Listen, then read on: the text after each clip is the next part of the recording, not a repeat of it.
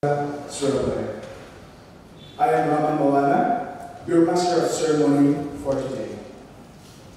Today we are gathered here to seek high-quality studies from research, comparatives, survey-based and case-based under interdisciplinary studies to answer and describe how the implementation of the SDGs is a road to crisis recovery in Asia. The Iclgg is a forum of law and governance stakeholders in Indonesia and beyond to bring together ideas in promoting and developing law and social studies to respond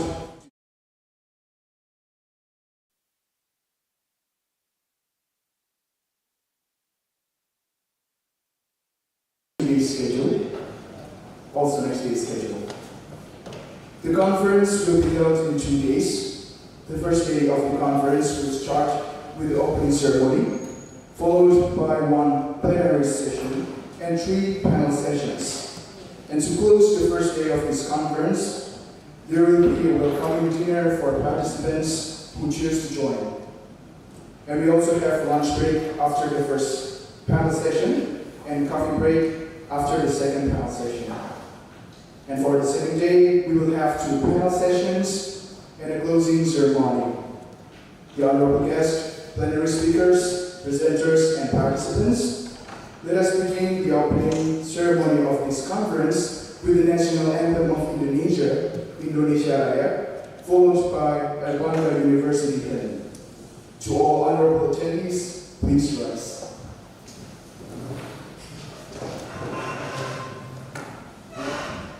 Indonesia Raya.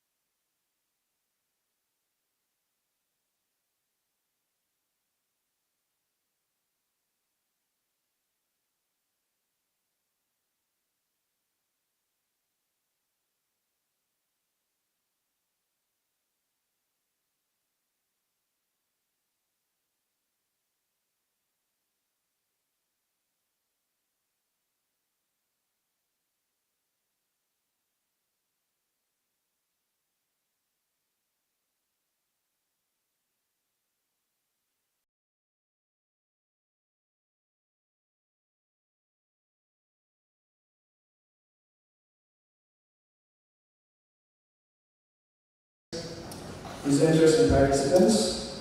Next, we are going to hear opening remarks delivered by the Dean of Faculty of Law, Universitas Airlangga, followed by the Director of Iclgg 2023.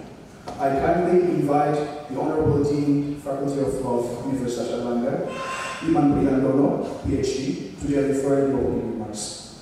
Dean Iman Prihandono, PhD, this time and floor is yours.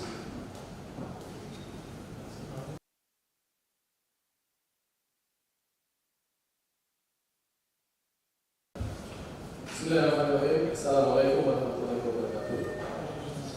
A very good morning for all of us.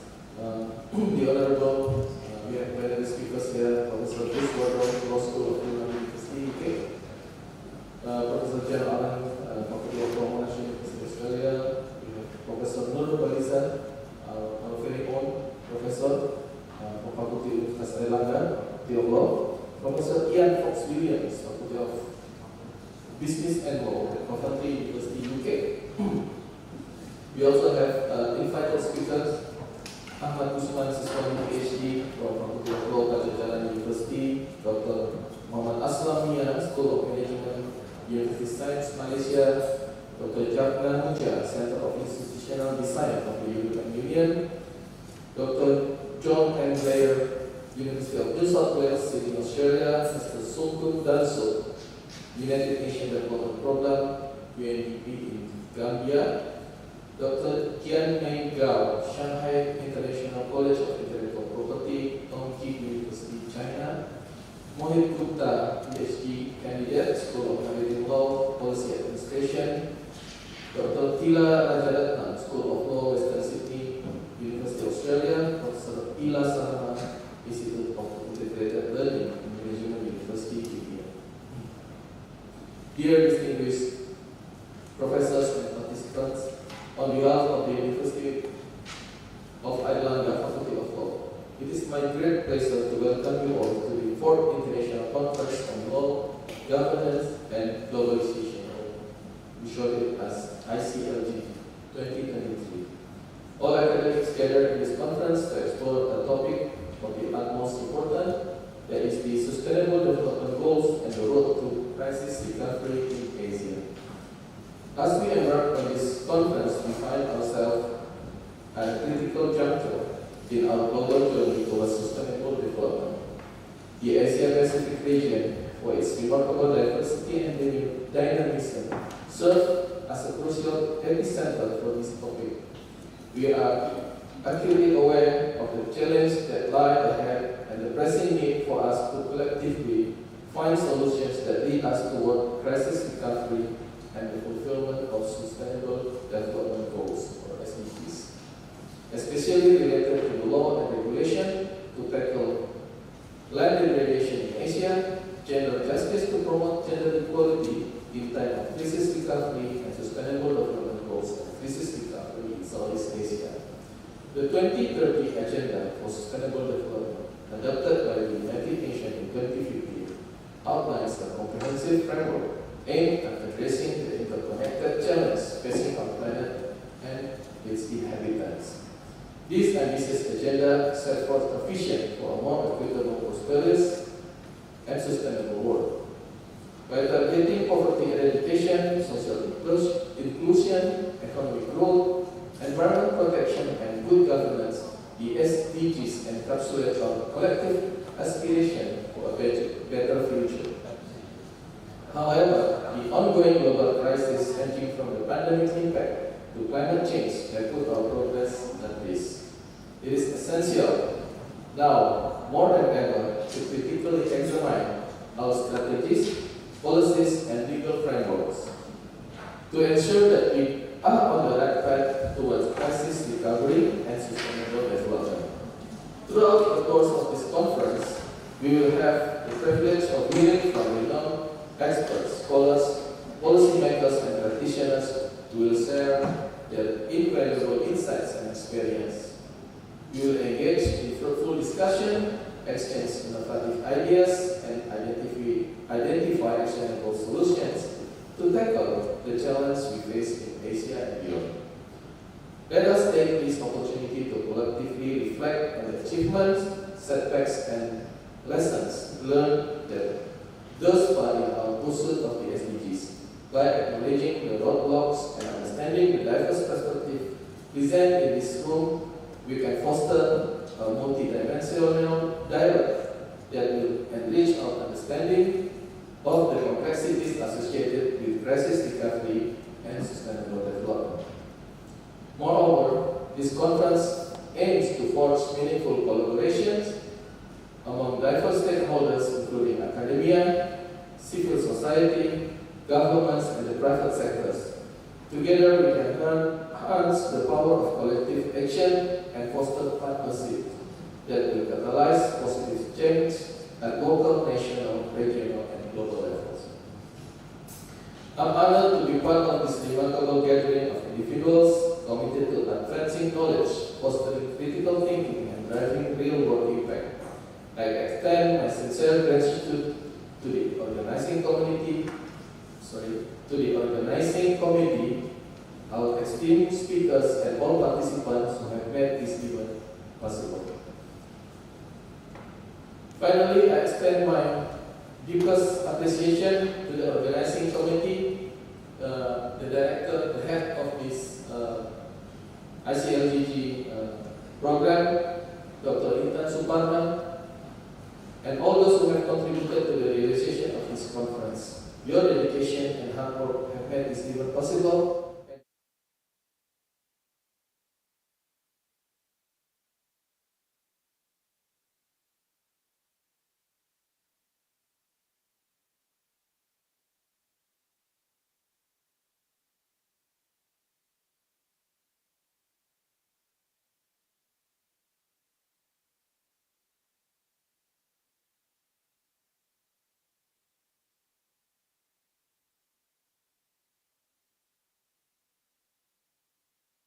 Remarks from the Dean. And next, I cordially invite the Director of the program to give the opening remarks, Dr. Intan Suparna, to deliver his speech. The Honorable Dr. Intan Suparna, the floor is yours. Thank you.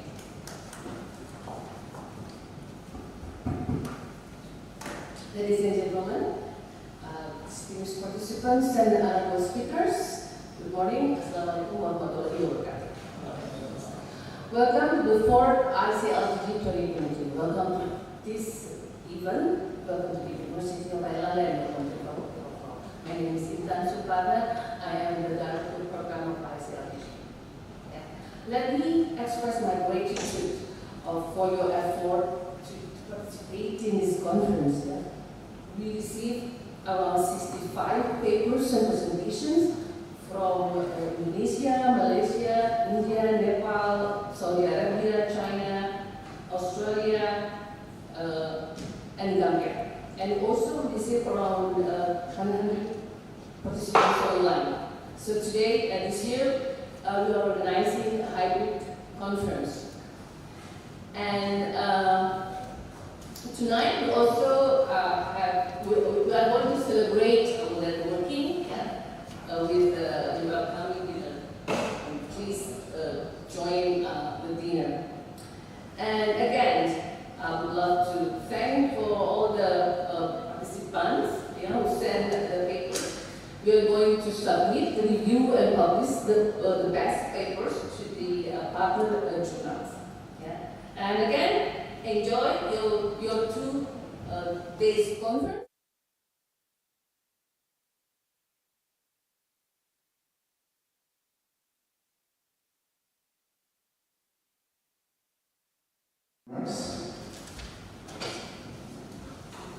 And the honorable guests, plenary speakers, presenters, as well as the participants. Our first highlight of the day is the plenary session, where we have the privilege to hear from remarkable individuals. Without further ado, please welcome Professor Bruce Woodrow from Law School, Durham University, United Kingdom.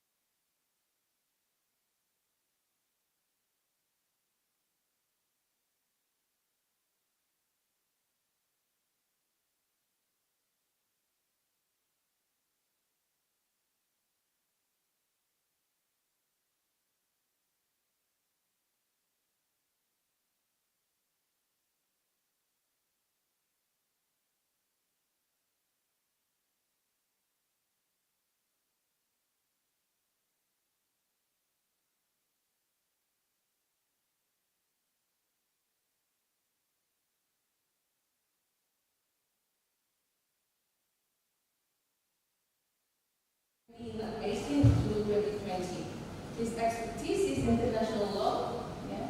And Professor Allen has received his doctorate from the Graduate Institute of International Study, University of Geneva.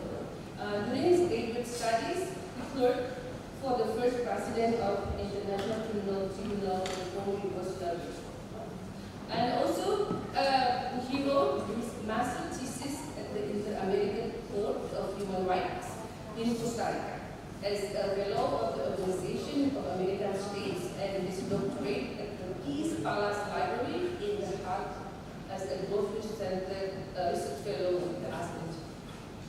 And also, Professor Jean-Marie is going to present about the decent work. And then the last speaker, our beloved Professor Nurul Balija from Universitas Airlangga. She is a professor of international trade law at the Faculty of Law in Universitas Airlangga. She is currently director of the Quality Assurance Agency in Universitas Airlangga, I think that's correct.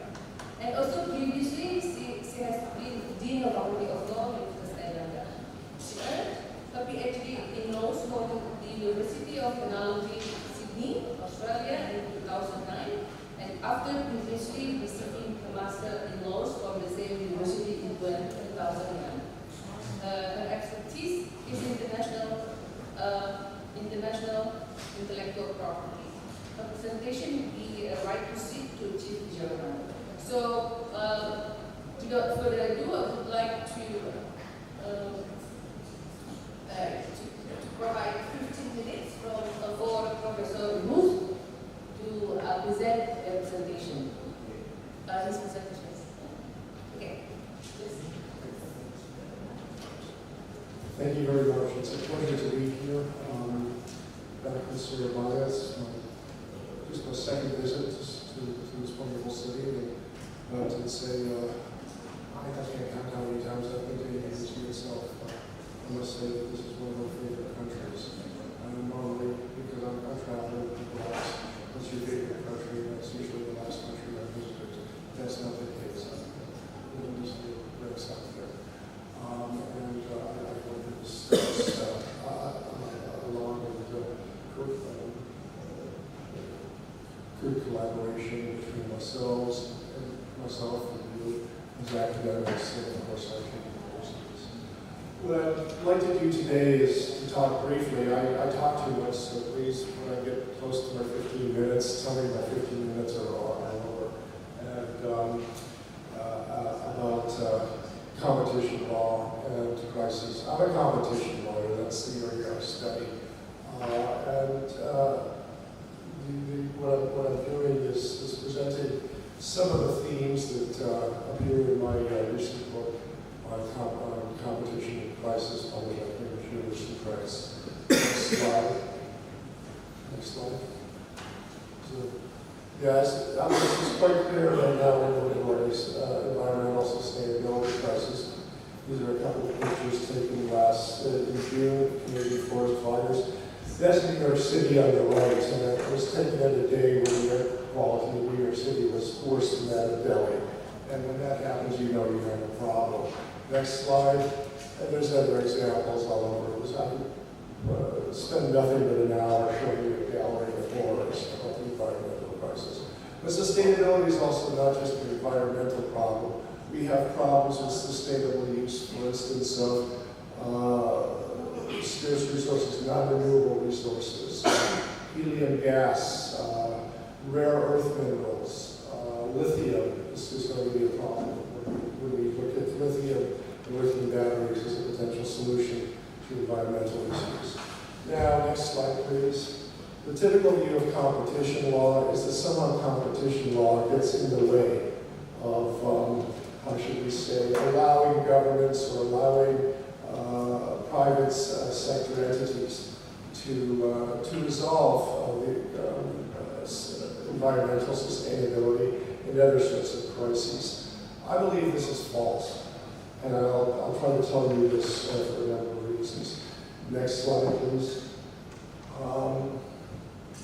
The relaxation of competition law, which is usually what those advocating or those suggesting that competition law gets in the way They want to relax competition law. This is exactly the wrong approach. It's the wrong solution theoretically, and it's the wrong solution if you look at any sort of empirical examples. And not only does it not solve the problem, but it may in fact exacerbate and increase it. Next slide, please. And in addition, competition law can help address and get to, in effect, help a solution to crisis mitigation.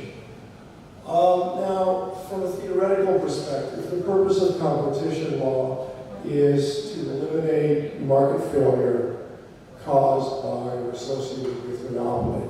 Okay? In a perfect market, we have an efficient and good allocation of goods and services. Unfortunately, markets aren't perfect. One sort of market failure is monopolies. With monopolies, we don't have the problem. Well, we have a problem. We have a failure of the market, and competition law tries to address this failure. Now to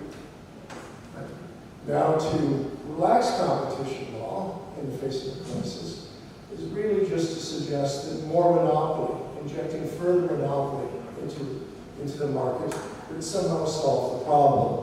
And if you think about this for more than half a second, you realize that this is an absurd claim. Absolutely absurd. Because these crises are not caused by too much competition, or otherwise put by too little monopoly. They have other causes. This is, where do I point to? Now, I'll look at a number of cases of crises, and they all have their origins and causes other than too much monopoly. Typically, sudden unexpected demands, increase or decrease of demand, or some other form of market failure, such as externalities. Okay, I'll look at three crises: the financial crisis in 2008, the COVID crisis, and an interesting crisis that's come out of the Netherlands associated with the annual welfare receipts and the tomorrow. The financial crisis, as we know, the causes were multiple: moral hazard in the banking industry, opaque valuation of securities, credit rating issues, etc., etc. But whatever the cause of it was,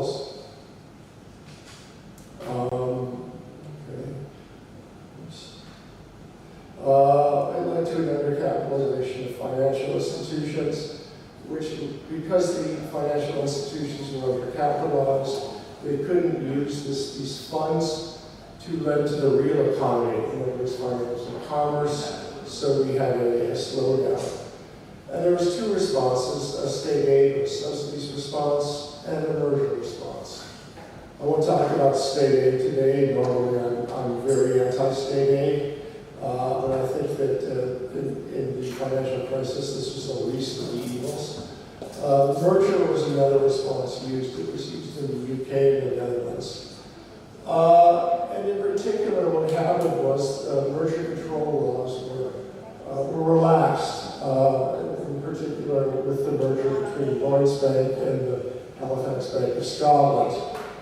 And in fact, these two institutions, merger was proposed. The competition authorities said no, this would lead to lessening of competition in basic banking accounts, banking services to small and medium-sized enterprises, and in mortgages.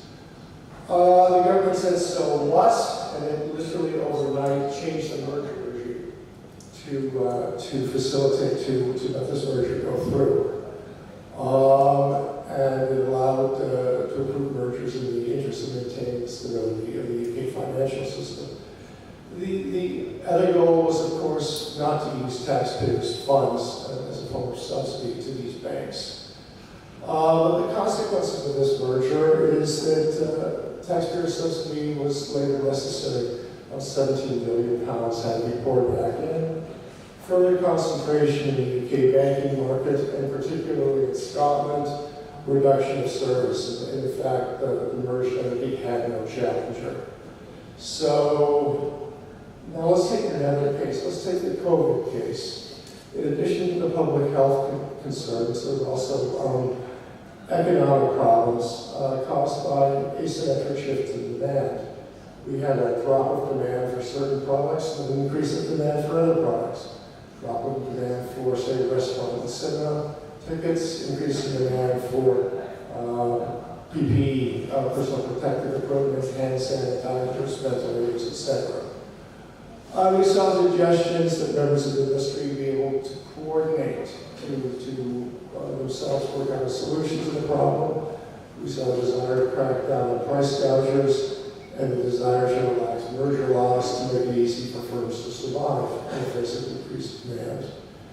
But ask ourselves, does coordination bring in more and cheaper goods? If prices rise as a result of scarcity, this actually sends out a market signal saying, please bring in more goods, and then the price will drop. If coordination exists, that is in effect nothing but a cartel, and cartels seek to increase the price so that they increase the profit of the cartelists.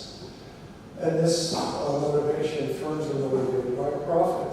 That's exactly what they do. So when they talk of really collaboration or coordination to help out, you can't really divorce this from their profit motive.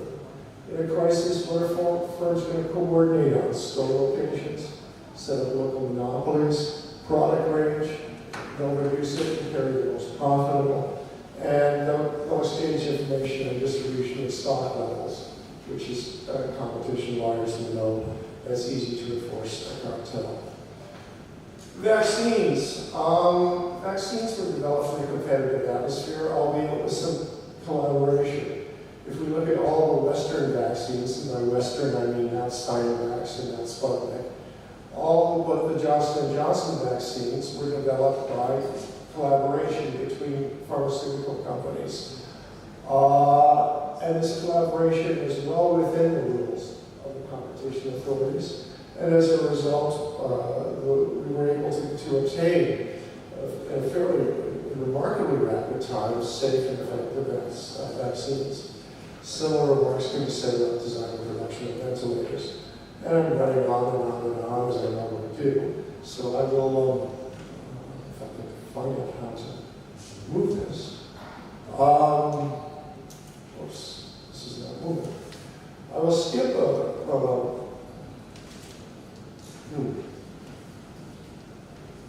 I guess I'll talk briefly about the Dutch chicken of tomorrow example. The Dutch chicken of tomorrow example involved animal welfare considerations. The Dutch, as you may know, are very, how should we say, anxious about animal welfare. In fact, there's a political party that surrounds itself with animal rights. As a result of this demand, the poultry industry sought a minimum standard for raising chickens.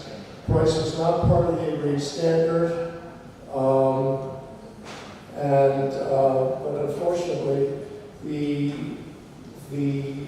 poultry industry's first response was to create a regime whereby consumers were going to be paying too much, would be paying more than what they would bargain for poultry of this standard, and would have no other alternatives.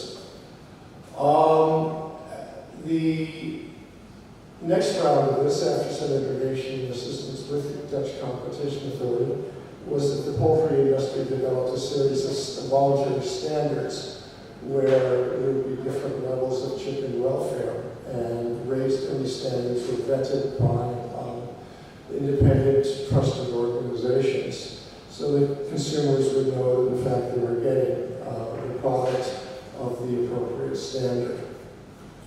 As a result, almost no, how should we say, cruel chicken is sold in Dutch supermarkets anymore. Now, hang on, going back and forth. Now, none of these problems, animal welfare crises, financial crises, COVID crises, economic effects, none of these problems were caused by too little and not Environmental and sustainability. Let's think about this. What's the associated market failure? It's likely one of externalities and quasi-public goods. Does adding more monopoly solve the problem? Not really. In fact, it's often a public good problem. Aristotle, looking at his politics, about 350 BC, first noticed that that which is looked after by the most is looked after the least. And I think we can say the same thing for the environment. If each and every one of us are responsible for it, none of us really care that much. Now, my claim is that there's nothing in the EU rules, and there's definitely nothing in many other competition regimes that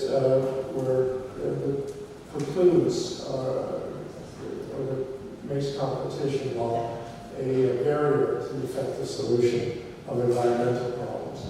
Environmental sustainability concerns are a multifaceted problem, and it can't be solved through competition law alone.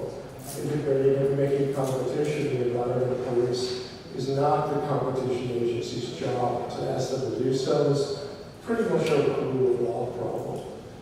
The manner forward for competition law in the face of crises is to allow undertakings to collaborate, but collaborate within the limits of the competition regime. Okay, to prevent and to scrutinize collaborative agreements to determine if these agreements are indeed in the consumer's interests, much in the same way that the Dutch Competition Authority did with the animal welfare concerns surrounding the chicken. Coordination among companies needs to be facilitated. Of course, you're going to need some alignment on standards, but that's not a breach of the competition rules. And where competition authorities can help is to work with stakeholders, work with firms, to explain to them what will be helpful, what is permissible and what is impermissible, to issue guidance, and in rare cases, in important cases, to issue comfort letters. So, briefly speaking, in this past few minutes, I hope to raise the point that I developed in my other work, that says that yes, we do have a crisis, we do have a number of crises right now, but the typical view of competition law that somehow gets in the way or acts as a barrier for a solution to these crises, this view is misguided. And it's misguided both from a theoretical perspective, and I think if we look at the cases, and I've given a number of cases in the book, the cases show that the relaxation of competition law is not the way to go. Thank you.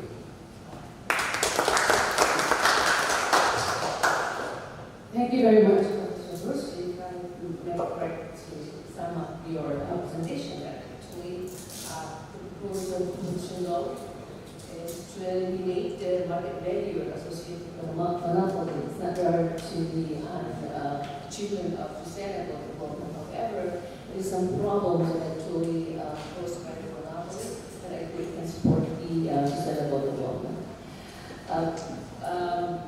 Very good presentation. Thank you very much. And very interesting. And we move to the next presentation from the Professor Jean-Alain. As I told you before, that is going to present a presentation about decent work. Please, you have 15 minutes to present your paper. Thank you very much, Chair. Good morning. Assalamu alaikum. It's a pleasure to be here. In fact, an honor. I've been, over the month of June, traveled from Manado to Bandar Aceh, visiting 11 different law schools. I continue to be reminded that, in my estimation, Air India is truly the top law school in Indonesia. Very dynamic, very engaged, and a place where I feel my own faculty of law can learn a lot. So I'm honored to be here and honored to have the possibility to speak to you today. I'd like to ask you to think a little bit about your own papers today, those that are presented, and ask yourselves about the role that you have as academics.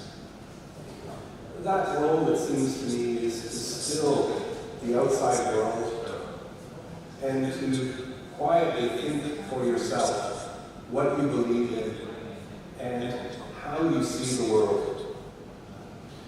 Dean Iman, in his presentation this morning, talked about speaking of critical examination, of diverse perspectives, and of an outcome which is of a multidimensional dialogue that we're creating today. I think it's important for you not to fall into a pattern of only focusing on your specific area without trying to understand the big picture. And for me, the big picture comes from my teaching public international law. Public international law is really a manner in which human beings govern this planet. I'd like to ask you, please, to close your eyes and join me in a thought experiment. So, can you, in closing your eyes for a moment, think about the world 500 years from now? What does that world look like to you? Does the world even survive 500 years from now? What type of a world is it that we live in? When we know that for the last 500 years, so that I take as a starting point the voyages of discovery of Christopher Columbus, the dominance of what we call today Western civilization, which since 1970 has seen the loss of 60% of all vertebrates, has seen since 1990 the biomass of insects drop by 75%. The notion of Western civilization over the last 500 years is simply unsustainable. The question is, what replaces it? I think that's a question that we all need to ask ourselves as academics, to not only recognize what we do in our research, but to also understand this move that we are involved with, this slow train wreck that we are on. So I am in favor, but I ask you to really consider is sustainable development the way to save our future? Sustainable development is, of course, and the very notion of development was developed out of the decolonization process. It was meant to speak to those beyond the Western paradigm. But that seems to be only a one-way street. Sustainable development is, of course, important for those that need. But what about de-development? What about the context of many of us, myself included, that give or take more from this planet than we leave? It's unsustainable. It seems to me that we need a broader dialogue on sustainable development to get us to a future which asks fundamental questions. Those questions include, why are we here? And what do we mean by we? When we say, why are we here, are we only talking about human beings? Do we take away and do we neglect animals, non-human animals? Do we neglect nature and the environment? The lessons, it seems for me over the last 500 years, is that we do this at our own peril. Not only peril to human beings, but to the very planet. We are arrogant enough as human beings to think that we own this planet. And that this planet is for us a playground. One that we can use as much as we want before we leave, without a concern to animals, to plants, to the environment, and of course to future generations. All these questions, it seems to me, need to be spoken of. That sustainable development might be only scratching the surface of what we're trying to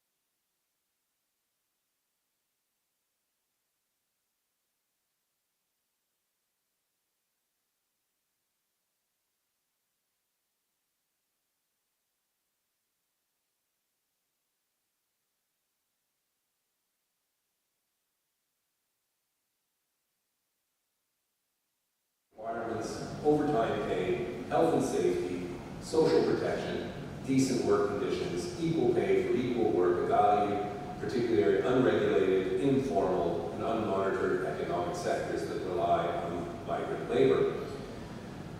In that language, we should recognize that the solutions to decent work, to a decent livelihood, exists. But for the fact that they have been crafted in such a way that they deny large parts of the world an actual decent living and a decent life.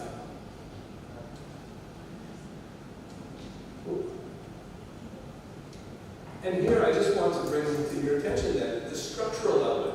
So the ILO has a number of instruments. Those instruments seek to provide minimum wage, provide decent work hours, etc., etc. What you see there, and you can't really read, but look at the first of the largest pies. That red part of the pie indicates all countries that do not consider that domestic work is work. That foreign domestic workers, of which we know a large number of Indonesians travel within ASEAN and further afield to the Middle East, are not considered, their work is not considered as work. It's not protected by local laws. Now, if you look on the slide, on the left-hand side, where the pie is reddest the most, that's in the Asian Pacific region, where 61% of all countries do not consider that work in the house, domestic work, is work. So domestic workers going to these countries are not bound by ILO standards or domestic standards in regards to the hours they work, in regards to minimum wage, in requirement of a contract, etc., etc.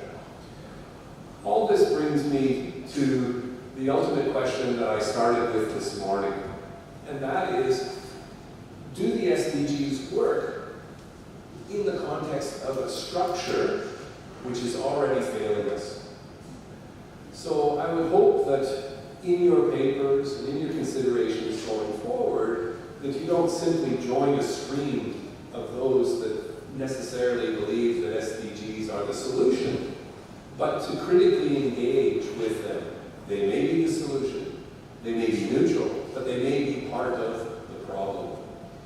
With that, I want to wish all of you great success over the next couple of days. I look forward to a number of papers that will be given. I've quite enjoyed reading and looking for and seeking, for instance, to hear about issues in India, in Saudi Arabia. And so for me, this context of this international conference is truly international and provides for me a rich environment. So I want to thank you both for the opportunity from Air India University to give this plenary talk, but also for the opportunity to join you over the next couple of days in your presentations and engaging with you when you're not speaking. Thank you very much.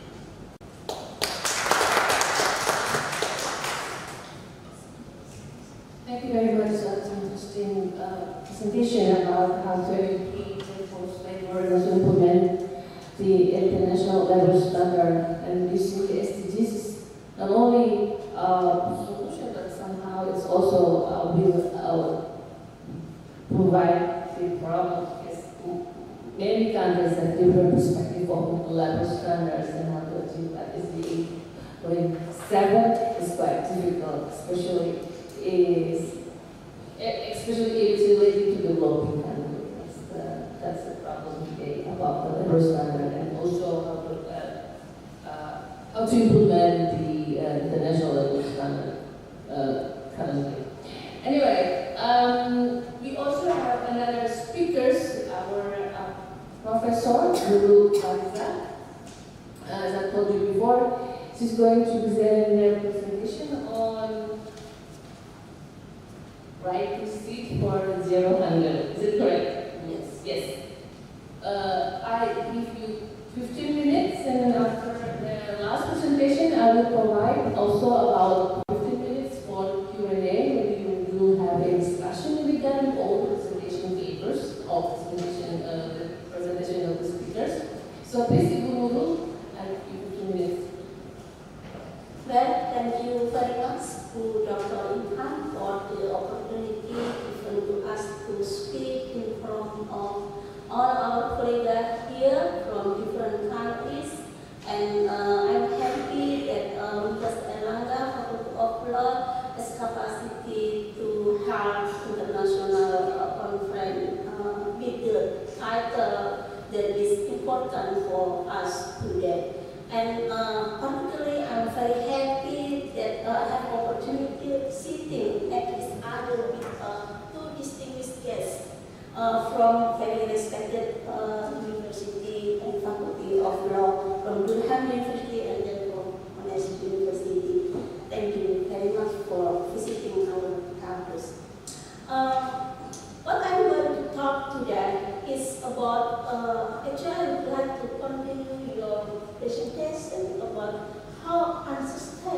actually the Western paradigm that has been affect the notion and the concept of international law. As you already thought, probably I just pick one tiny aspect of international law, which is very, very influential for the people in Indonesia and have also potential aspect on how we should stand to achieve, I mean in the context of sustainable development goal, but this is only just a tiny piece of international law that affect our daily life in Indonesia. Actually, that this presentation is a part of our research that we conducted together with Dr. Intan in cooperation with our colleague from University of French in Belgium. So the topic of my presentation is about right to seek to achieve zero hunger in Indonesia. And probably this is rarely discussed by a number of scholars of international law, but this is a fact our daily life in Indonesia, particularly when we talk that and when we understand that Indonesia is an agriculture nation. Okay, let's start with the introduction. We realize that Indonesia is home to biodiversity, has sufficient resources to achieve zero hunger, to ensure the food security. But the fact shows that we are still facing insufficient food that to feed the people.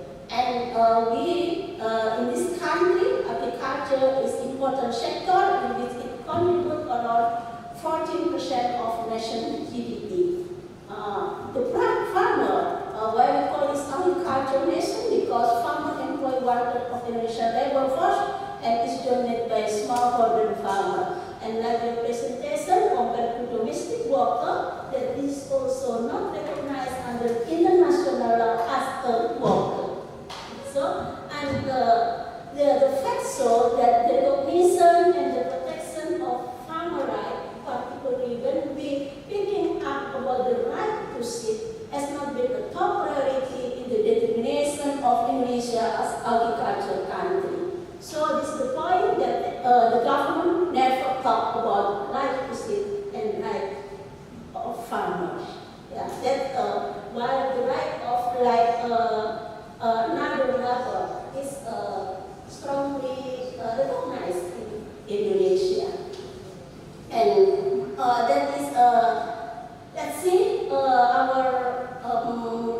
our PowerPoint how farmer in Indonesia always connected with always identical and connected with poverty. Based on the national statistical data, that 27.76 million poor people in Indonesia, and then 17 to 8 million of them rural residents, and most of them are farmers. But I know from our colleague from University of Semarang, if I'm not wrong, in which he wrote in the journal mentioned that the condition of the poverty of farmers in Indonesia has never been moved from the colonial era until we are facing Indonesian independent country more than 75 years already. That's the big issue actually when we talking about Indonesia. And what is the contribution of international law for the marginalization of farmers? We saw that as an expert in international trade law and as well as in the international intellectual property right law, we saw a number of rules and regulations that promote the WTO, which contribute to increasingly marginalize the farmer, particularly with the existence of plant varieties protection right, which is designed under the ZUPOF. It was considered from the Western notion of intellectual property right on plant. So, based on the ZUPOF Convention, farmers are not free from fear, threat, innovation and creation, especially in maintaining their local wisdom for storing, buying, swapping, and splitting the seed. And that's condition. Actually, if it's going to continue further, ultimately will threaten the strategy for achieving zero hunger and food security in Indonesia. Let's move to strategy. When we talk about the SDG number 2 or SDG target 2, in which officially state that end hunger, achieve food security, and improve nutrition and promote sustainable agriculture.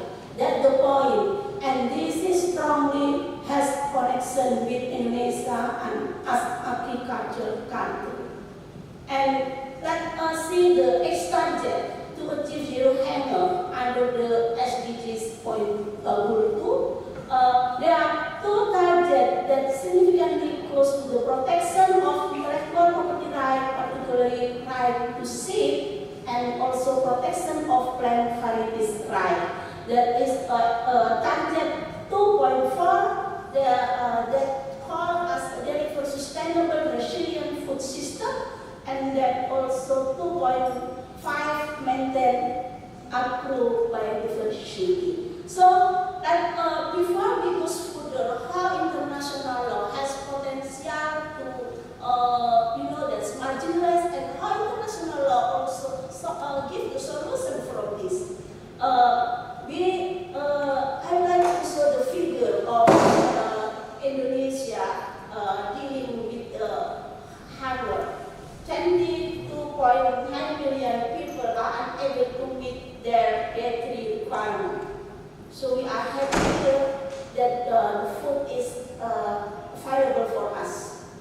But the rest of our people are living in hunger. And 13.8% of children under the 5 are stunted. This big issue, for stunting in Indonesia. Over 2,070 million of Indonesian population as the third biggest populous countries in the world. So that is the figure, and I like to show you the figure about the hunger in Indonesia. How many people are suffering from hunger in Indonesia?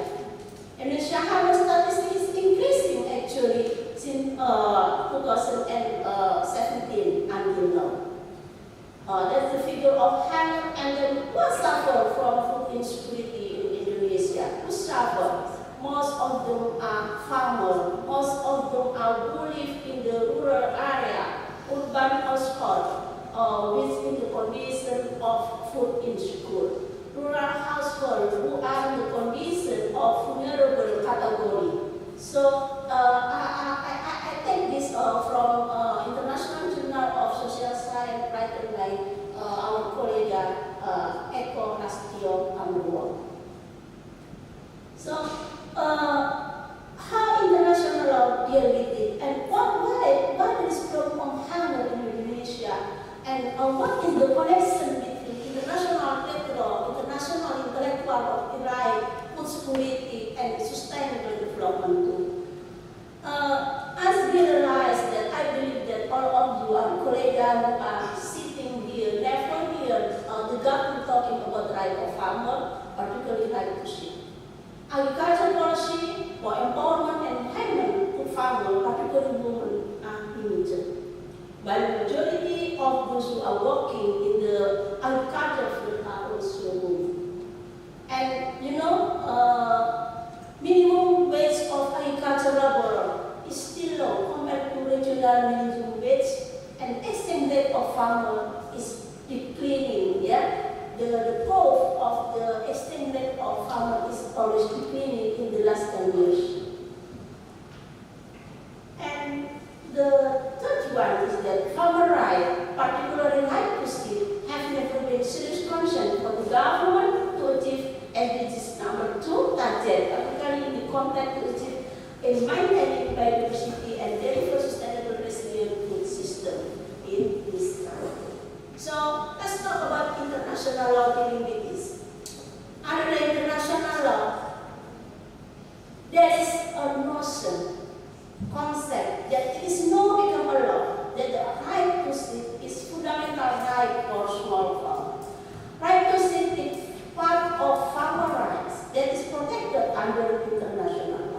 that the country must provide national law on how to provide and to implement this right to sit under national regulation.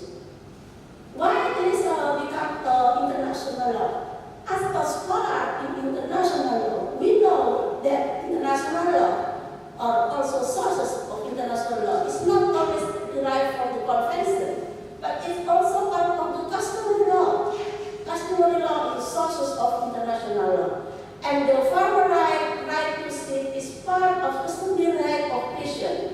And it is highly acknowledged under international law since 2001 under International Treaty on Planetary Resources for Food and Agriculture. CBD Convention, Nagoya Protocol, and many international covenants, civil and cultural rights also recognize this part of the customary law. So, over the 100 years, sorry, not 100, 10,000 years, vision around the world have saved, select, exchange, and sourcing, as well as use and wisdom to produce food. This customary rights has been recognized by Plan Treaty, as I told you, International Treaty on Planetary Resources for Food and Agriculture, in response to the new challenges posed by the TRIP agreement, WTO agreement, and the International Union for the Protection of New Plant Varieties, or we call this UPOV. And then, in 2008, there is also existing United Nations Declaration on the right of indigenous people. Under this declaration, indigenous right is recognized, protected, particularly in the context of maintaining, controlling, and developing their sea and property over the sea. And then there has been many long deliberations about the idea how farmer right and right to sit will get strong protection under international law. This started with the Plan Treaty of 2001, in which under the Plan Treaty it's recognized that there is a fundamental element in materializing the farmer right to promote, and national government shall promote those rights at national level. So that is the important perspective of the farmer right and right to sit under international law. And in the last resolution, United Nations also adopts declaration on the right of peasants and other people working in the rural area in 2017 is unknown, and this emphasized strongly on the right of peasants. So there is no doubt that the farmer right and right to sit is has place under international law. It is regulated under right to sit. The important thing that we can get from the UN declaration is this declaration connects the recognition of farmer rights with the problem that are facing the world today, that what we call is the hunger and food crisis. And also this under the consideration, it recognizes the importance for right to sit to answer the right to adequate food and food security, in which this food security is fundamental to carry the international agreed development goal. So this is part of the consideration for the establishment or for the issuance of the UN Declaration on the Right of the Patient under international law. So there is a strong connection among these. I'd like to show you what is the substance of the farmer rights. Farmer right consists of, it's regulated under Article 19, and it consists of 8 articles. You can, I am not going to read it all or to show you all, but yeah, you can have my point, my PowerPoint lecture about it, but there is a 7 point for right to sit. All is talking about farmer right under the UN Declaration, but there is specific right that dedicated to sit. So let's talk about Indonesian context. How intellectual property right in Indonesia has a connect or has a strong connection with the farmer rights.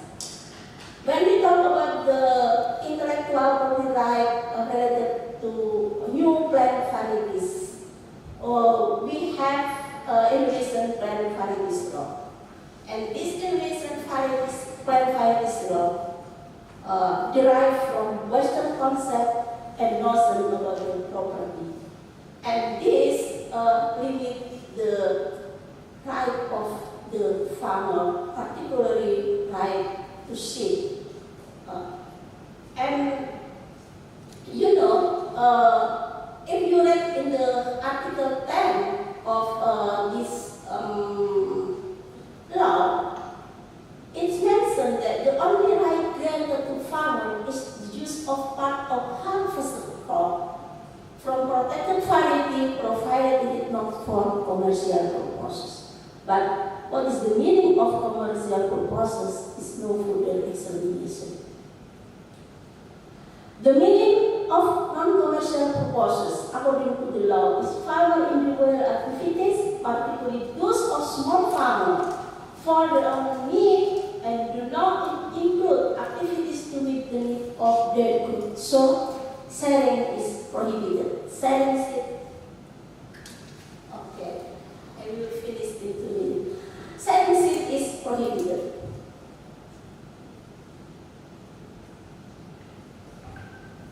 So, from that perspective, I can say that there is a limited right to farmer to use part of harvested crop from protected varieties. And farmer individual varieties not need to, not for the interest or not for the need of their group. So, the important point is number 3, that no resource resulted from harvest for commercial purposes. So, from this perspective, I can say that this law is insufficient to accommodate farmer right to continue their rational wisdom of sharing and extension. Let's move to what Indonesian tradition about seed. Sharing extensive is part of traditional wisdom principle to sustain and enrich biodiversity. And we already has other law, and other has a system of knowledge on how to maintain and preserve biodiversity. Some other has seed sharing mechanism to avoid social envy. Some ethnic group, we do have many ethnic group in Indonesia, believe that seed is not part of commercial growth, not part of trading commodities, but common property owned by all members of community whose knowledge related to it. So this completely different with what Western laws dealing with a seed and intellectual property right over the seed.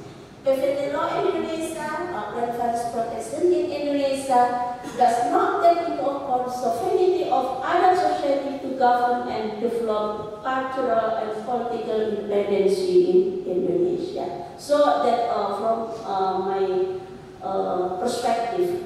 And what is the another problem regarding the seed in Indonesia is about local seed. And local variety. Local variety under the law is controlled by the government. So where is the place of the community and the people there? They have no right to control the seed. And the impact is the increased use of hybrid varieties, monoculture technology that may potential to treat the extent of local variety and also promote something that is similar in monoculture.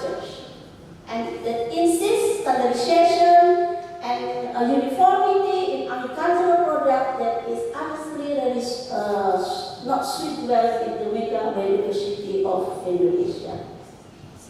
That when we talk about the local foreign. And then let's move to the 1 minute more. Let's move to the Omnibus Law.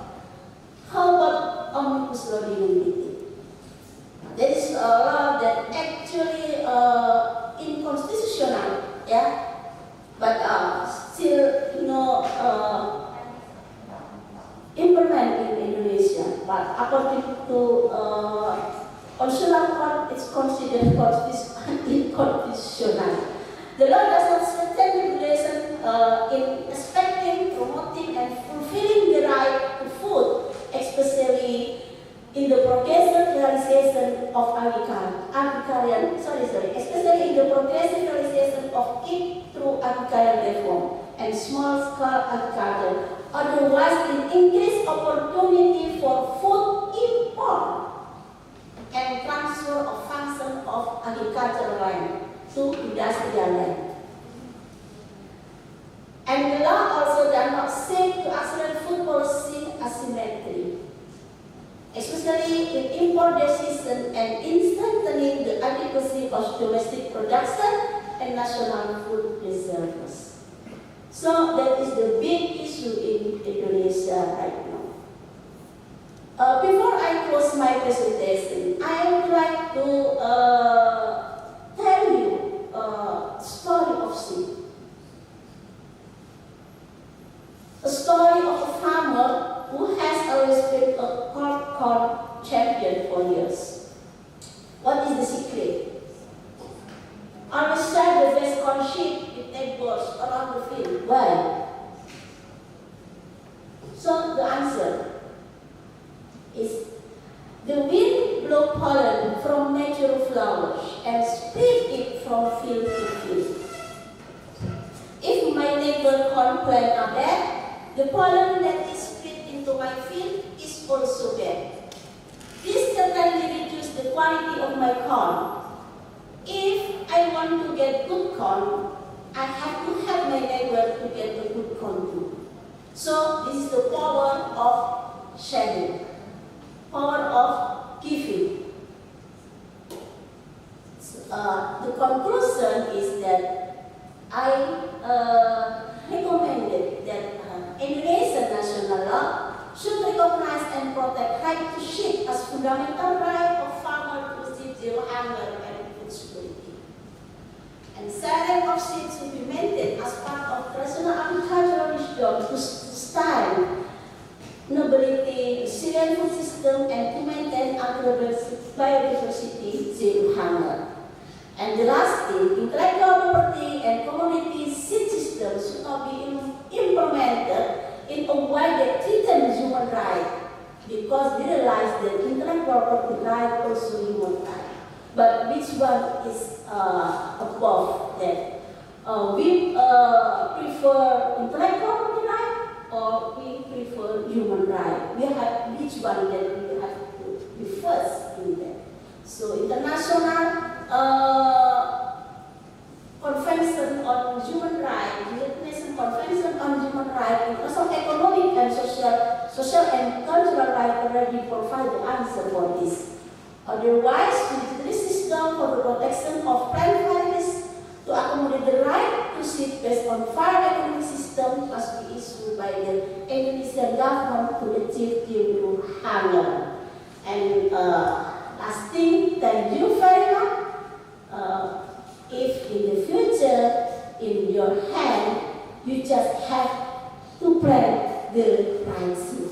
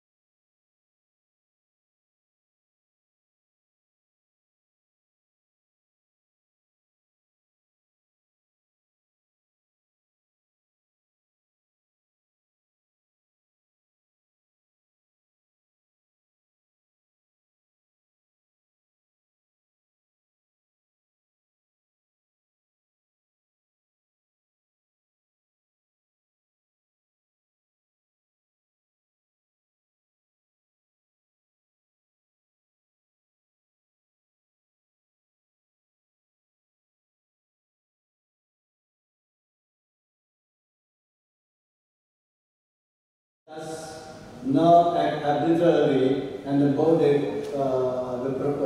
provisions of the Constitution.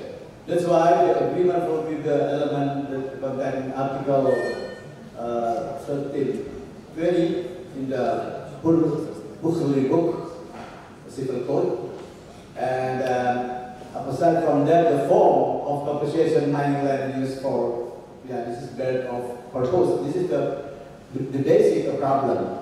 So it is the company actually has to put the dangles and all the mining that activities, and then they go through what in the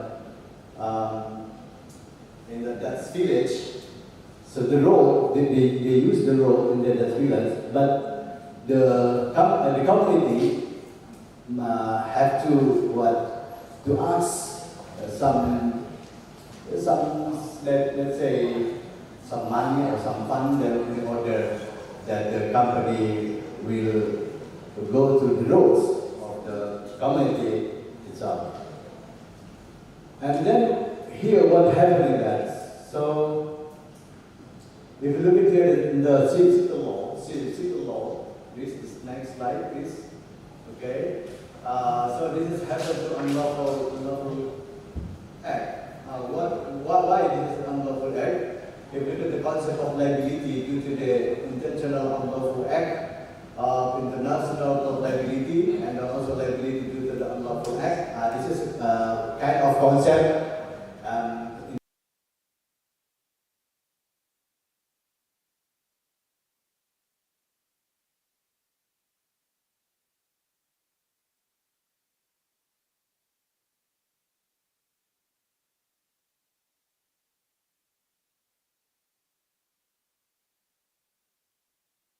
Promises to carry out the certain methods, and then also the illegal relationship between the two parties is established, referred, and such an obligation. So which means here in the agreement between the community itself, so that does have some solution. So how do we have to solve this problem between the company and the community? And next here, so it is concerning of legal force of the agreement between the community group, yes, and the community.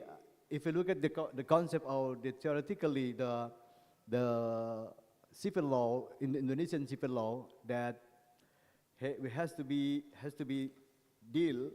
The deal is of course the company among the parties, and then also the party and the party themselves, especially the mining company themselves, freely, and then also community is freely the same thing or the same aim. This is theoretically we see that, and then others this capability enter into the agreement, and this is concerning what the in Latin side, void ab initio. This is should be what the cancel. This the aim is able to be cancelled if they cannot fulfill the agreement among the parties, between the parties, community and the company. And third is lawful case. Yeah, this is also if it is necessary, what is stated on the law, that we say that a lawful causes. Yeah, and next please. Okay, here the oral agreement between the company and the community itself cannot be separated from the provisions that the provision of freedom of contract, and then also the principle of consensualism, and the principle of facta sunt servanda, and then principle of good faith. Here, so theoretical, all you see that's all, it's okay, but in the problem is when they implement to the practical manner. This is always happen to cannot be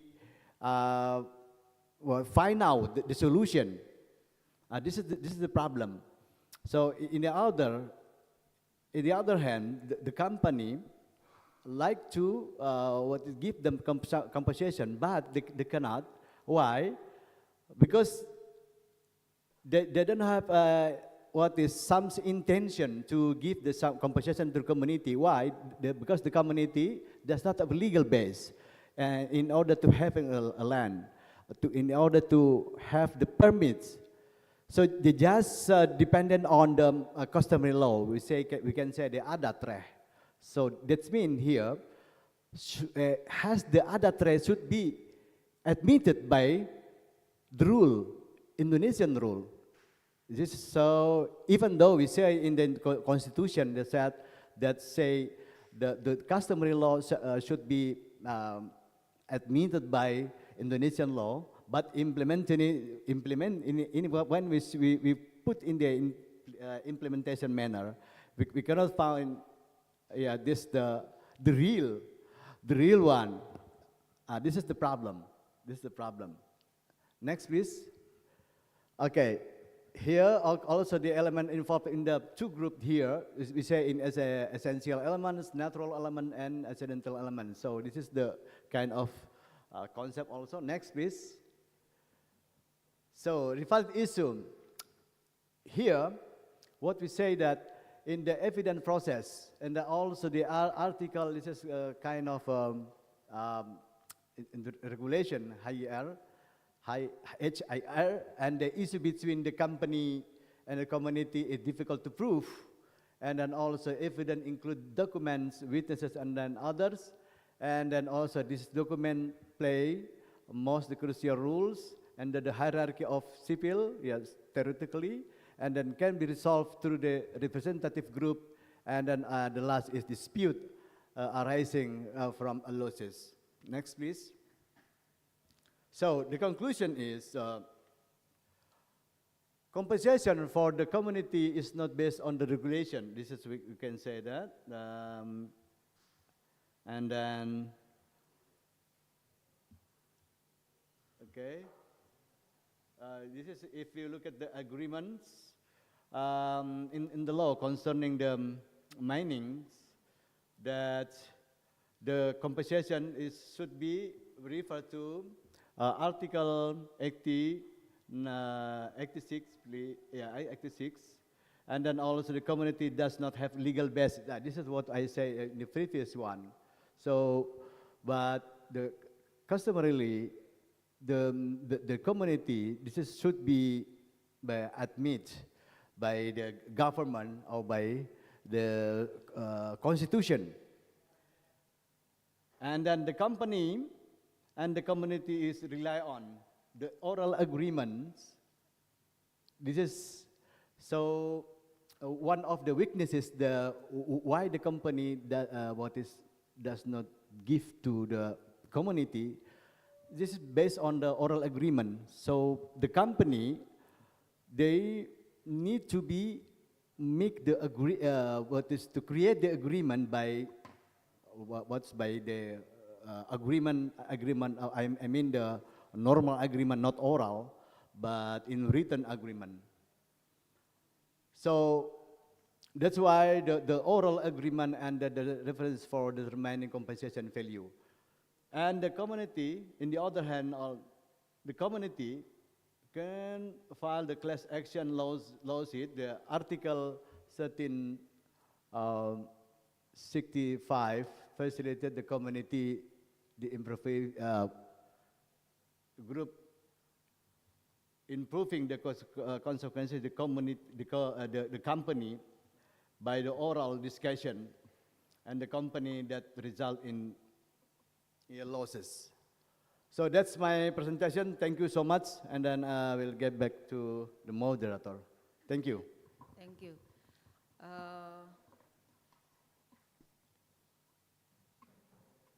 Pak Uhyu Yes. just present his paper about the compensation, Yes. Yeah. Compensation, bro. Yeah, settlement of compensation for community land Yeah. in mining area. So the problem is that the agreement is in oral. That's the problem. Yeah. And then the community itself is not representing as a representative of the community. Yeah. So this is difficult because the solution is difficult because it's based on oral agreement. So Yeah. there is no proof in writing. It is difficult to prove that there is the parties in the agreement fulfill the Article 1320 Civil Code of Indonesia. Is there any deal for them? Is there any capability to contract specific matter and lawful accords? So this is the issues that brought by the speaker. And the speaker, I think, have a solution as a class action, is that? Yeah. So maybe, is there any question for the speaker? If not, I will move to the next speaker, Eka Westri Prajwalita Widyati. Or you can keep your question for Pak Ohyo.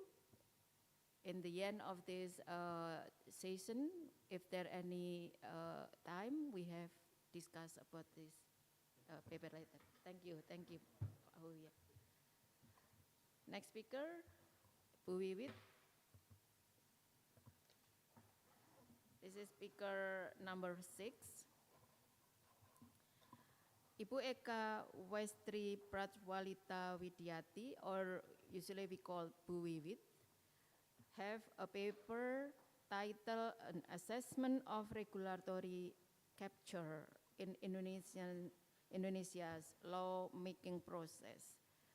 This is mainly about the how the government to regulate in the making process of regulation. Is that? Let's Ms. Eka Westri present her paper. Yeah. You have 15 minutes. Thank you. Okay, thank you, Prof. Kusrianti, for this lovely opportunity. Dear colleagues, in this lovely opportunity, I would like to present a paper. This is a part of my doctorate dissertation entitled An Assessment on Regulatory Capture in Indonesia's Law-Making Process. So this is a series of research mainly about regulatory capture. So I would like to depart from the fact around the natural resources policy in Indonesia. The operator, would you help me to put next to the next slide? Okay. So as I said that there are some facts in the natural resources policy in Indonesia, where to date coal is the major sources to power plant that supply electricity throughout the country. And with the really rich potential of natural resources, Indonesia is the 5th largest coal producers, which make this a really promising business in Indonesia. And from that fact, the combustion of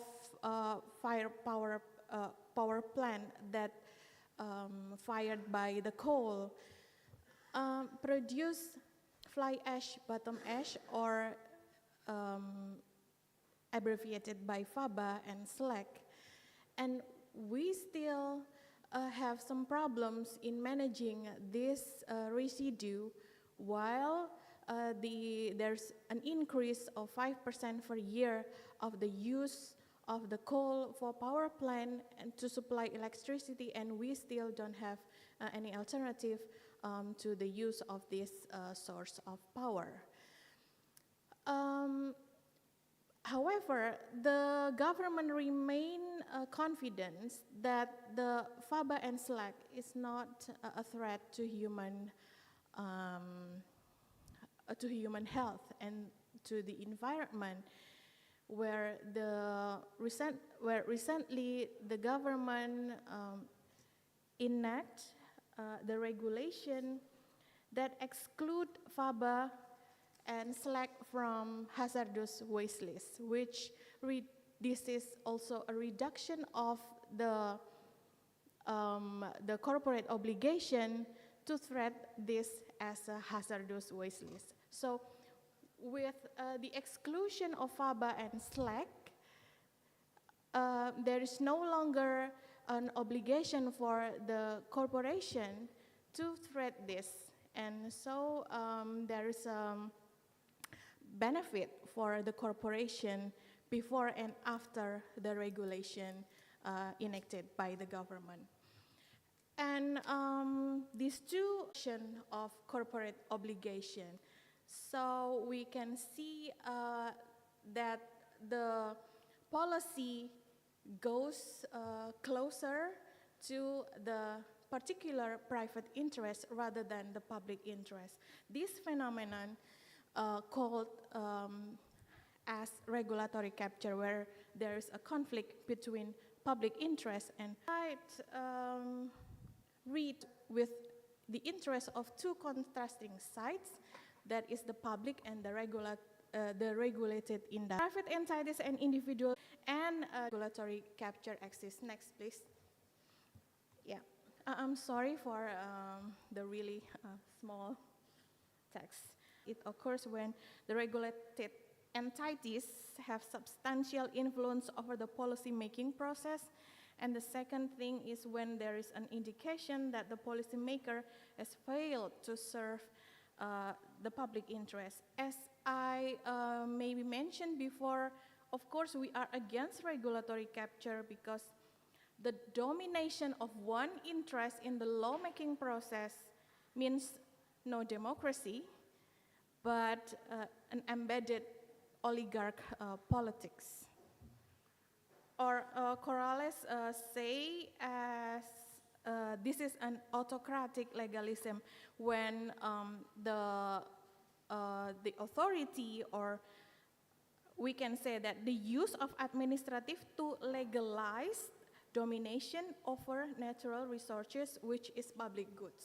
So we are trying to look at the loophole in our lawmaking system that open the opportunity for regulatory capture to happen. So we can do something to prevent that and try to balance the interest in the lawmaking process. Of course, we know that the lawmaking process itself is a competition of interests, but we would like to give more attention to win the public interest as in the natural resources, as the public goods. It is the right of the people to enjoy the benefit of having rich natural resources.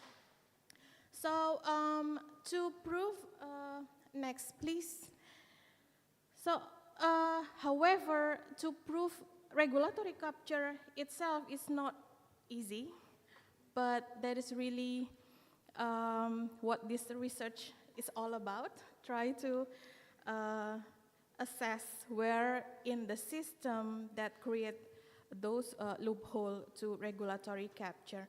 And I expect to propose a mechanism to delimit the loophole, even though maybe it's not in this paper, but in the other series of paper. This time, I would like to just start from looking at the trigger of regulatory capture in our system. And according to the research, there are three points that trigger regulatory capture, which is the lack of public participation, imbalanced access to information, and high economic value surrounds the regulation that is made or enacted by the government. Next, please. This paper using 4 parameters introduced by Anne Seidman to look at the lawmaking process, and what we can see in the next slide, please.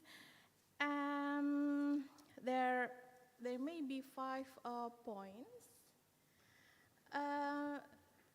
that we realize our legislative process find quite interesting and challenging, maybe.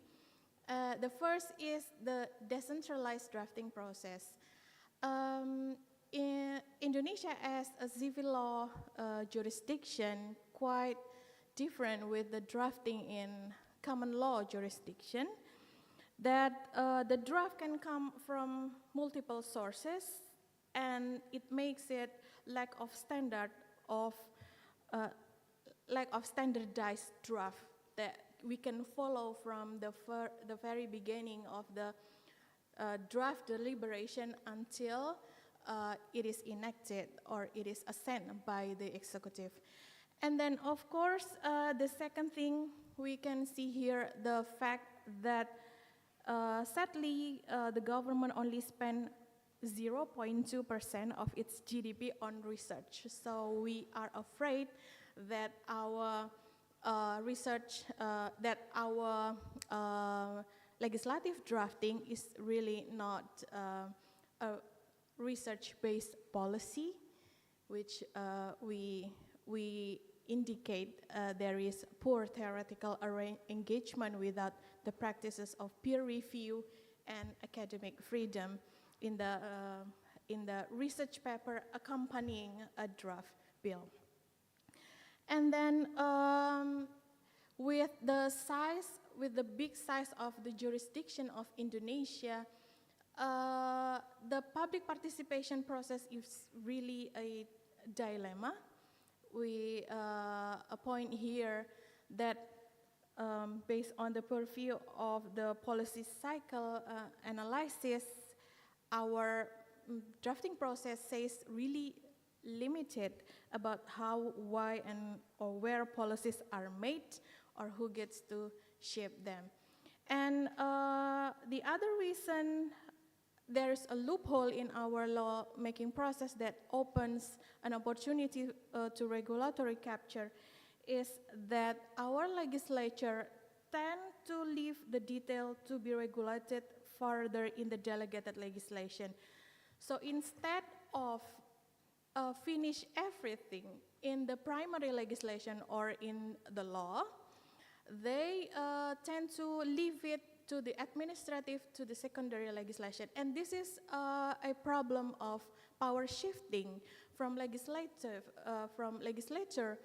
to administrature, from legislative to executive, which further it is that will be more difficult to control the secondary legislation rather than the primary legislation, because there's no public participation, of course, in the secondary legislation.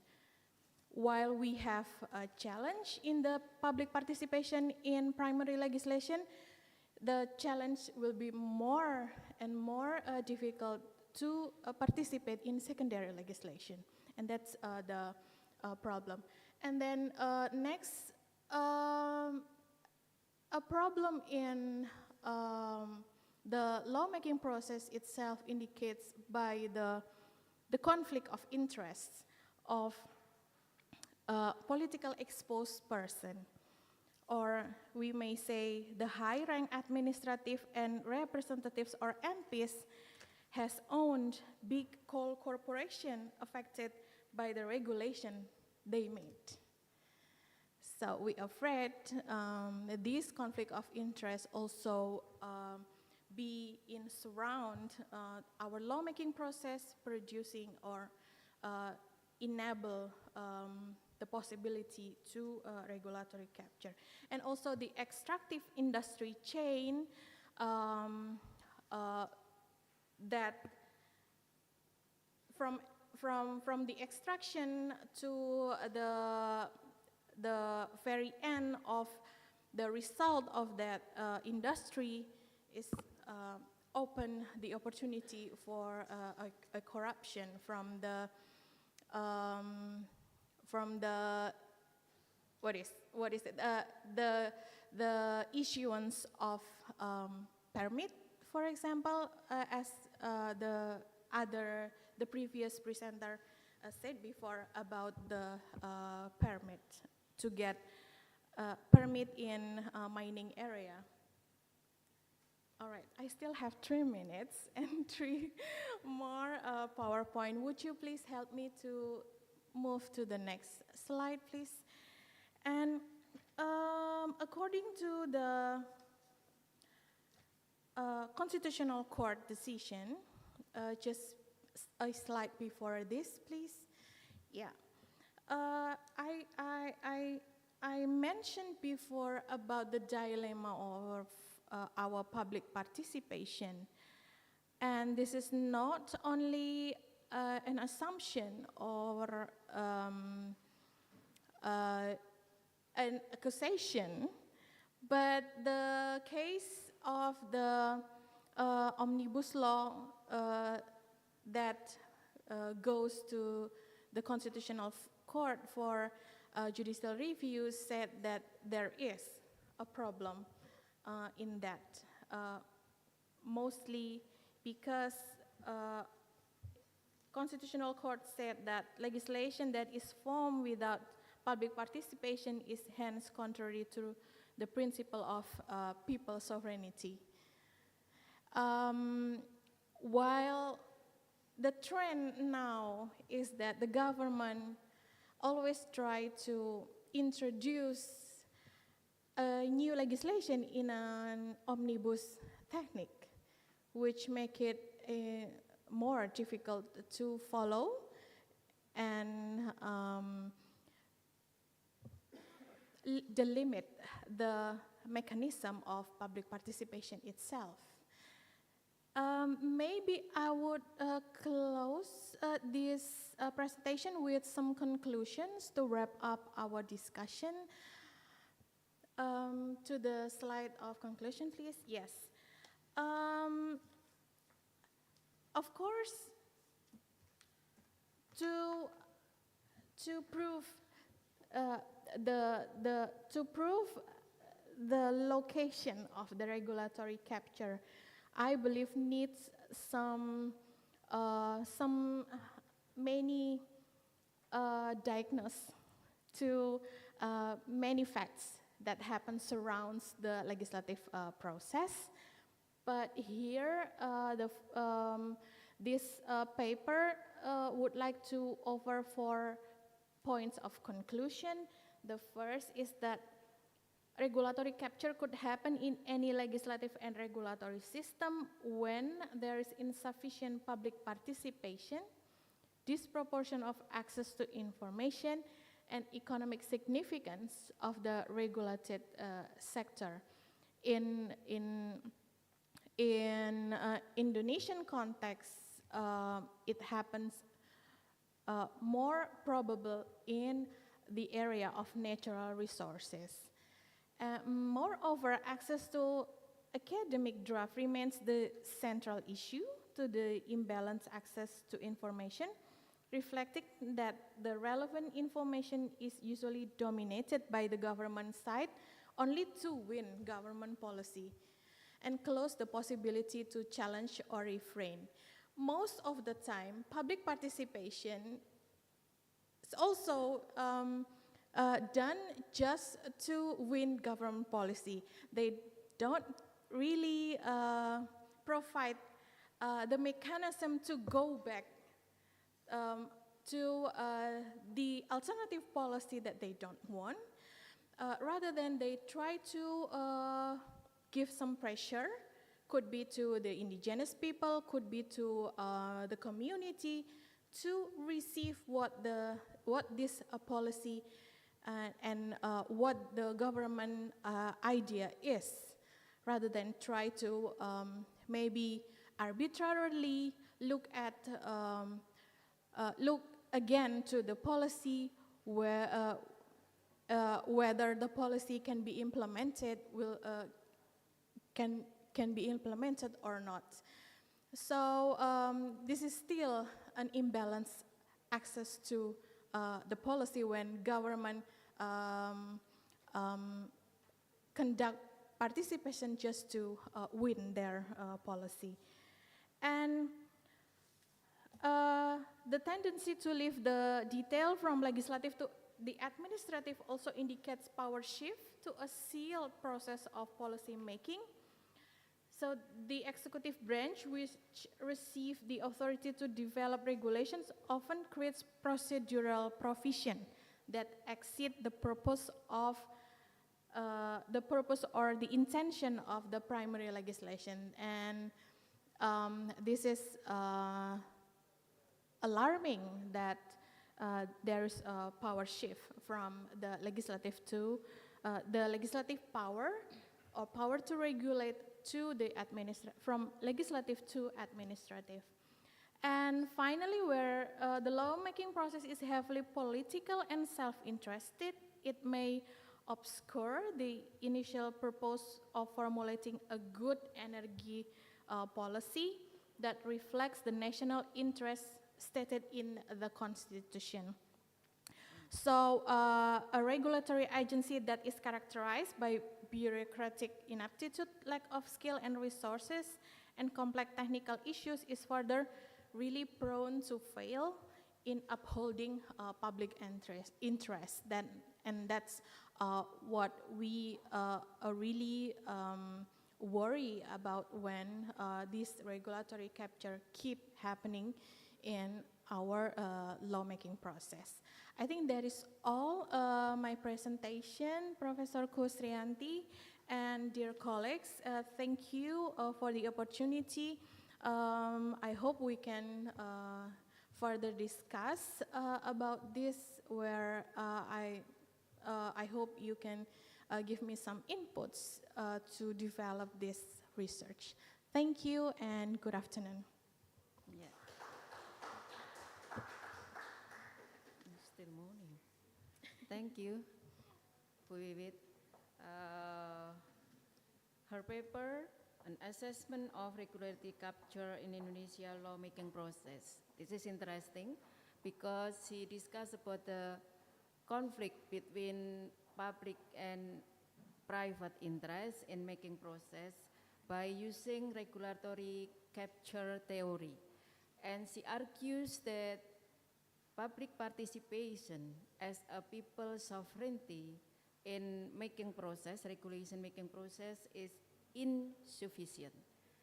She has some suggestion, and maybe we can discuss about this paper later when we in the last speaker. Maybe I will call the speaker here for number 1. Maybe Pak Budi Mulyawan is he here? No, still no. Bu Ria Wirma Putri, not here.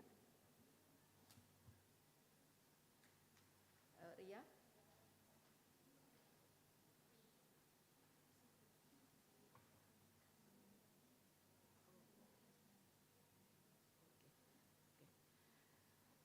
Right.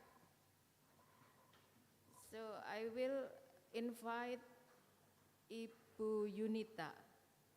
Yeah. So Miss Yunita will present the paper of Ria Wirma Putri. That's that. Corruption, about corruption. Okay.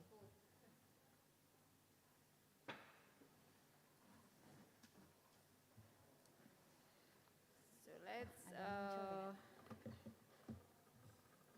We have the second speaker here, Bu Yunita and Bu Ria. Yeah. Bu Ria Wirma. Yeah, we have the Okay. same. Yeah. paper.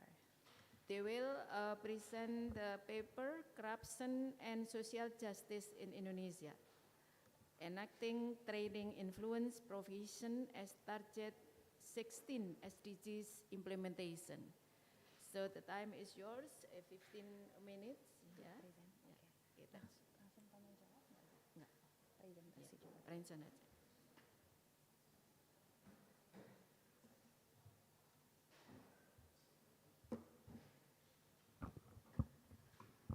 All right, thank you. Assalamualaikum warahmatullahi wabarakatuh. Waalaikumsalam. Good morning, ladies and gentlemen. We are both here. We'll present our paper entitled Corruption and Social Justice in Indonesia, Enacting Trading Influence Provision as a Target 16 SDGs Implementation.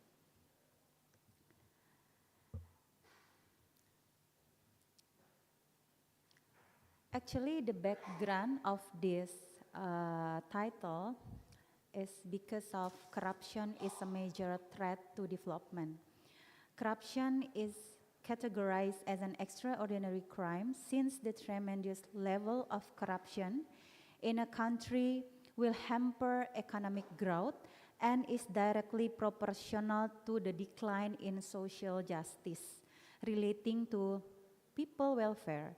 In 2022, Indonesia ranked 110 among the 180 countries in the index, where the country ranked 180 is perceived to have the most corrupt public sector.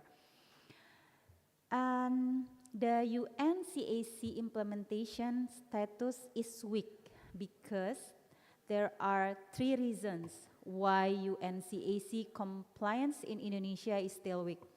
The first is corruption laws in Indonesia only criminalize the act if it's harming the state, materially, ignoring the provision of non-material losses outlined in UNCAC.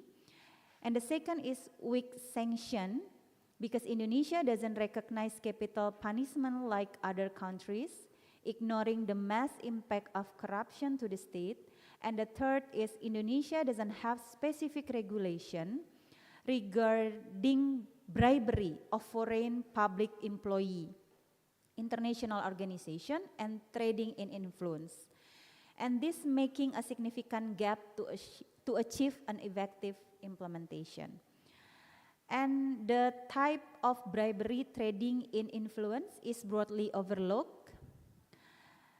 In Article 18 of UNCAC, trading in influence is considered a non-mandatory offense. However, countries known for having high instance of trading in influence are strongly encouraged to incorporate this provision into their laws. Notably, even some of the top 50 countries with low corruption levels such as Spain, France, and Belgium have chosen to adopt this specific provision in their legal frameworks. Therefore, Indonesia is urged to embrace these provisions to enhance its efforts in eradicating corruption. So, based on that background, there are 3 topics that should be discussed. First is what is trading in influence, and the second is Indonesia effort in eradicating corruption, law and global agenda, and the third is a trading in influence, inclusion and its relevance to stimulate Indonesia compliance to SDGs target.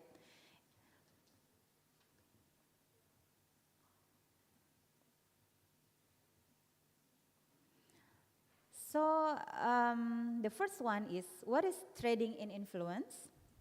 So we can see here there are two term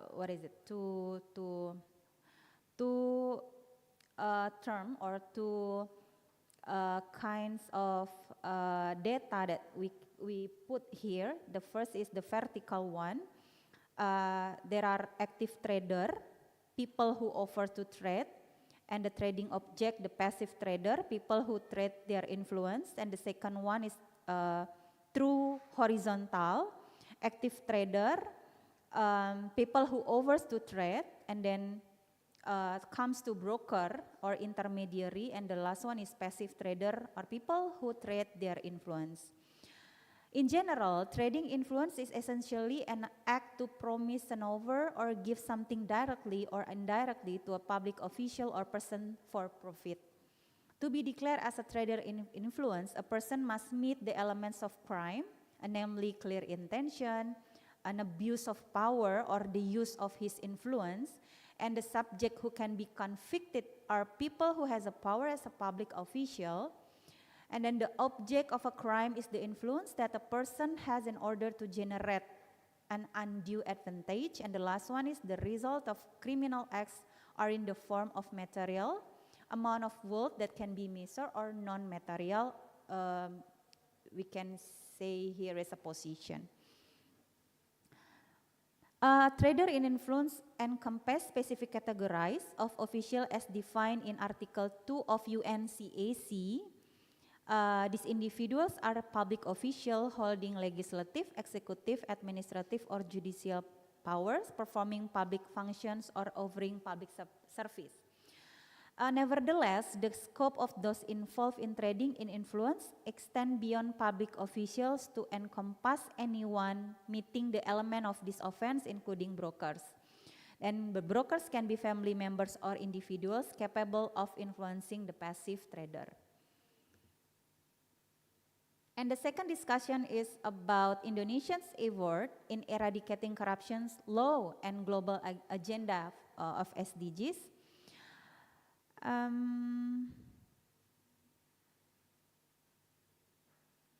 The corruption status in Indonesia is 92% think government corruption is a big problem, 30% that paid a bribe for public service in the previous 12 months, 36 use personal connection for public service in the previous 12 months, and 26% over bribes in exchange for votes, and 18% experience sector or know someone who has. Now, in 2020, 74% of Indonesians identified government corruptions as their country's biggest problem. During the same year, Indonesia also experienced an increase in corruption cases, particularly involving public officials. And over 83% of citizens in Indonesia use personal connection to receive public service, often offering undue advantage to the passive trader as an object. In this case, trading of influence crimes object is influence, which make it not explicit presented. The absence of material bribery objects makes it difficult to convict the perpetrator, which creates loopholes and limitation in bribery provision.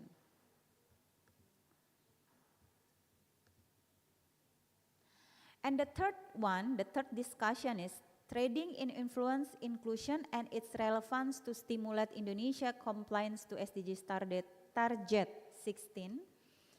The first is the illustration of the trading of influence comes in bilateral relationship. We can see here people with influence, advantage, and then the trilateral relationship, people with influence, trader, and then people with connection or broker and influence receiver.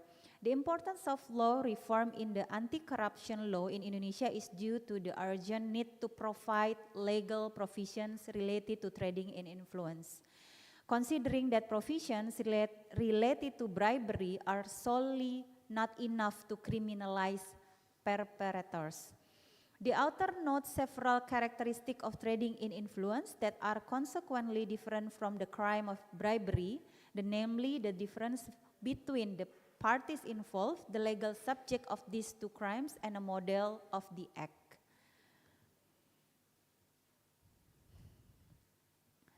And the future prospect from this trading in influence inclusion to stimulate Indonesian compliance to SDGs target is to comply with SDGs target 16.5.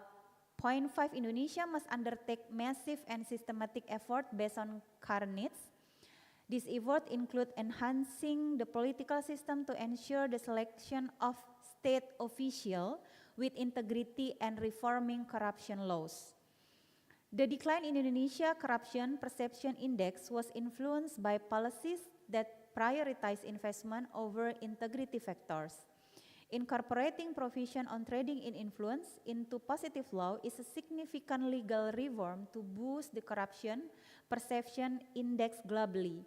By studying Spain and France's successful approaches with low bribery rates and comprehensive law, Indonesia can adopt similar steps to improve its corruption perception index, meeting SDG 16.5 target. Specifically, indicator aims to elevate Indonesia's corruption perception index out of the lower zone by consistently increasing it by 2030.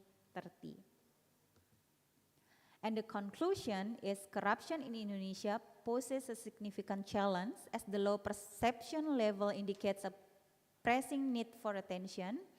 The current law on bribery, Article 5, along with Article 12, UNCAC, applies only to state administration level non-state official, including brokers involved in trading influence, as a loophole. Urgently, specific provision must be explicitly outlined in the anti-corruption law to address this issue, ensuring legal certainty and safeguarding against the negative impact on corruption trends and public morale. Eradicating corruption, as emphasized in SDG 16, is crucial for achieving other development goals, especially in countries like Indonesia with severe corruption levels. Complying with SDGs target 16.5 requires a massive and systematic approach, such as improving the political system to elect officials with integrity and reforming corruption laws. By explicitly defining trading in influence in the anti-corruption laws, Indonesia can potentially reduce such offense and provide legal certainty when convicting non-state officials involved in corruption. Thank you. Wassalamualaikum warahmatullahi wabarakatuh.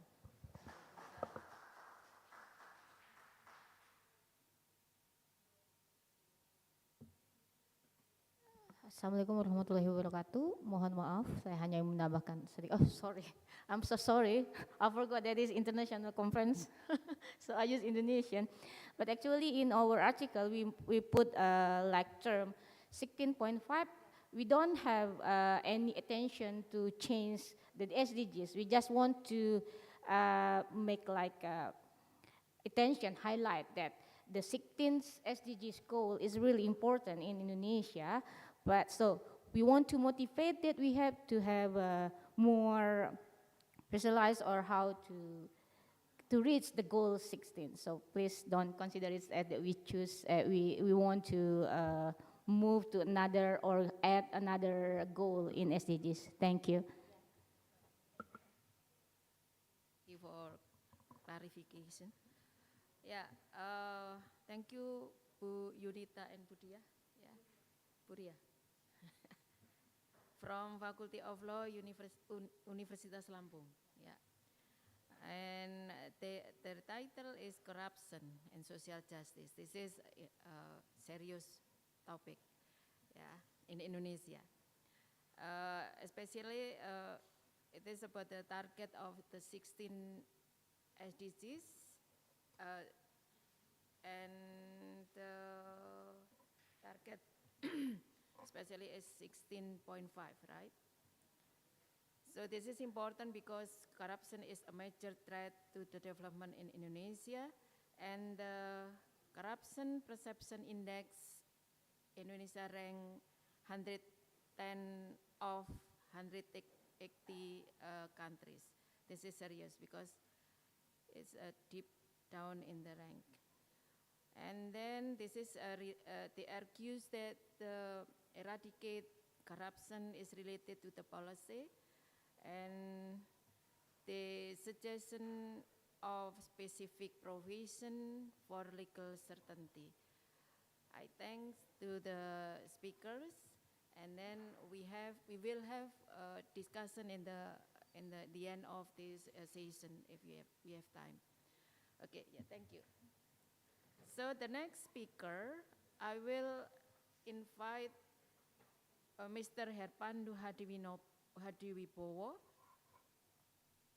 yeah, for the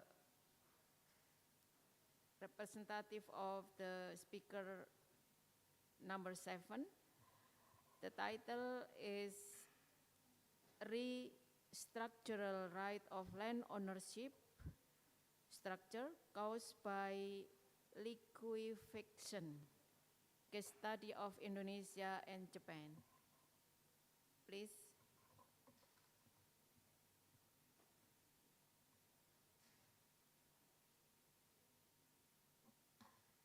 You have 15 minutes, yeah, to present your paper.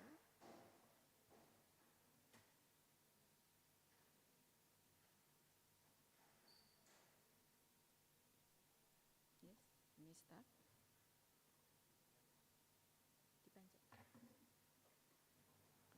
Yes. Thank you for giving me the opportunities, Prof. Kusirianti. First of all, I would like to say thank you to Universitas Airlangga for providing us Mr. Agus Karmaji, Mr. Omar Muhtar, who is unavailable right now, then myself, Herpandu Hadiwibowo, a place and time for today. Since ancient times, land has been a basic need that is very important for human life and is one of the natural resources which is an essential means for the development needs of the government and society.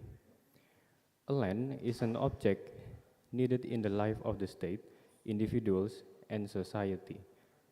The land is very important for humans because with the land, humans can meet their daily needs and can support various kinds of activities. In this case, activities provide welfare for human life, such as building shelters and farming. And it is our pleasure to be a part of the 4th International Conference on Law Governance and Globalization 2023 to present our research paper that we did on the topic of law and regulation to tackle land degradation in Asia, which is titled Restructural Rights of Land Ownership Structure Caused by Liquefaction. This is the case study of Indonesia in Japan.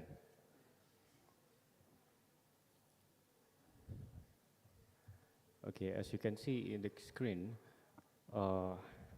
land is a fundamental resource necessary for human life and development, as I stated before. In Indonesia, the law regarding land is regulated under Law Number 5 of 1960 concerning Basic Agrarian Regulation, or we call Indonesia UUPA. In this law, it regulates land rights, emphasizing legal certainty regarding the object, subject, and status of land rights. The natural disasters such as earthquakes and liquefaction can create challenges in the land sector. In 2018, the city of Palu of Central Sulawesi province experienced an earthquake and subsequent liquefaction phenomenon leading to significant damage and loss, including homes and land ownership proof. Next slide, please.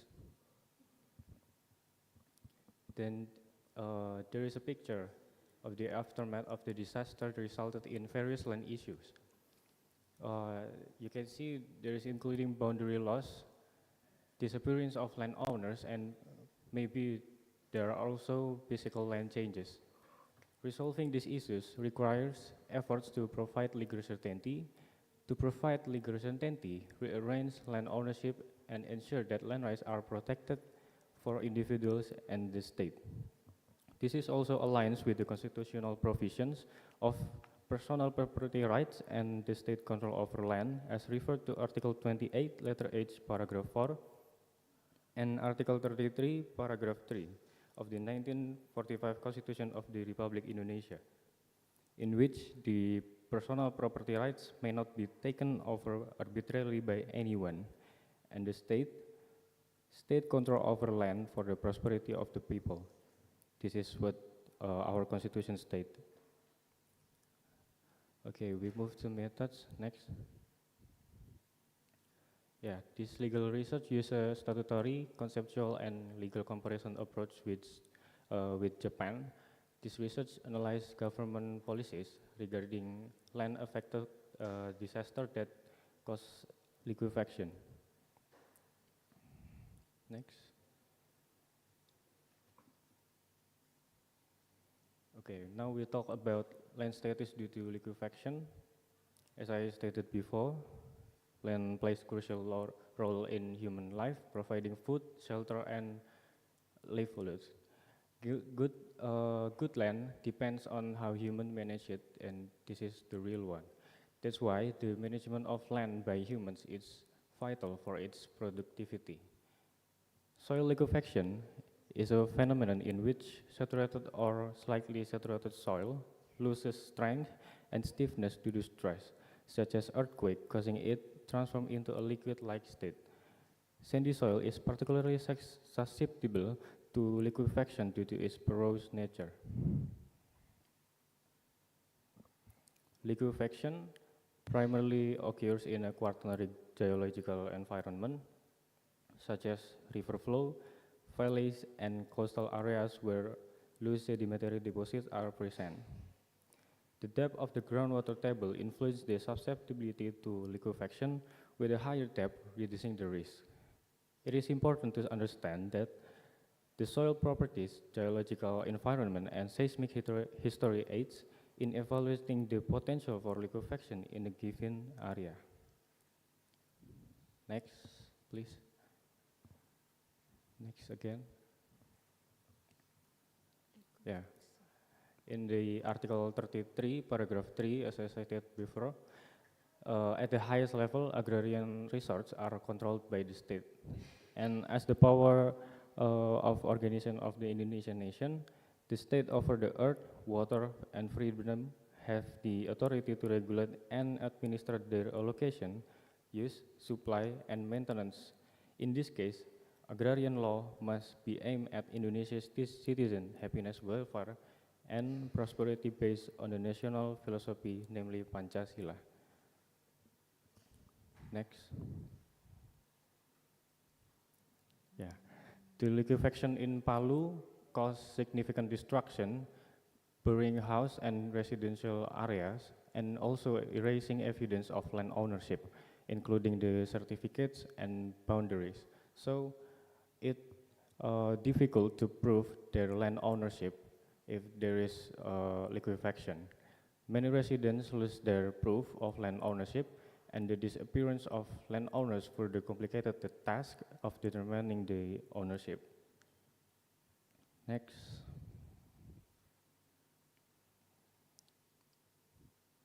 There is some three articles regarding the liquefaction. Article 1, number 9 of Regulation of the Head of the National Land Agency of the Republic of Indonesia, number 6 of 2010 concerning disaster management and return of community rights to land assets in disaster areas. It is stated that destroyed land is land that has changed from its original form due to natural events and cannot be identified again, so that it cannot be utilized and function as it should. And then in Article 1 of the National Land Agency, number 4 of 1991 concerning the land consolidation. Land consolidation is a land policy regarding the realignment of land tenure and use, as well as land acquisition efforts for development purpose to improve environmental quality and preserve natural resources by involving active public participation. And then the Article 57 and 59 of the Government Regulation number 27 of 1997 concerning land registration, it is stated that the impacted residents still retain their land rights and can apply for land remeasurement, boundary re-establishment, and replacement of lost or damaged certificate through the land office. So the Indonesian government considers that the protection of land rights is necessary, which is carried out with strict regulations so that at the community level there is equality for everyone.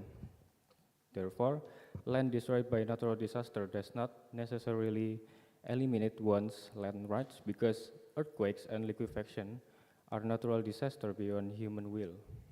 If someone has a legal relationship with the land, he or she will be protected.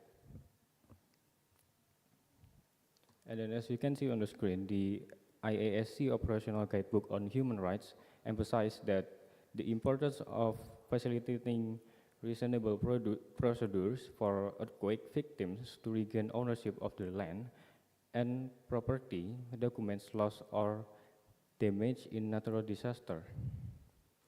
And then after the disaster comes in Central Sulawesi, the Central Sulawesi Governor Regulation number 10 of 2019 outlines various post-disaster, and including they provide the identification, mapping of land boundaries, consolidation, acquisition for relocation, and reissuance of community land certificate. This is to protect the human rights. And then the responsibility for aligning land ownership rights lies with the local government, which is Sulawesi, and the National Land Agency, in accordance with the regional government authority defined in the 1945 Constitution through the coordinate maps available at the Palu City National Land Agency office. So the destroyed buildings or the loss of the certificate, they can check it at the Palu City National Land Agency office. And then the government is responsible for compensating land rights affected by liquefaction. They can compensate with monetary or land replacement options and acknowledge their rights to the land. Next, please. The liquefaction event in Palu caused extensive damage to infrastructure and housing, leading to a designation of impacted areas as red zone, where the land cannot be utilized, prompting the government to realign location and compensate affected residents for land acquisition and rebuilding efforts. The construction of permanent housing is underway following procedures outlined in the land acquisition laws, as I stated before, while temporary housing are being provided until the housing is completed permanently. The government faces challenges in land acquisition for public purpose, but it is responsible for compensating the affected residents and providing public service in accordance with the Article 49 of the Land Acquisition Law. The construction progress for permanent housing is being monitored, with obstacles encountered in some locations.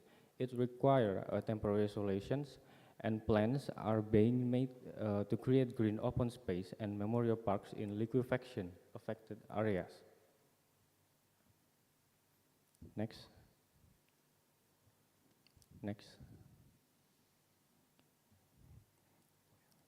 These liquefaction phenomena are not limited to Indonesia, actually. As other countries like Japan, in Urayasu area, they have experienced same occurrence in 2011. And Japan already had 3 methods to mitigate liquefaction damage, including avoiding construction on saturated soils, implementing liquefaction resistant structural systems, and the last, improving soil condition through techniques such as fibro compaction. The improvement of soil condition is crucial in earthquake-prone areas to enhance soil quality and minimize the potential for liquefaction-related damage. Next. What happens when the liquefaction occurs is the shock waves caused by sandy soil to behave like a liquid, which reducing its load-bearing capacity.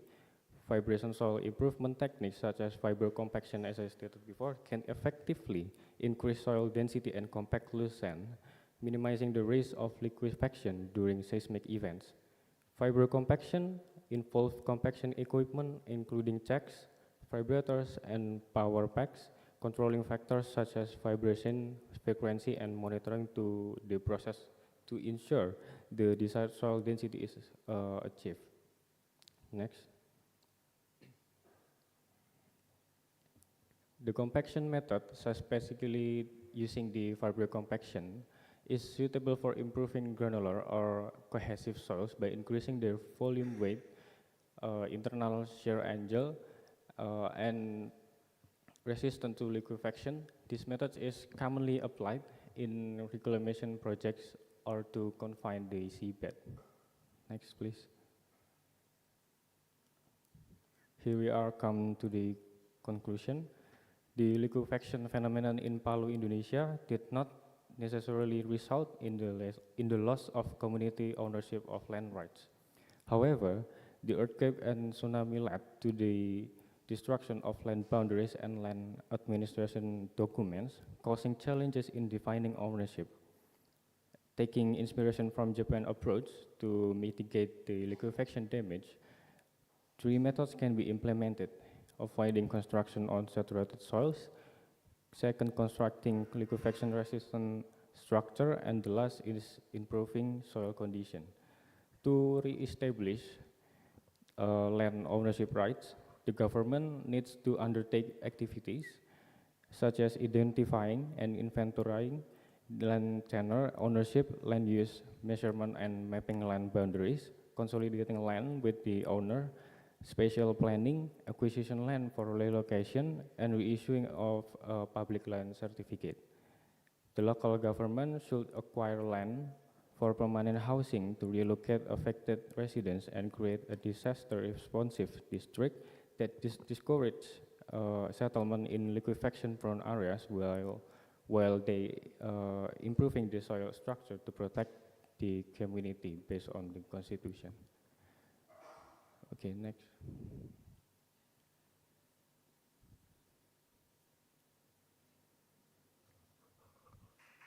Yeah, Thank you. I think, yeah.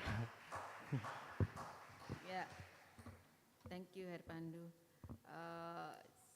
He discussed about the right of land ownership caused by liquefaction. So this is a new topic, I think, because the earthquake in Palu. And he compared with Japan, how Japan has mitigating liquefaction damage. So this is quite difficult to prove the ownership of land because the land is like a liquid and they move, and of course the boundaries of the land is move also. So this is interesting topic. We will discuss in the end of this session. Thank you, Herpandu. Thank you, Prof. And we still have one speaker, the speaker number 8. I invite Dita Elina Kusuma Putri. She is here. Dita will present a paper titled Analysis Mathematical Undermining of the Minimum Limits Women Representation in Indonesia Legislature, Contradiction, Mathematics, and Legal Reasoning. So she will discuss about the serious topic because this is mathematics.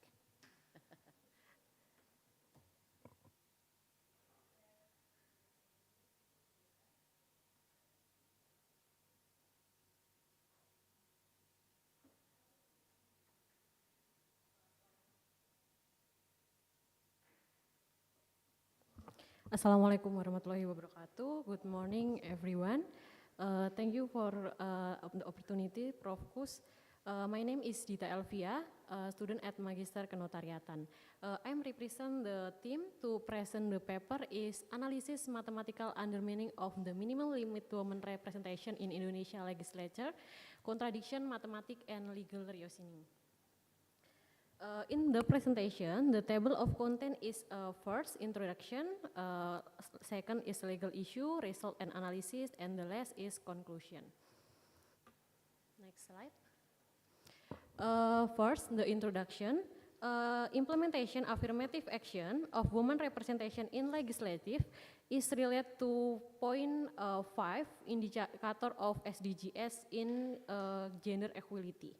The gender equality is an equal condition for women and men to obtain opportunity and right as human beings to able to participate in politics, economy, socio-cultural, defense, and security activities, and equality in enjoying the result of development. In the politics, the regulation of affirmative action aims to involve women to formulation of strategic activity. The presence of women in realizing and representing the needs of other women must be support, creating better quality democracy is so better. One form of affirmative action is policy related to women representation in legislative. For example, is in Argentina. Argentina is using a zipper system with a 50% woman and 50% is a woman. Last, the country of Burkina Faso, this is affirmative action of women representation in legislature is 30% and also detrimental to the quota for women representation. And in Indonesia, based on Article 245 of Law Number 7 of 2017 concerning general election, the list of candidates as referred to in the Article 243 women representation in Indonesia of at least 30%. Next slide. In fact, even though this is a stipulation of women representation, minimum threshold for women representation is affirmative action. There are some need to derogate affirmative action with the threshold for women representative that has been set in the legislature touch mathematic mechanism the seems logic. One of is Indonesia. Based on Article 8, Paragraph 2 of the General Election Commission Regulation Number 10 of 2023 is the last, namely is PKPU, if the calculation of 30% of the number of female candidates in each electoral district result in a functional number, then if the two decimal place within the comma are. First, less than 50, the calculation result in round down, or 50 or more, the calculation result in round up. In mathematically, the roundly down when less than 50 does seem mathematically correct, but analysis based on the legal logic that consider justice, it will derogate the minimum limit of women representation in Indonesia. Here is a table, for example, the derogative women representation in Indonesia in PKPU about the women representation in legislature.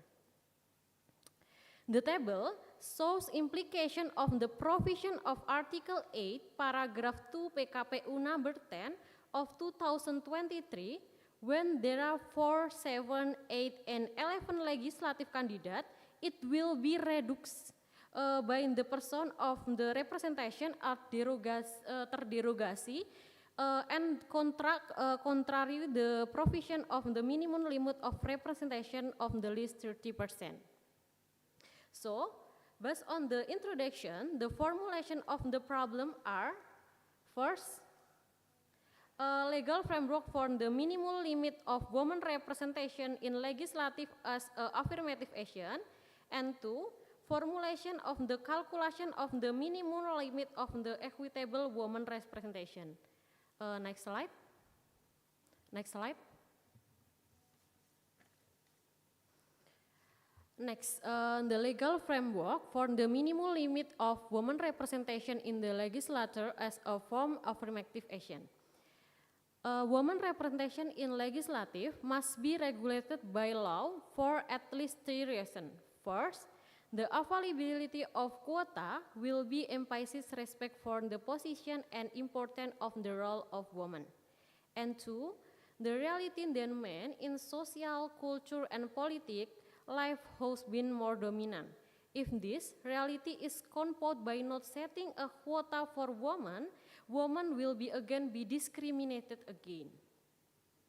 And three, it must also be that men initiated role of the all files, but men also initiasi mistake that leaves less of right for women. Many countries have provided opportunity for women to be involved in election, especially in legislative stage, to eliminate skeptical views about women and who are no better than men and politic culture. There are three general types of affirmative action are quota in parliament or reserved seat, and reserving some seat in parliament to be filed by women. Two, quota in the legislative nomination process by setting a minimum number of women. We must be nominated or legislative member and register to General Election Commission. Last is quota with political parties that a woman provide opportunity for women to be involved in membership, Congress participant, and management. Next slide. Ladies and gentlemen, you can see many countries that implement affirmative action in the world. The countries that apply reserved seat are Rwanda, Uganda, Germany, and India. And quota in legislative candidate to country is Argentina, Brazil, Prancis, dan Indonesia. And the quota in political parties are Social Democratic Parties of Sweden, Sweden Liberal Party. In Indonesia, women representation of the at least is 30%, and there are laws and regulations to minimal limit for women representation. Next slide. The legal issue is selanjutnya ialah formulation of the calculation of the minimum limit of equitable women representation. Problem relate to mathematical logic that's contradicting legal logic problem relate to mathematica that contradicted women representation can be to derogate the quota of women representation can be seen in Indonesia. In Indonesia, the general election implementing provision the internet 30% of Law 7 of the 2017 by PKPU number 10 of 2023, it seemed by rounding down when below 50. By mathematics, because should be rounded down by mathematical logic, but it's contradicting legal logic, especially contradicting with law and general election. The impact, the problem is use mathematical logic, result on quota for women representation right, cause women representation to derogate.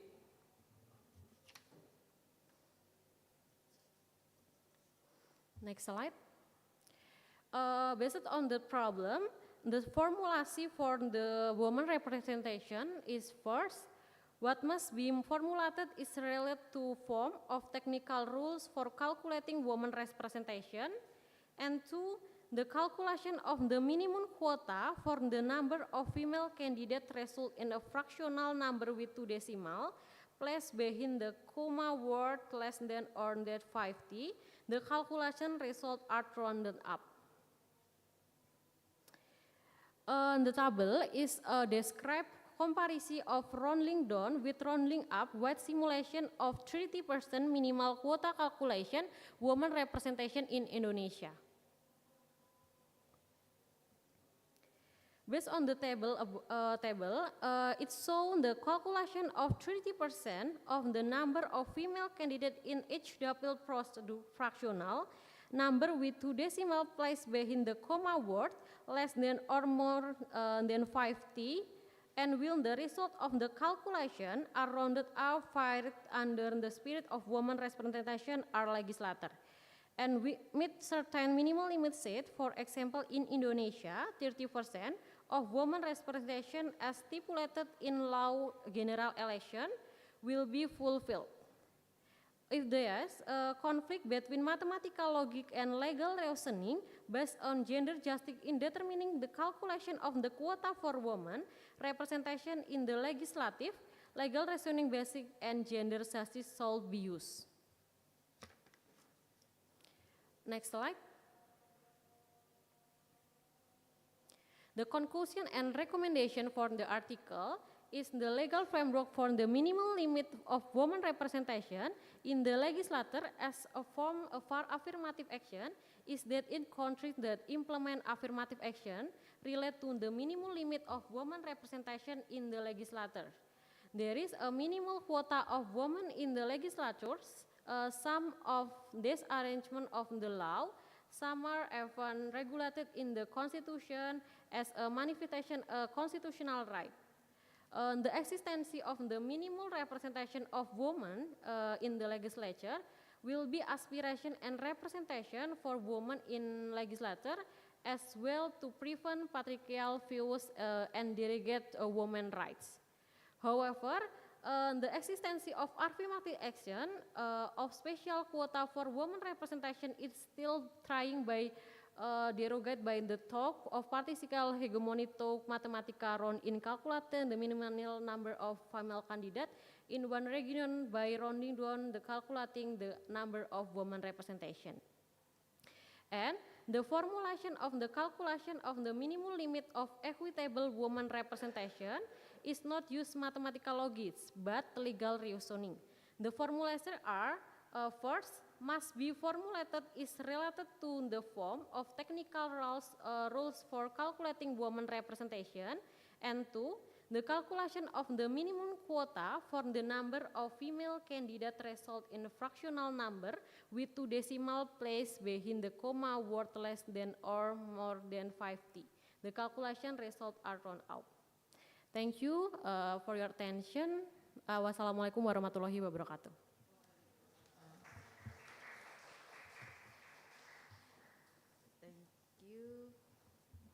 You just speaking for 13 minutes, so still 2 minutes. Right, this is, CS is the last speaker. So she discussed about the gender equality presenting in Indonesia legislature, especially in parliament, legislature candidate and political parties. This is the problem of Indonesia. Because we have patriarchal hegemony. So she compared in her paper with Argentina and Burkina Faso. What is that? Yeah. So she argues that if there are women representative in our legislature processing, it will better for Indonesia. So we still have 15 minutes for discussion for 1, 2, 3, 4, 5 speakers. Is there any question for speaker number 2 about the corruption and social justice in Indonesia? And for compensation for land community land in mining area, for speaker number 5, and for Bu Wiwit about the assessment regulatory capture in Indonesia making process, and about the land ownership from the article by Herpandu Hadi Wibowo, and the last is about the gender equality in Indonesia, in legislature in Indonesia. Is there any question for the paper that has been presented in this session? Yes, Bu Intan. Thank you, Professor Anti. don't see me as the director of program, see me as the participants. All the presenters are very interesting, and of course, some questions come up to some presentation. For example, I will first address the question to the paper on assessment of regulatory capture in Indonesia's lawmaking process to Mrs. Ekawasti Prajawilta Widyati. I would like to address the question regarding how then we cope, we deal with the situation, because the regulatory capture is most politically. Yeah, we don't have any rules to overcome the problem. So how we can deal with this situation? Because oftenly the situation on, for example, how the politicians, come up, build the rules and regulation on behalf of the interest party, which is actually, we don't find it in any law books, yeah? It's mostly political. So how we can deal in the reality of this? Thank you very much. I will give. Okay, thank you, Dr. Intan, for the questions. That is really a basic question for this research regarding regulatory capture. But I don't know if this is too early to address your question, but this research so far found that at least there is two things in our lawmaking process to strengthen its process, so we can delimit the opportunity for regulatory capture. The first thing is, what is it? To make the public participation process, or let's say, to strengthen the public participation. So we allow any parties in this sense is the community affected by the regulation to really can have a meaningful participation to the idea or the policy of the government. The problem is that our system itself does not believe that the public participation can really make a really a better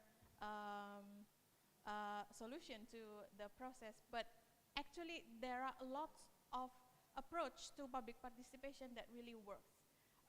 For example, OECD has some research about meaningful participation, and Constitutional Court as well have made some points to boost the public participation. So why don't we try to institutionalize better public participation to our lawmaking process? That is the first thing. And the second thing, there are practice in some jurisdiction that the member of parliament should declare their interest in regulation that they are made that time. For example, when I'm not sure with the correct the correct term about that, but it could be a public disclose about the conflict that may be owned by the member of parliament to the regulation they are deliberating. And this approach, if I'm not mistaken, there's some some jurisdiction that already have put some effort on this, and maybe further this research will also make some comparative approach to look at those possibility to adapt to Indonesian lawmaking process. And an interesting example is currently in happen in Thailand. There's a regulation that that said that member of parliament of Thailand cannot have conflict or cannot have some shares in media, what is it, media company. So I think maybe the regulatory capture could could look at this kind of rule that member of parliament who have a conflict with such area should make some public disclosure about who they are and what is their shares or their ownership on some corporate that have public public influence. So yeah, we really try to protect the national interest from the conflict of interest. Thank you. Thank you very much. But I think I will one more question. Maybe other people have a question. Maybe is there any question before we then continue with the second question? No?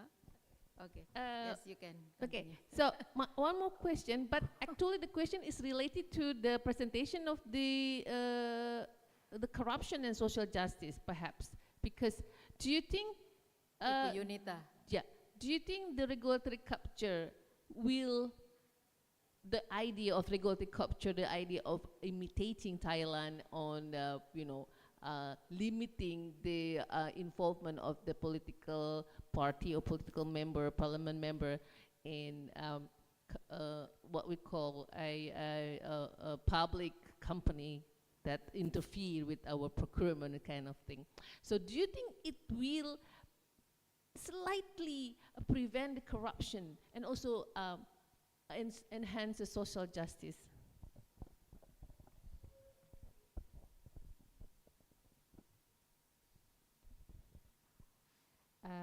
Thank you, Mbak Intan. So actually, there's a very real. I mean, our research actually is it is the preliminary research, because the further research will be on SDGs and village funding, and how it's the trading influence also in practice will have some effect even in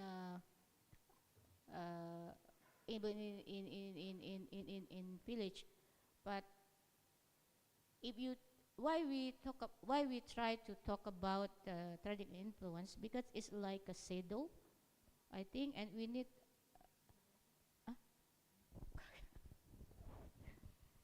sorry, and we need to if we try to regulate trading in influence, I hope it will be, and I think it will be enhanced how we will eradicate the corruption, because actually is the starter of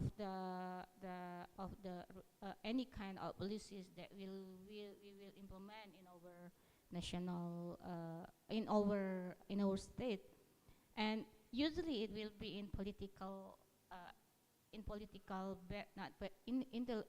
not in political barrier, but in political stage. So that's why we are as the someone who tried to enforcement the law. We don't have any kind of regulation or the appointed institution how to eradicate that. So that's why we try to propose that we need to make attention. We have to highlight and give the attention of trading in influence. Thank you. It is the answer question. Sorry, if you want to maybe I'm not really concentrate.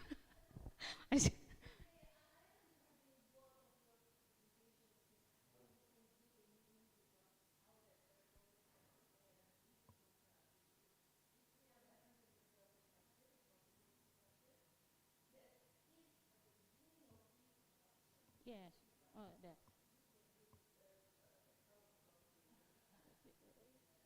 Yeah. Thank you. Thank you, Bu Intan. Interesting discussion.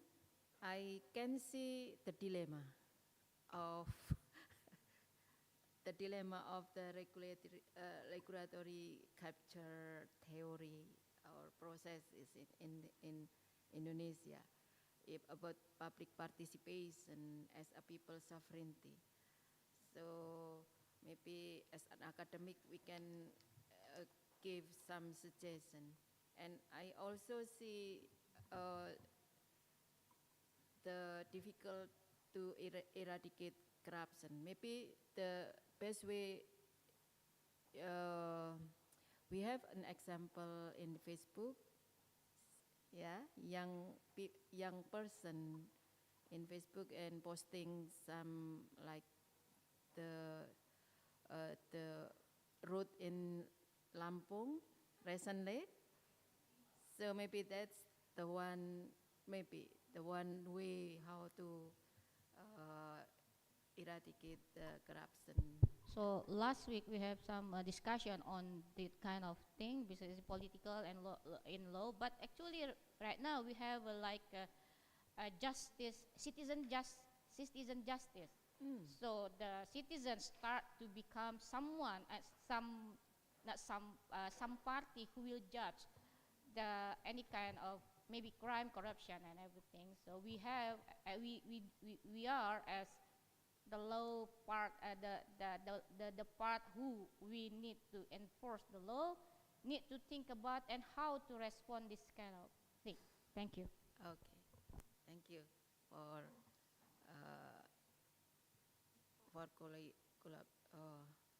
yes, on confirmation. Okay, we now in the end of this session. So thank you for all participants, speaker. We enjoy the discussion and the presentation. Applause for the speaker. And I give back to the MC. Thank you. Once again, thank you so much for the moderator, the all wonderful presenters. It was such a great discussion, and I'm sure we got a lot of knowledge and benefits from the forum. As the first panel session completed, now we would like to invite all participants, attendees, to take lunch break in room 303, and respectfully ask the attendees to return to this room at 1 p.m. sharp, considering that we have the second panel session. To all attendees, you guys enjoy your lunch break. Thank you.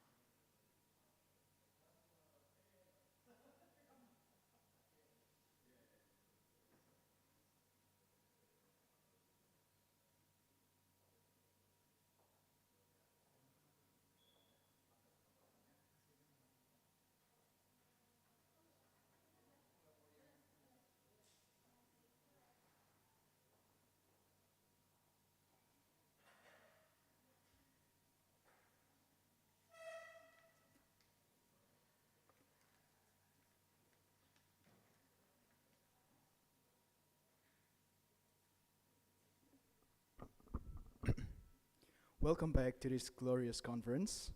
We're now heading to the second panel session.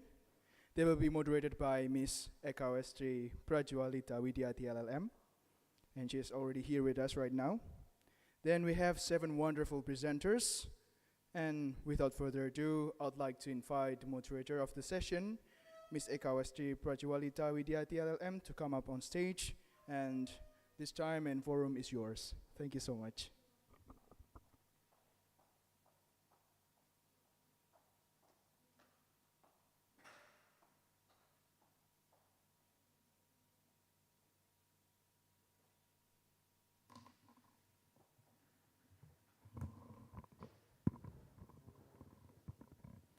Okay, dear colleagues, distinguished presenter, good afternoon. Assalamualaikum warahmatullahi wabarakatuh.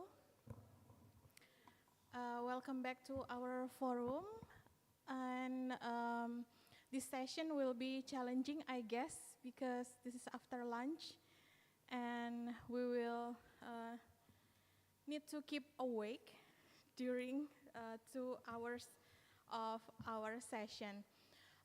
So without further ado, I will invite our first speaker, Mr. Abdullah Al-Subhi from Islamic University of Medina, Kingdom of Saudi Arabia.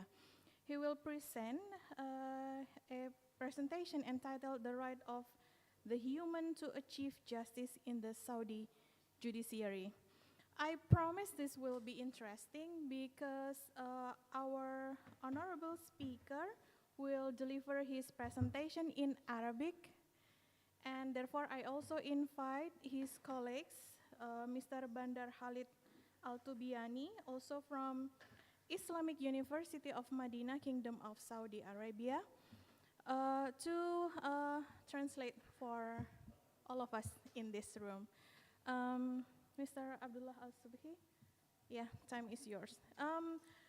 Just to remind everyone here, because of the limited time, and we should finish at 3 p.m. So I guess one presenter will be given around 15 minutes to present. Please.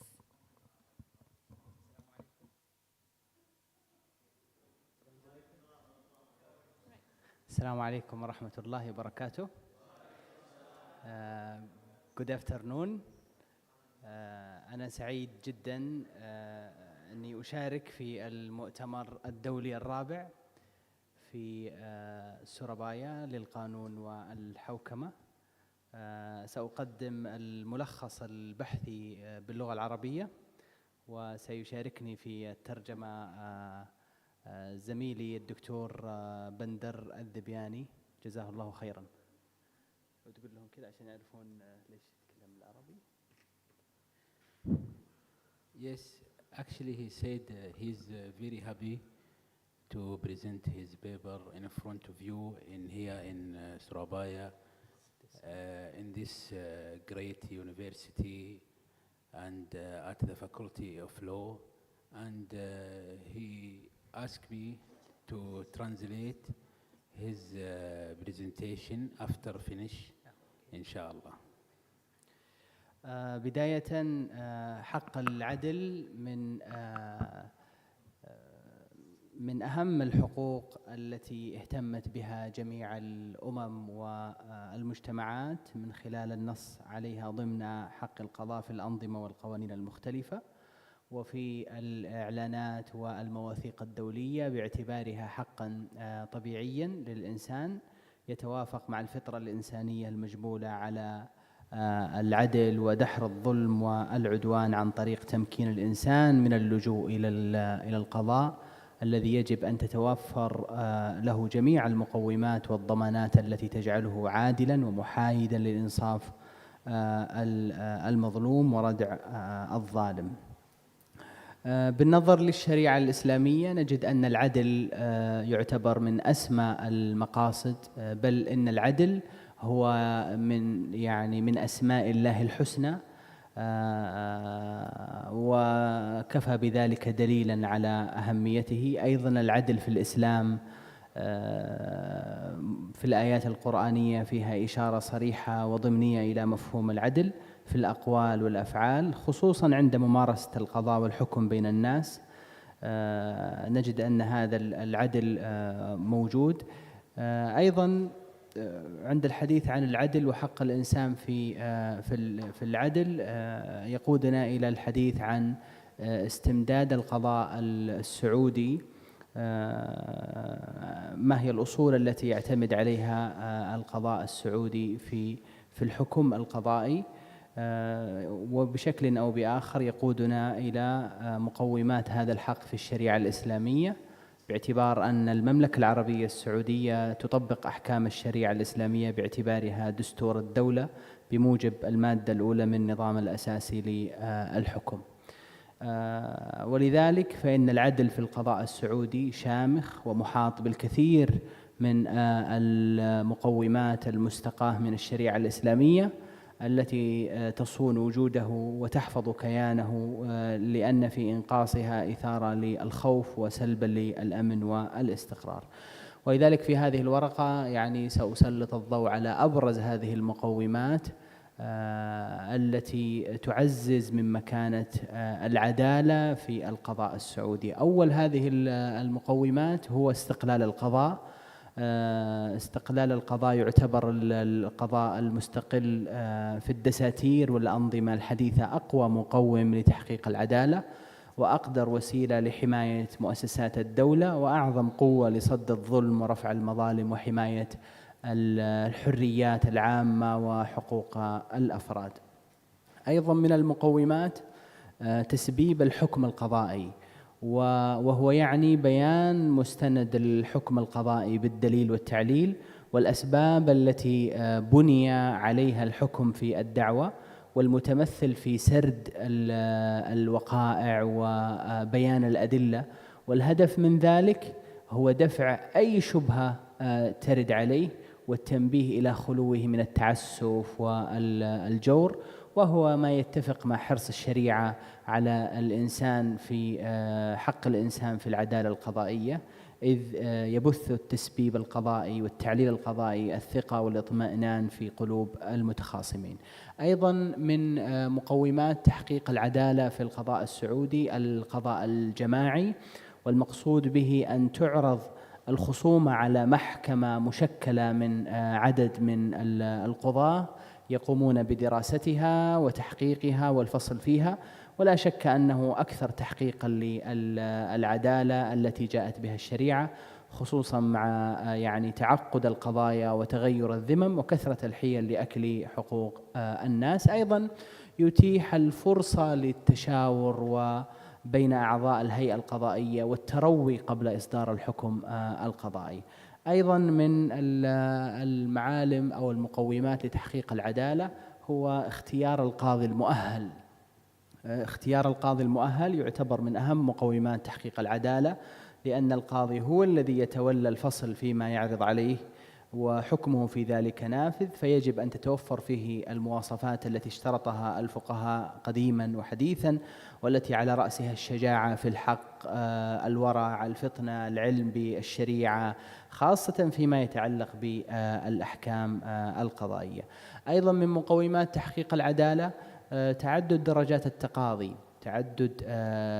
درجات التقاضي، وذلك لما كانت أحكام القضاء صادرة عن القاضي أو القضاة وهم تعتريهم الصفة البشرية، كانت أحكامهم عرضة للبعد عن الصواب والوقوع في الخطأ، وكان من الطبيعي جدا أن توجد الأنظمة حلا لمراجعة الأحكام القضائية ضمانا لصحة هذه الأحكام. ولذلك جاءت فكرة تعدد درجات التقاضي لتعزيز حق الإنسان في الحصول على حكم قضائي متزن ومتصف بالعدالة.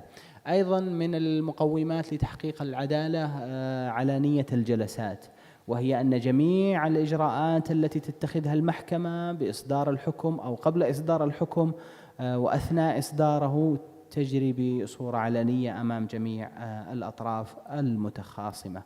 أخيرا، من خلال ما تم التطرق له في هذه الورقات يتضح جليا أن مصادر القضاء السعودي من الشريعة الإسلامية والأنظمة المرعية التي سنها ولي الأمر فيما لا يتعارض مع الشريعة، قد أعطاه قدم السبق في التمسك بكل ما من شأنه تحقيق العدالة في القضاء باعتبارها حقا للإنسان من خلال أخذ أنظمة المملكة العربية السعودية بأحكام الشريعة الإسلامية، وجعل الولاية لها على كافة الأنظمة بما فيها النظام الأساسي للحكم، والذي نص على كثير من المقومات التي تهدف وتسعى إلى إقرار حق الإنسان في العدالة، فضلا عن التفاصيل التي حوتها الأنظمة القضائية والتي تعزز هذا الحق من خلال العديد من المقومات التي أشرت لها، والتي تؤكد بلا شك تميز النظام القضائي السعودي وحفاظه على حقوق الإنسان ومنها حق العدالة. شكرا جزيلا.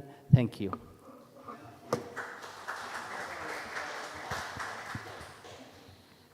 I think Thank you after very much. Yeah, please. I think after you give him greeting, I think all you understand what he said. Am I right? Yeah. Am I right? From the PowerPoint, yes. Okay. Yeah. Okay. Just I want to give some brief about what he said. Actually, he talking about the justice in judiciary. So it's mean how court provide justice to the person that have litigation in front of court. And actually, he also said that the justice derived from Islamic, from Sharia, from the Holy Quran. Al-Quran Kareem said justice in many verses. Also, the Sunnah of Prophet sallallahu alaihi wasallam said justice in many hadiths, many narrations, and the Saudi law adopt this kind of justice to include it in their regulations.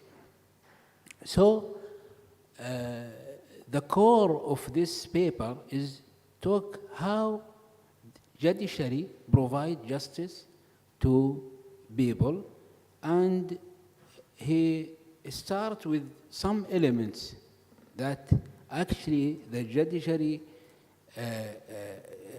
give to these persons, and we will talk about it inshallah in deeply or some deeply.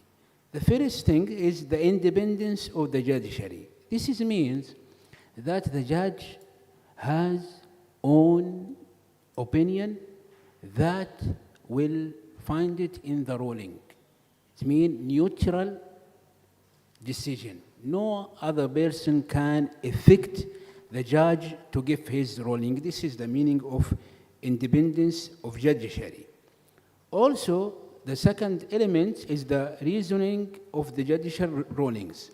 So, if the judge made the ruling without any justification, maybe the ruling is wrong.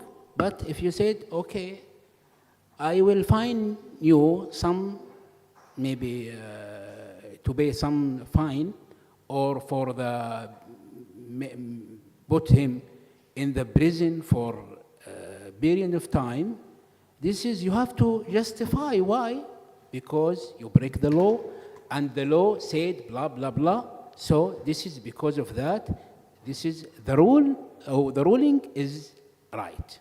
This is mean the reasoning of judicial rulings. The third element is multiple judges in deciding in one case. Actually, in our judicial law in Saudi Arabia, there is some kind of cases that have to be decided by 3 judges. So this means how to give justice by deciding in a case by more than one judge. This is because if the three decided or made the ruling and they choose one opinion, this is very confident that is the ruling is correct. Also, the fourth element is to choose a qualified judge. I think this is in every legal system, that nobody can be judged after maybe got some certificate in a bachelor or maybe master or maybe doctor, that who appointed as a judge. Also in Saudi Arabia, the judge must be graduated from Sharia degree, or took Sharia in bachelor, but maybe he has a graduated degree such as master or doctor. Also, the fifth element is the multiple levels of litigation.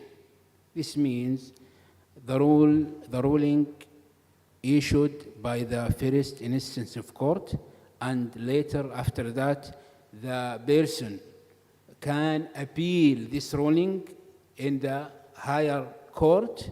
This is actually can provide justice to human beings.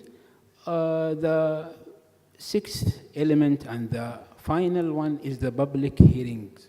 I think this also have in every judiciary law, and the session, the hearings is public. It means everyone can enter, can join these hearings, and can watch and hear what happened in the court. And this is, I think, let the judge make very careful ruling, that because a lot of people watch him and maybe they can criticize his decision or ruling. This is actually brief about what Dr. Abdullah said about the topic presented today. Thank you so much for your attendance and for joining this presentation. Yeah, thank you so much. We can give applause. Thank you.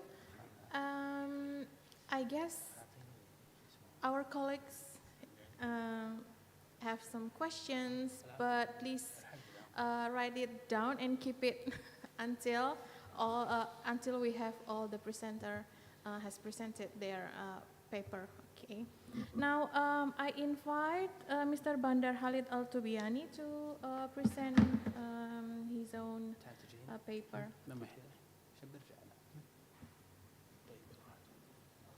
Thank you. Okay. Yeah.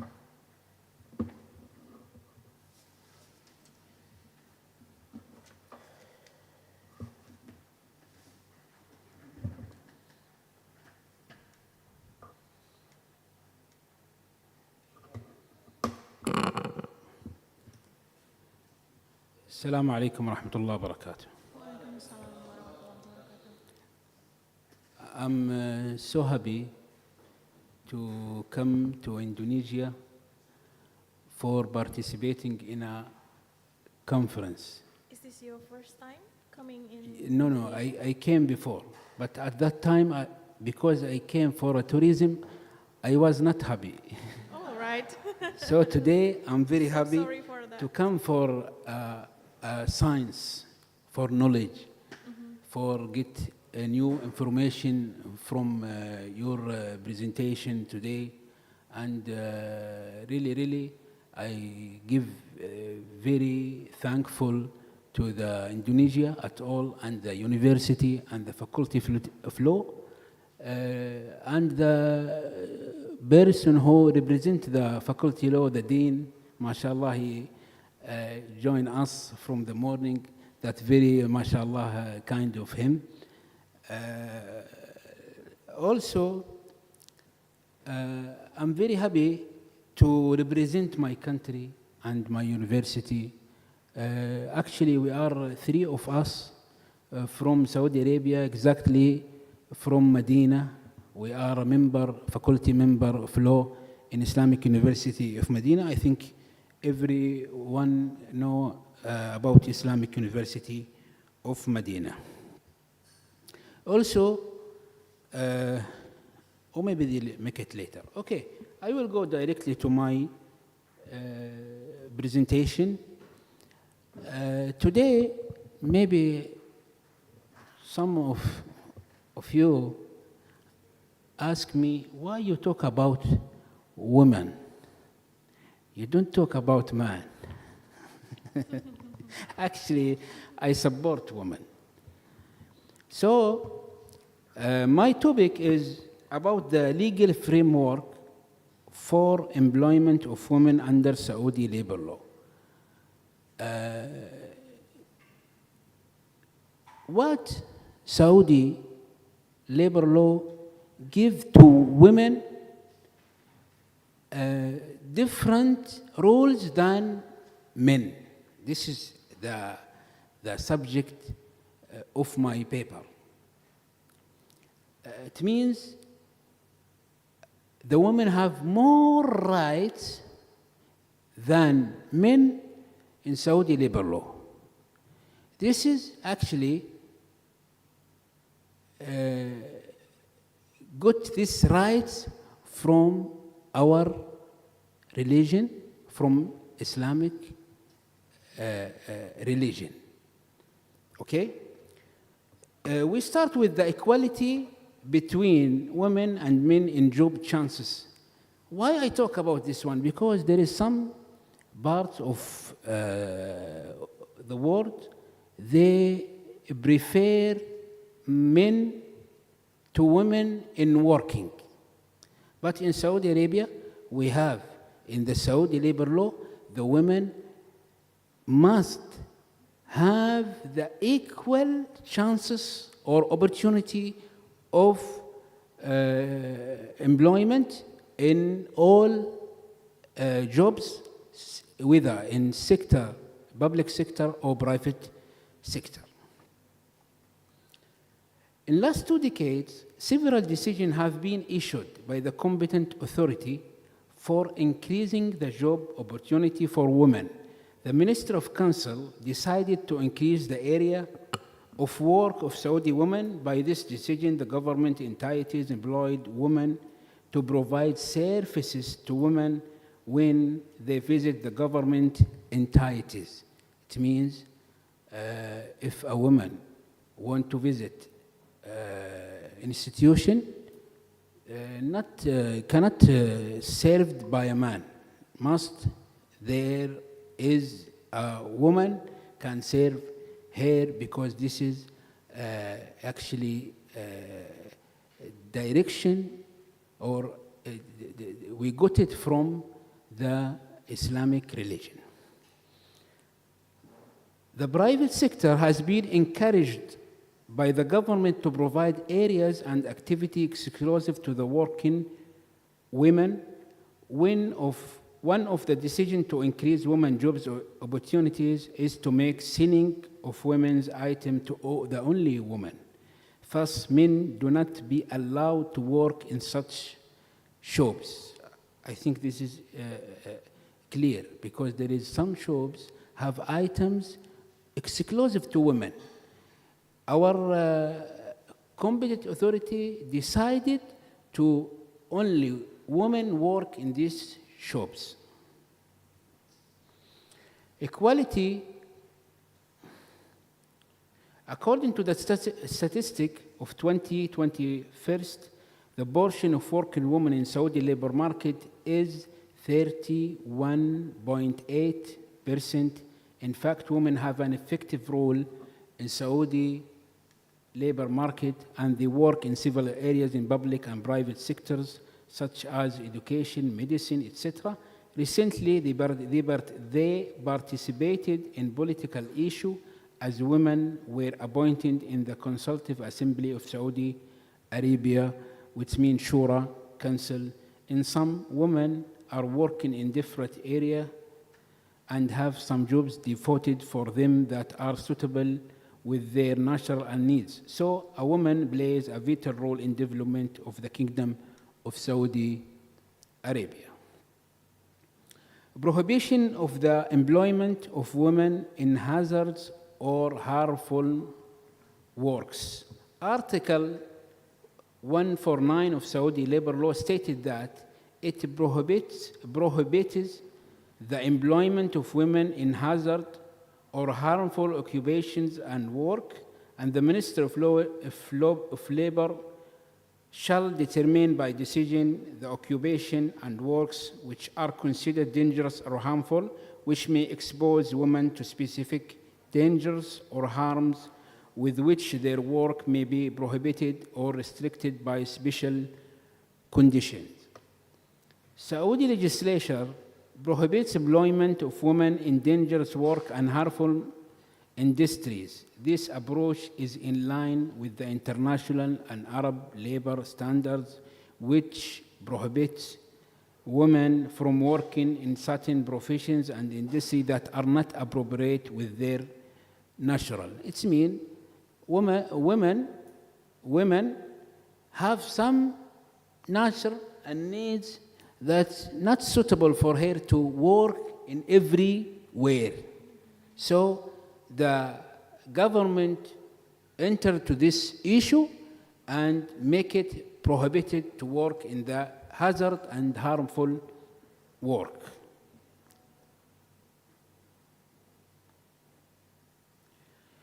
The ministerial decision was issued with determined prohibited jobs on women. Almost all jobs stated in the decision are not appropriate with the nature of women because of their dangers and harms.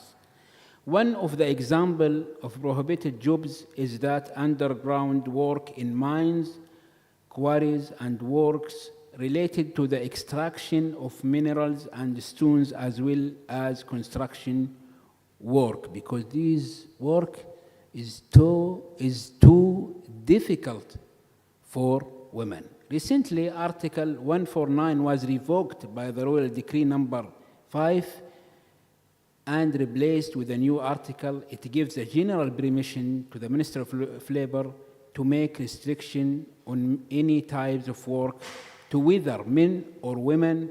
Thus, the minister still have the power to decide in preventing women from working in hazard or harmful works. The next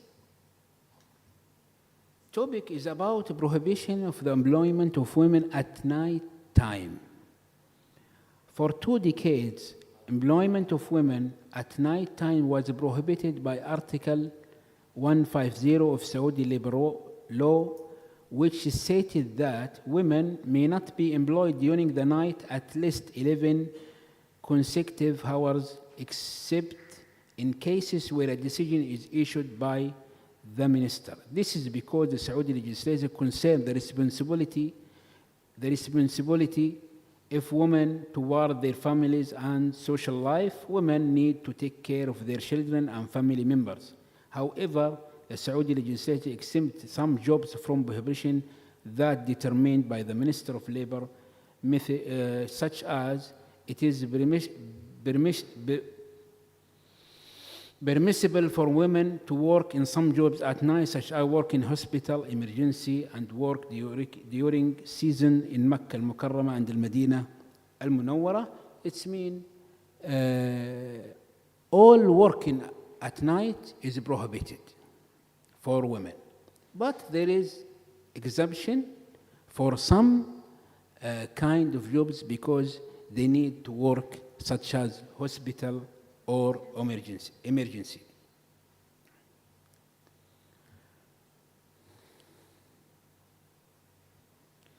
This is actually types.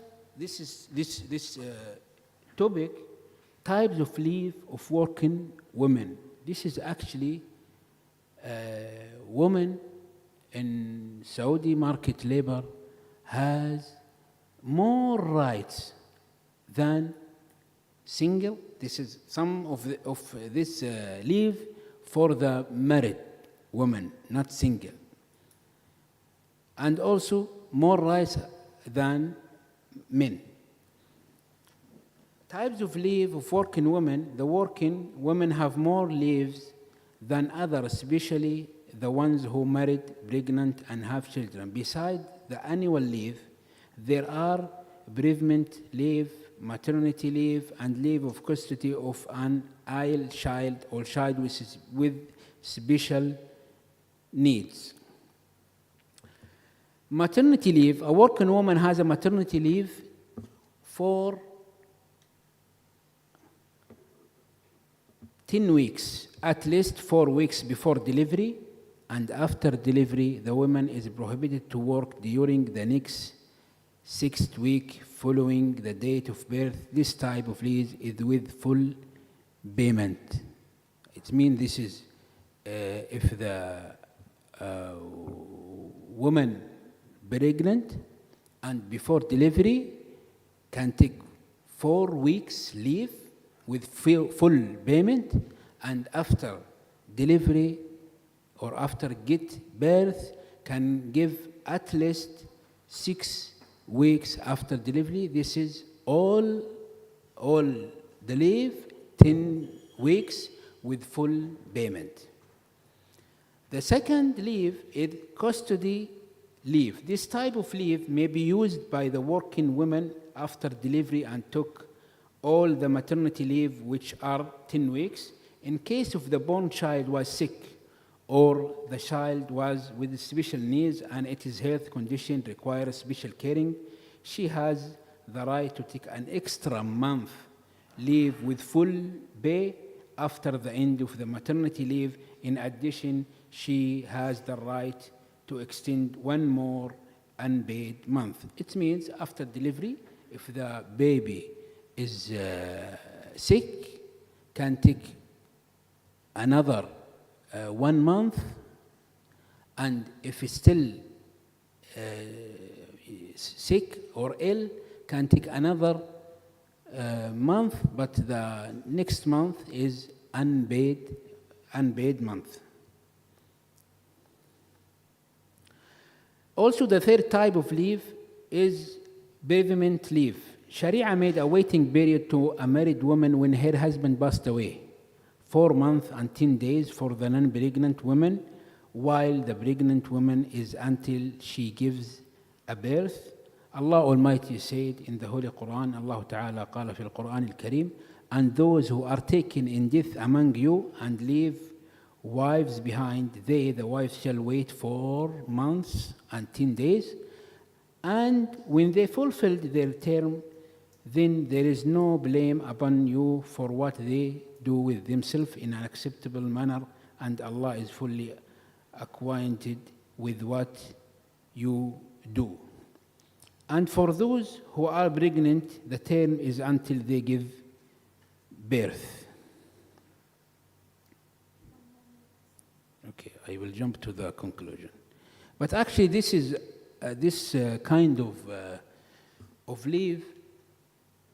This is especially, 4 months and 10 days, especially for a Muslim woman, because the Quran said that, and our law follow the Quran. What the Quran said, and give this woman, the married woman, when her husband passed away, 4 months and 10 days. But for non-Muslim, no, only 15 days. So this is invitation to ask the non-Muslim to convert to Islam. Okay, in conclusion, the Saudi legislation went further for achieving equality in employment rules to make equity by giving each gender what was appropriate with their needs, responsibility, and commitments. The Saudi labor law applied in its rule the approach of the Holy Quran, that is, Allah Almighty said, and the male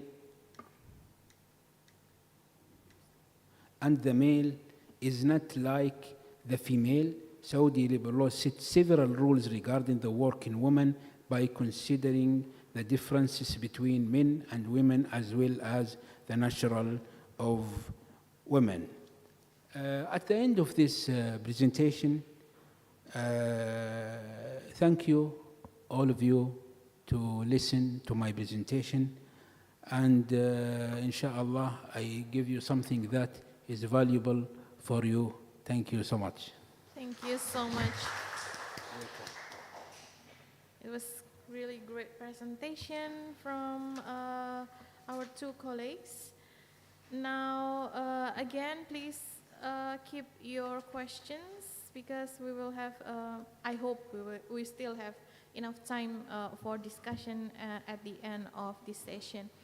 Now, I would like to invite the third, thank you so much.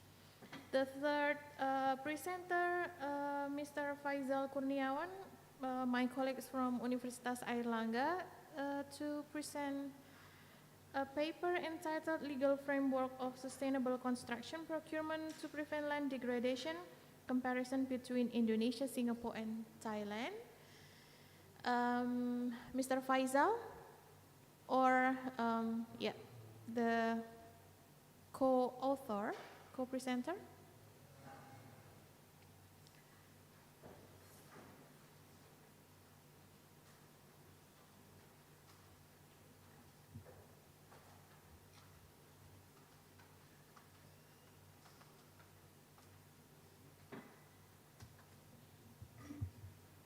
All right, great.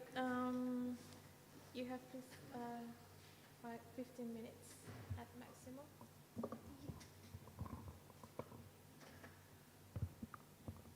Can you please open the PPT?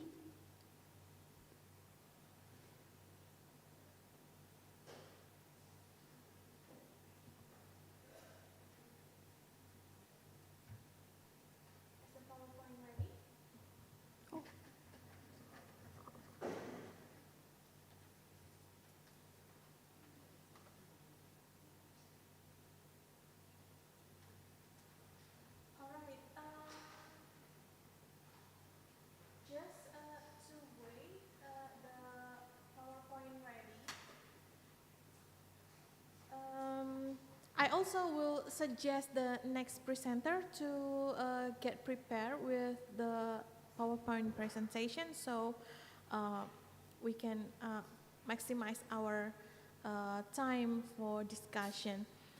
Now, maybe the next presenter, Mr. Gansam Anand, have prepared with the presentation, please. I will maybe give 15 minutes for you first to present your presentation. The forum is yours. Mr. Gansam Anand or the representative, yes, Dita? You can present first, Dita.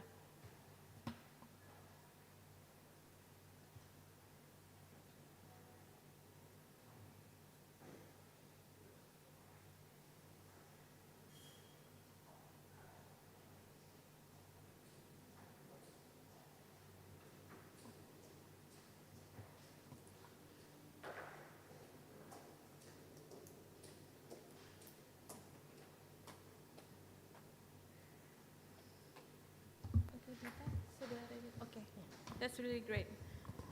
Miss Dita is our respective graduates, yeah, from our Bachelor of Law program.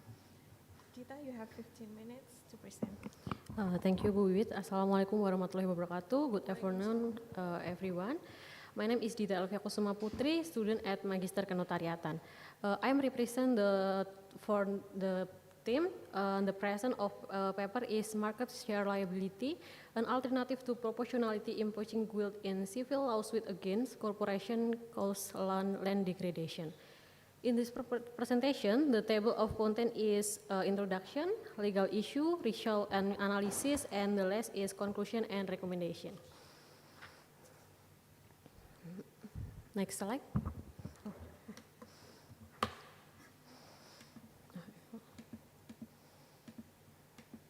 Okay.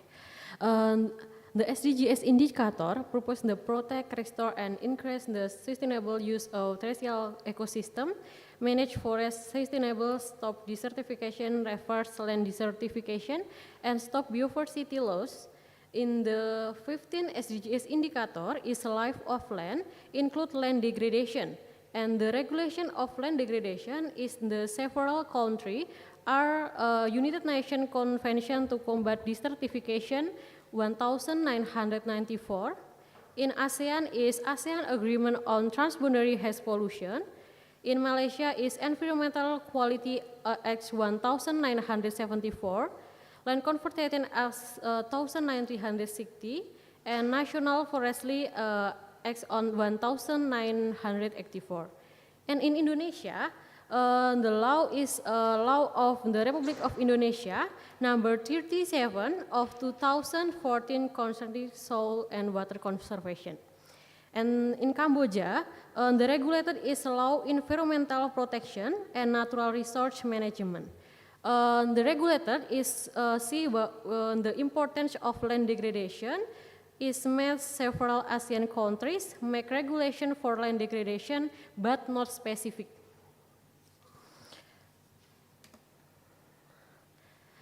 In implementation, there are regulations related to land degradation. There are still many corporate action that cause land degradation. And the settlement of land degradation dispute generally use civil law remedies, and in practice, it's often difficult to determine which corporation shall be held legality responsibility for land degradation, because the damage is usually caused by then one corporation that is not related to each other. Thus, the concept of market share liability was born. Market share liability is a doctrine of accountability which in essence states that the defense are jointly and professionality responsibility according to their respective market share. And in the market share liability, first born in United States academic discussion after the decision of the Sindel case with about laboratories. But the market share liability is not known by country in Asia.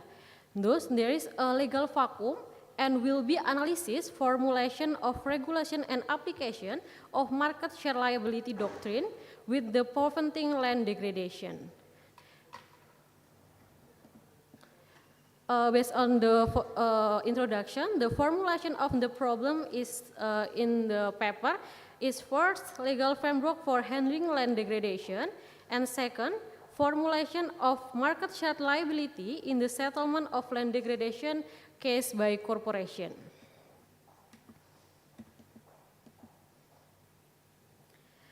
The legal framework for handling the land degradation is regulation of land degradation is related to 15 SDGs indicator. The target set focus land degradation neutrally by the proportion of degraded land total land area, which is by 2030 to stop desertification, restore critical land and soil, including land affected by desertification, and to land degradation. In the description of the SDGs, it is essential to ensure that no land degradation occurs because it's aimed to maintain, first, land of food and climate change mitigation, 2, land for food and the provision of water, 3, land for food and biodiversity, and last is land for food and infrastructure.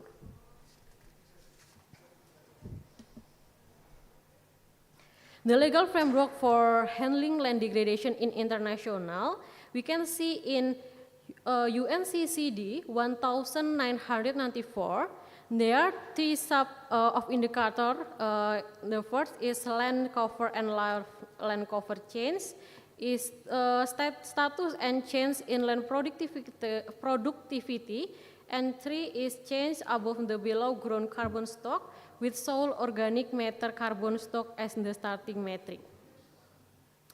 In Asia Tenggara, the regulated is ASEAN Agreement and Transboundary Haze Pollution is a joint commitment of ASEAN member to formalize the 1995 ASEAN Cooperation Plan and Transboundary Haze Pollution and streamline the 1997 Hanoi Plan of Action.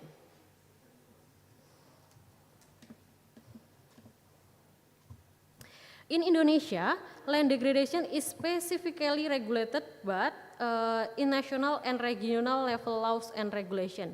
In national, the regulated is land degradation is on law number 37 of 214 and the technical regulation is Minister of Forestry Regulation Iclgg for planting one man one tree.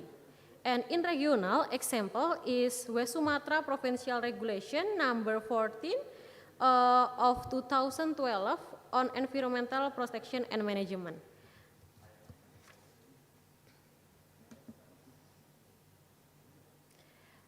Next, the legal framework for handling legal land degradation in Thailand is and the Land Development Act 2551 purpose the controlling land development include in the context of agriculture, industry, house and other use. A land development board is established which has a duty to prescribe policy and land development, to provide rules and land development. And next, in the Forest Act number 8 2562, a prohibition on cutting trees with specific qualification to maintain soil fertility. And the legal framework for handling land degradation in Malaysia is on the Environmental Quality Act of 1974, contain a number of regulations such as restriction and soil pollution, noise pollution, reconstruction and pollution of the atmosphere, reconstruction and pollution of inland water that have helped to slow down Malaysia's rate of land degradation. The National Forestry Act 1984, National Urbanization Policy, and National Agriculture Policy are the key policies of the nation of land degradation in Malaysia. Next, is a formulation market share liability in the settlement of land degradation case by corporation.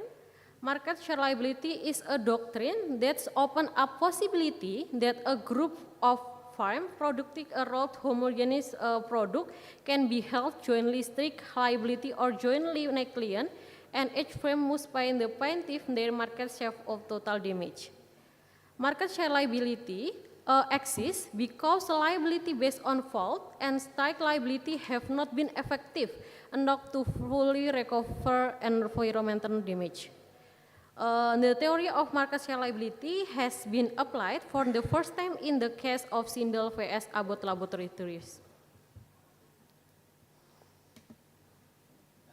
Okay, you can see the difference between market share liability, strike liability, and liability based on fault in the stream to efficiency in the time. Based on the table, then with a doctrine of market share liability, it is possible to overcome the problem if there is difficult determining the land degradation in Indonesia. Because the corporation is a result of environmental pollution and land degradation. This is advance of using market share liability in the settlement of land degradation in Indonesia. Market share liability for over confidential lawsuit in Indonesia, there are two reasons.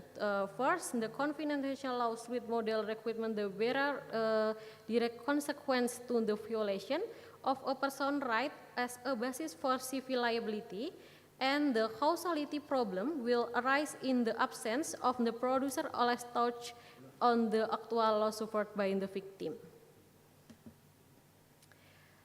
This is a loss calculation simulation with the application of market share liability.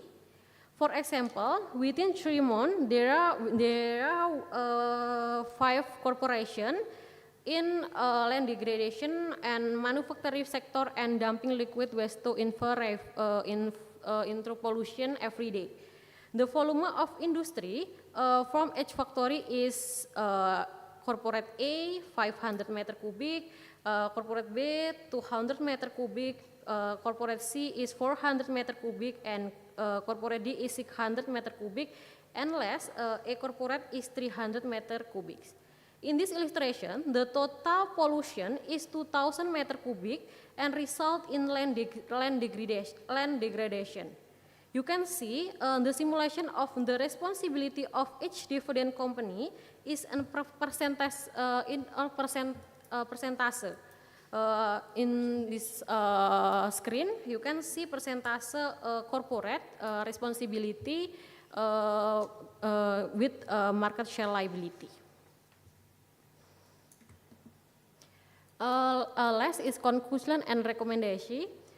First, in order to deal with the land degradation, they have been various and international level in each country.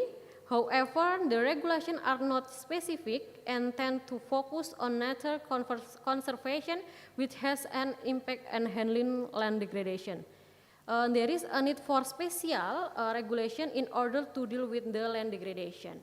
And second, as the time when because considered the liability based on fault and strike liability were not effective enough to fully recover environmental and land degradation. And on the theory, market share liability, Westbourne and Orange relate to market share liability be regulated in law so that the provisions are national in nature and do not have multiple interpretation. Thank you very much for your attention. Wassalamualaikum warahmatullahi wabarakatuh. Waalaikumsalam warahmatullahi wabarakatuh. Thank you, Miss Dita Elvia, for a really brief and very fast presentation. All right. Again, I would like to invite Mr. Faisal Kurniawan and his colleagues to present the paper.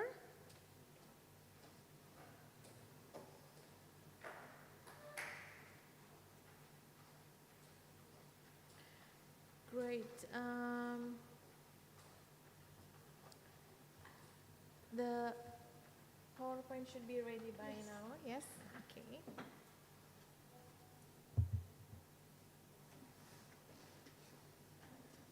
All right, time is yours. Thank you very much. 15 minutes.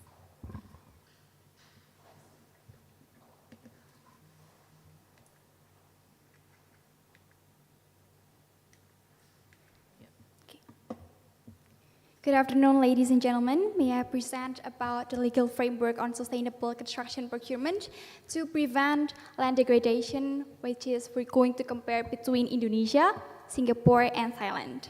I am Angelica Milano as an undergraduate student here in the Faculty of Law, Universitas Airlangga. We're very delightful to share with you about our findings here. So the objective of this research is to compare the settings in developed and developing countries within the regions and shedding light on their approaches towards sustainable development and the preventions on land degradations.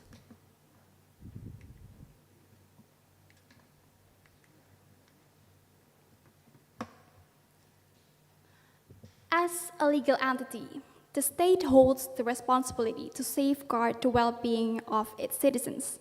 One of the key elements to contributing to prosperity is the judicious use of land and the cultivations of land itself, as emphasized in Article 2, Paragraph 3 of Law Number 5 of 1960, concerning basic agrarian regulations here in Indonesia. Therefore, government often use land through constructions and infrastructure development such as roads, public transportations, and residential areas, which plays an instrumental role in supporting people's lives.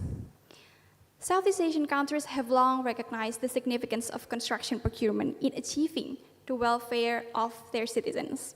For instance, Indonesia, under the ruling of Joko Widodo, witnessed the constructions of an impressive 1,900 kilometers of toll roads in just 7 years. Similarly, Singapore Building and Construction Authority, or BCA, data reveals a substantial construction demand on $32 billion Singaporean dollars in 2023 alone. However, such extensive construction procurement can have negative implications, particularly in terms of the land degradations itself. Land degradations characterized by the loss of soil's productive capacity has become a pressing global concern. The Global Environmental Facility, or GEF, reports that a staggering 24 billion tons of soil is degraded annually, with construction activities being one of the main contributing factors. The consequences of land degradations are far-reaching, leading to issues such as drought, erosions, and shortage of water and food, affecting both natures and communities.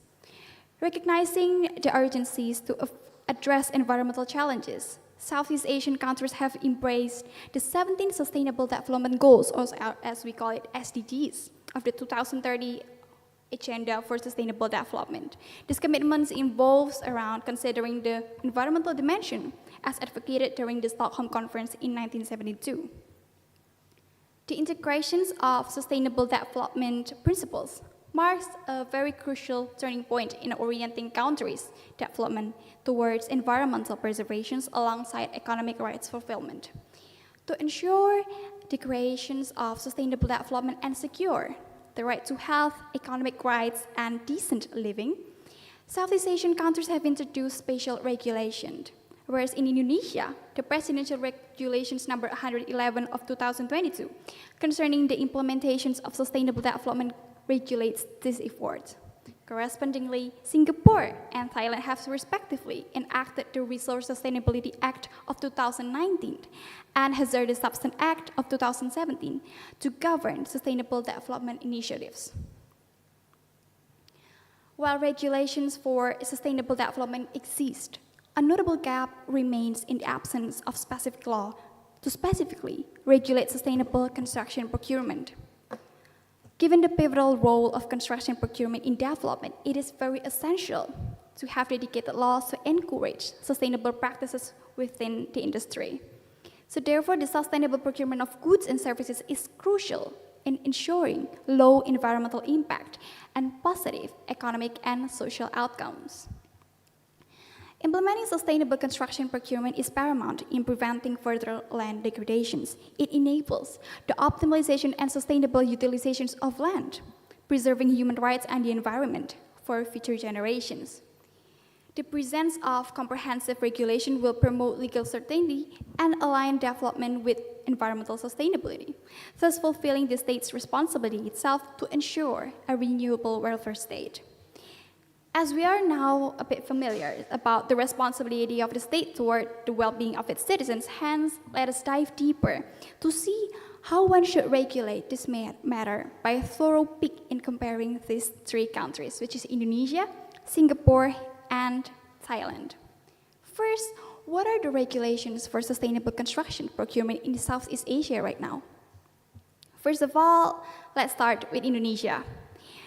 The state regulates sustainable procurement on a sectoral level, particularly the Construction Services Law. This law, stated in Government Regulations number 22 of 2020, focuses on creating strong, reliable, highly competitive, quality, and sustainable construction building.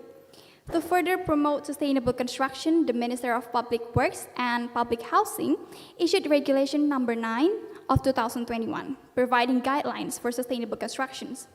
Sustainable constructions is defined as an approach that meets current and future economic, social, and environmental objectives. It should be economically feasible, environmentally responsible, and also can reduce social disparity in society right now. Indonesia itself strives to implement sustainable construction through various initiatives. For example, the Ministry of Public Works and Public Housing issued Instruction number 4 of 2020, mandating the use of non-ordinary Portland cement in construction. This move aims to reduce carbon emissions and improve climate and soil quality. In comparison with Singapore, a pioneer in Southeast Asia, has several laws and regulations governing sustainable construction procurement. The Building Control Act and the Code on Sustainable Measures for Existing Buildings set green building standards that construction actors must adhere to. Compliance is monitored by the Building and Construction Authority, or as we call it, BCA. Singapore's dedication to sustainable construction is evident through the Singapore Green Building Master Plan, or SGBMP, which the plan aims to green 80% of building, achieve 80% super low energy, and improve energy efficiency by 80% by 2030. Next, in Thailand, the Public Procurement and Supplies Administration Act 2017 is one of the arrangements for sustainable procurement. The country 11 National Economic and Social Development Plan 2012 until 2016 emphasized sustainable management on natural resources and the environment. Thailand has also green building regulations, such as the Green Building Energy Code, or GBEC. This code outlines a criteria for energy efficient buildings, encouraging reduced energy consumptions and positively impacting towards the soil quality itself. From this research, we compared the sustainable construction procurement arrangement in Indonesia, Singapore, and Thailand, providing valuable insights into each country's commitment to sustainable development and the prevention on the land degradation. While Singapore, of course, leads the way with comprehensive laws and regulation, Indonesia and Thailand are also making strides towards achieving a sustainable future. As we move forward, it is imperative for all nations, not only Indonesia, Singapore, and Thailand, but also Southeast Asia countries, to prioritize sustainable construction and create a harmonious balance between development and the environmental preservation.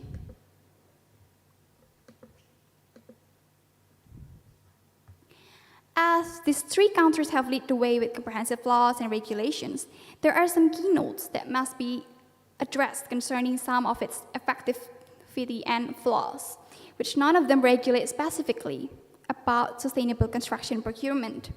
Therefore, as we move forward, there are several guidelines that can be grasped from comparing these three countries. And to address these gaps and provide a guideline for sustainable construction procurement, we're delighted to propose a regulations reconstruction. Therefore, our second problem is reconstructions of regulation regarding the sustainable construction procurement to prevent land degradation. The first pillars of our reconstruction revolves around principles that should govern sustainable procurement. Just like the roots of a tree, principles form the foundations for legal norms. These principles include reducing resource usage, waste generations, promoting environmental protections and management, and mitigating safety, health, and climate change risks. This principle will guide future implementing regulations and offer clarity in ambiguous legal situations we face right now. In addition to the principles, we believe that indicators and specific requirements must be integrated into sustainable procurement regulations. Our Sustainable Construction Ministry regulations includes indicators focusing on economic feasibility, environmental preservation, and reducing social disparities. Furthermore, the sustainable procurement requirements encompasses administrative, technical, and sustainable aspects. For example, building procurement requires compliance with AMDAL document, while the Resource Sustainability Act of Singapore adds the obligation to register with the authority and restrict the use of harmful materials.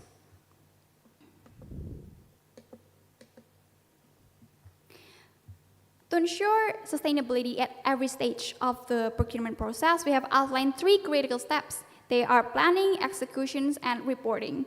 During the planning, the operator must submit a comprehensive plan, including identifying parties involved, the nature of procurement scope, objectives, and eco-friendly material usage, which this plan submission is akin to the Resource Sustainability Act requirement in Singapore.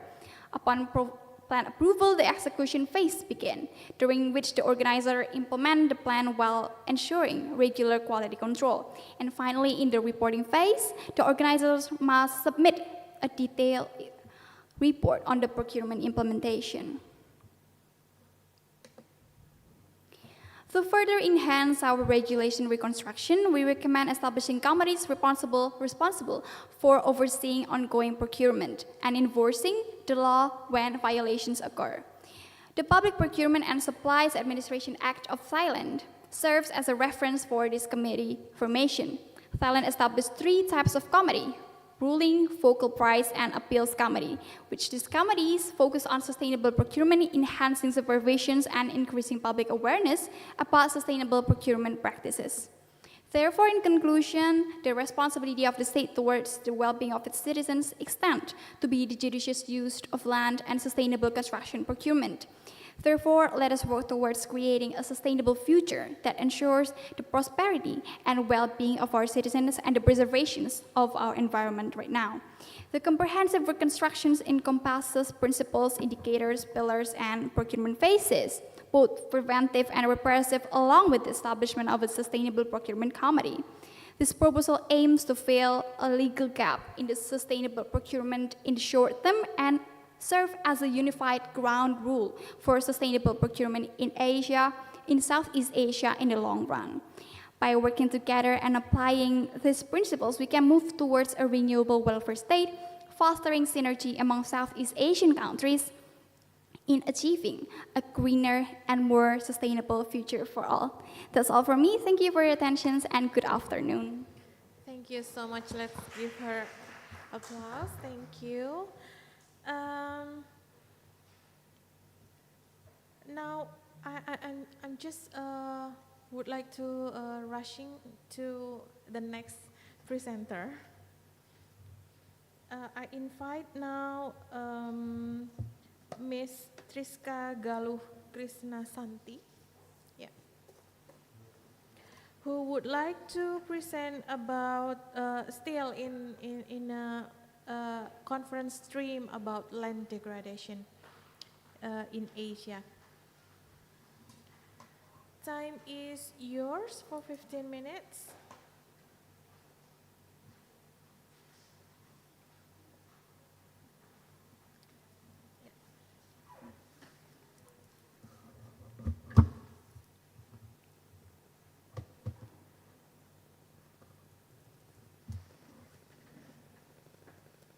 Tes. Oke. Assalamualaikum warahmatullahi wabarakatuh. Waalaikumsalam warahmatullahi wabarakatuh.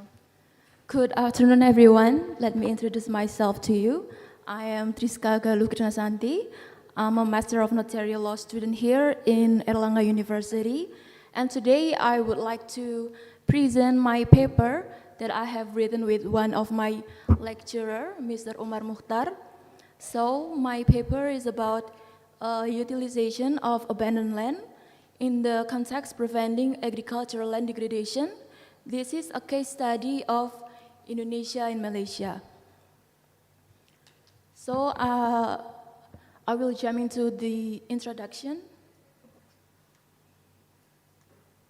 So, okay, land degradation is a significant development challenge in Asia as it negatively impacts rural livelihoods and food security, also weakening indigenous people's rights. Right now, Indonesia is experiencing a land degradation crisis because some agricultural land has been degraded. And in this case, degraded land is referred to as unproductive, critical, or idle land, which is left abandoned, uncultivated, and generally overgrown with shrubs. The development that only prioritizes economic aspects and ignores the preservation of natural resources has created some problems for the indigenous peoples and tribal peoples. And just not only that, the problem that has reappeared is the emergence of the ownership disputes between indigenous peoples and the business entities. And the phenomenon of abandoned lands in Asia also occurs in Malaysia called the tanah terbiar. Here in Indonesia, we used to call the abandoned land as tanah terlantar. And Indonesia and Malaysia face a common challenge of abandoned land affecting the indigenous peoples and tribal communities. So, referring to the problems above, a genuine effort is needed in order to realize the implementation of the Sustainable Development Goals, which is life on land, and it is necessary to rearrange the order and utilization of abandoned land by taking into account social and environmental interests to prevent land degradation as the goal of SDG 15.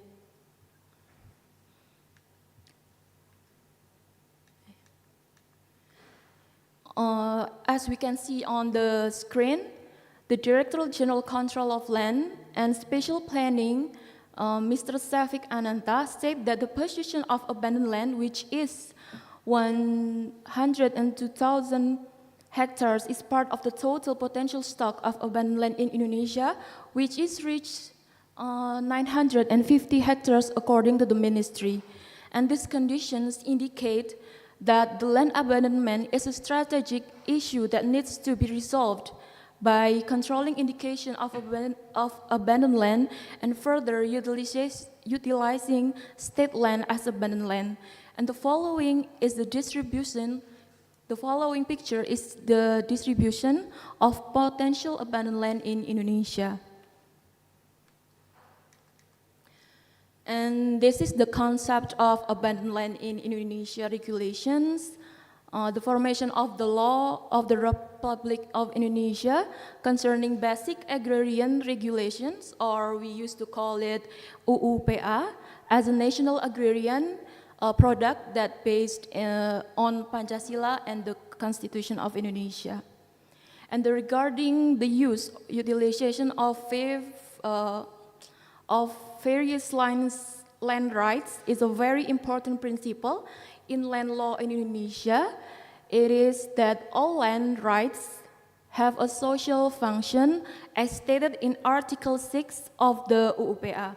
And the primacy principle of the social function is to give the rights holder the obligation to use the land in question according to its circumstances, purpose, and nature.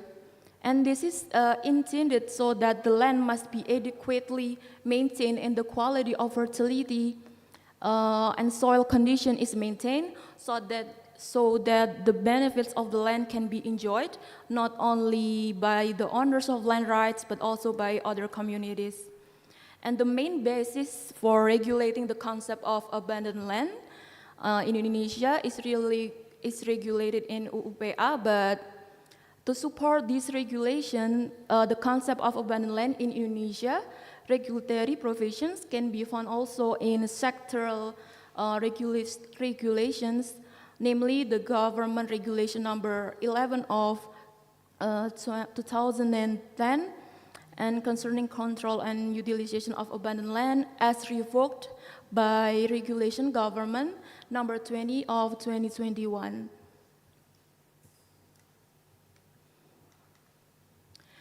In the provisions of Article 1.2 and Article 1 number 6 Government Regulation number 20 of 2021 states that abandoned land are private land, land with management rights, and land obtained based on the basic tenure of land, which is intentionally not cultivated, not used, not utilized, or not maintained. Meanwhile, the abandoned land is abandoned areas. It contains business permits, concessions, permits that are deliberately not cultivated, not used, and not utilized in the form of non-forest area. And the stages of controlling abandoned land include evaluating abandoned land, warning of abandoned land, and determining neglected land. And the determination of abandoned land is regulated in Article 1.21 of the Ministerial Regulation number 20 of 2021, which states that the determination of abandoned land is a decision stipulated by the Minister for Land that is indicated as abandoned become abandoned land. So based on the provisions or laws and regulations, it can be concluded that the elements that exist in abandoned land is there is an owner or holder of land rights. This is the subject. And the second is the existence of land rights that are cultivated or not, and this is the objects. And third is there is land that has been identified as forest again or its fertility is not maintained. And there is a certain period when the land becomes unproductive. And the last is there is an intentional act or not using land. And also the land status returns to customary rights or the state. And by knowing the essential of these elements of abandoned land, the criteria or measurement that can be used to determine a plot of abandoned land is by explaining it again, by making interpretations of the existing elements, focusing on the purpose of granting land rights. And now one of the 17 goals is HGD 15, which is about life on land, which is specifically dedicated to environmental resources in order to maintain, to restore, and enhance the use of the terrestrial environment and sustainable management of forests, fights against desertification, and reverse land degradation and loss of biodiversity. Okay, so one of the cases occurred in Indonesia in land management is by community members or customary law community versus the PTPN. PTPN is like holding for perkebunan Nusantara in Indonesia. And in the history of its development, plantations present two paradoxical sides. On the one hand, plantations have experienced their heyday by making themselves a mainstay of economic resources and generators of foreign exchange, where plantations are green mines. But on the other hand, plantations have given rise to economic inequality because they have resulted in economic dualism, namely the existence of a plantation economic system controlled by export-oriented colonialists. However, on the other hand, there is traditional agriculture of the colonized people. So the conflict that has been going on for centuries shows almost that same systems, namely the demand for the return of people's rights to plantation land, because it is claimed that the land was obtained by the plantation party by seizing or fulfilling the payment of compensation value, which is considered too small. Yeah, this demand was followed by land occupation by the community, including looting. The source of the dispute was the cultivation rights that have been granted for agricultural land controlled by illegal entities, as I said before, namely the PTPN, which holds cultivation rights with a general area in Indonesia. There are suspicions that PTPN did not properly manage its plantation land in obtaining the hak guna usaha or the cultivation rights. That land PTPN control had been neglected for a considerable length of time. And we know abandoned land has so much potential, so it must be immediately empowered again or reworked to contribute to land sustainability as support for ecosystem services through carefully planned land use management and by involving local communities. Indication of abandoned land can be prevented. And if the arrangement of abandoned areas is not start immediately, it will cause prolonged stagnation in the land sector.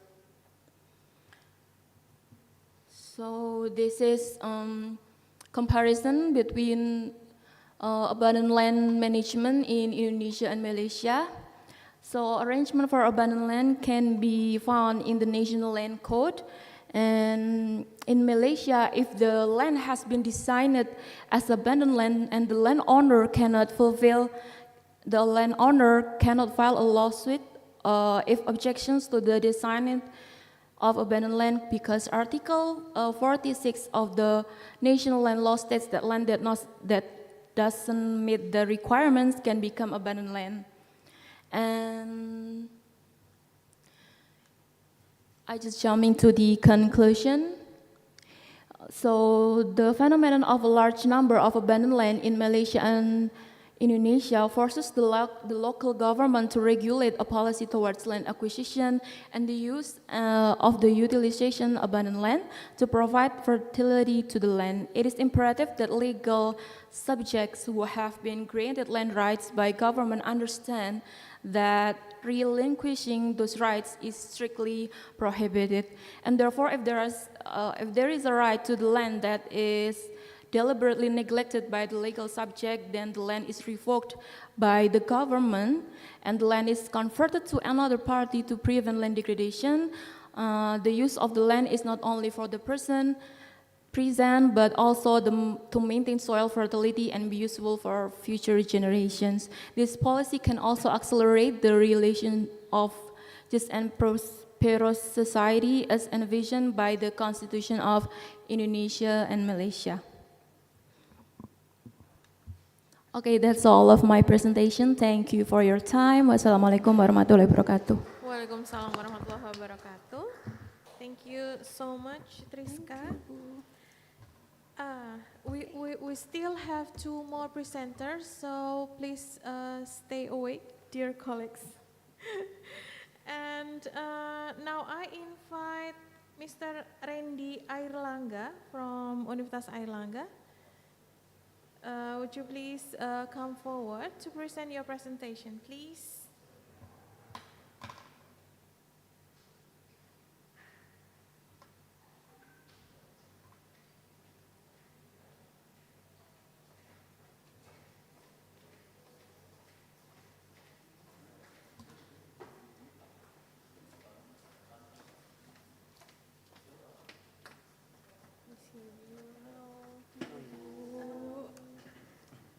Please introduce yourself first, name and institution, yes? Yes. Okay, 15 minutes, time is yours. Okay, thank you Bu Wiwit for the time. Assalamualaikum warahmatullahi wabarakatuh. Good afternoon everyone and welcome to our presentation. First of all, let me thank you all for coming here today and thank you for the 4th Iclgg 2023. So we can be here to present our paper. Let me start by saying a few words about our background. Next slide, please.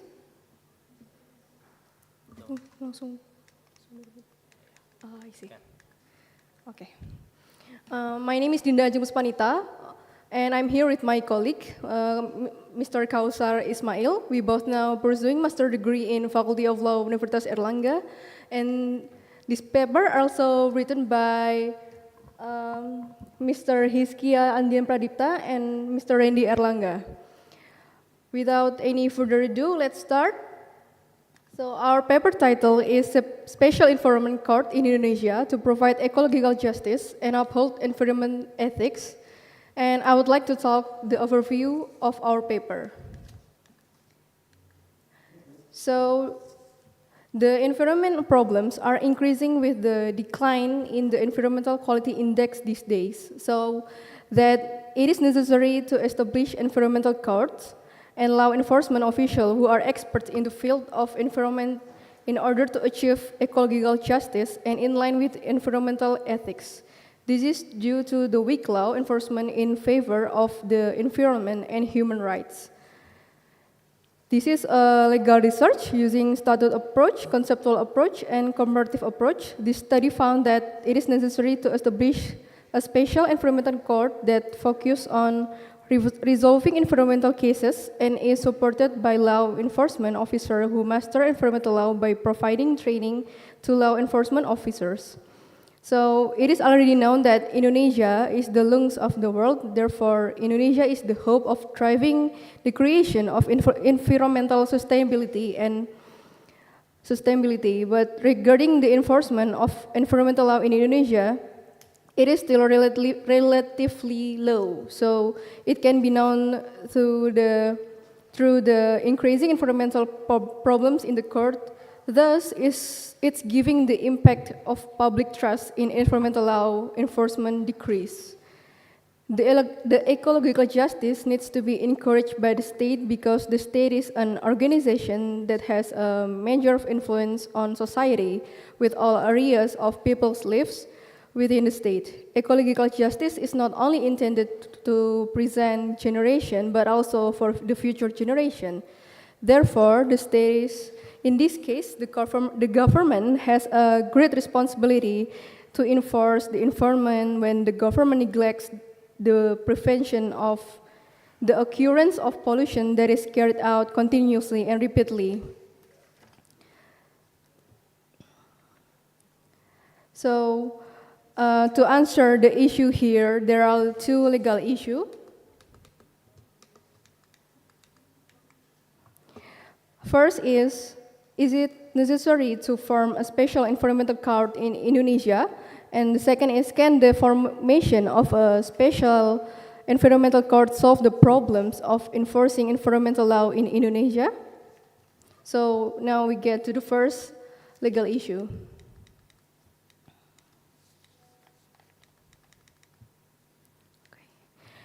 Currently, the types and forms of judicial institutions have grown rapidly and varied.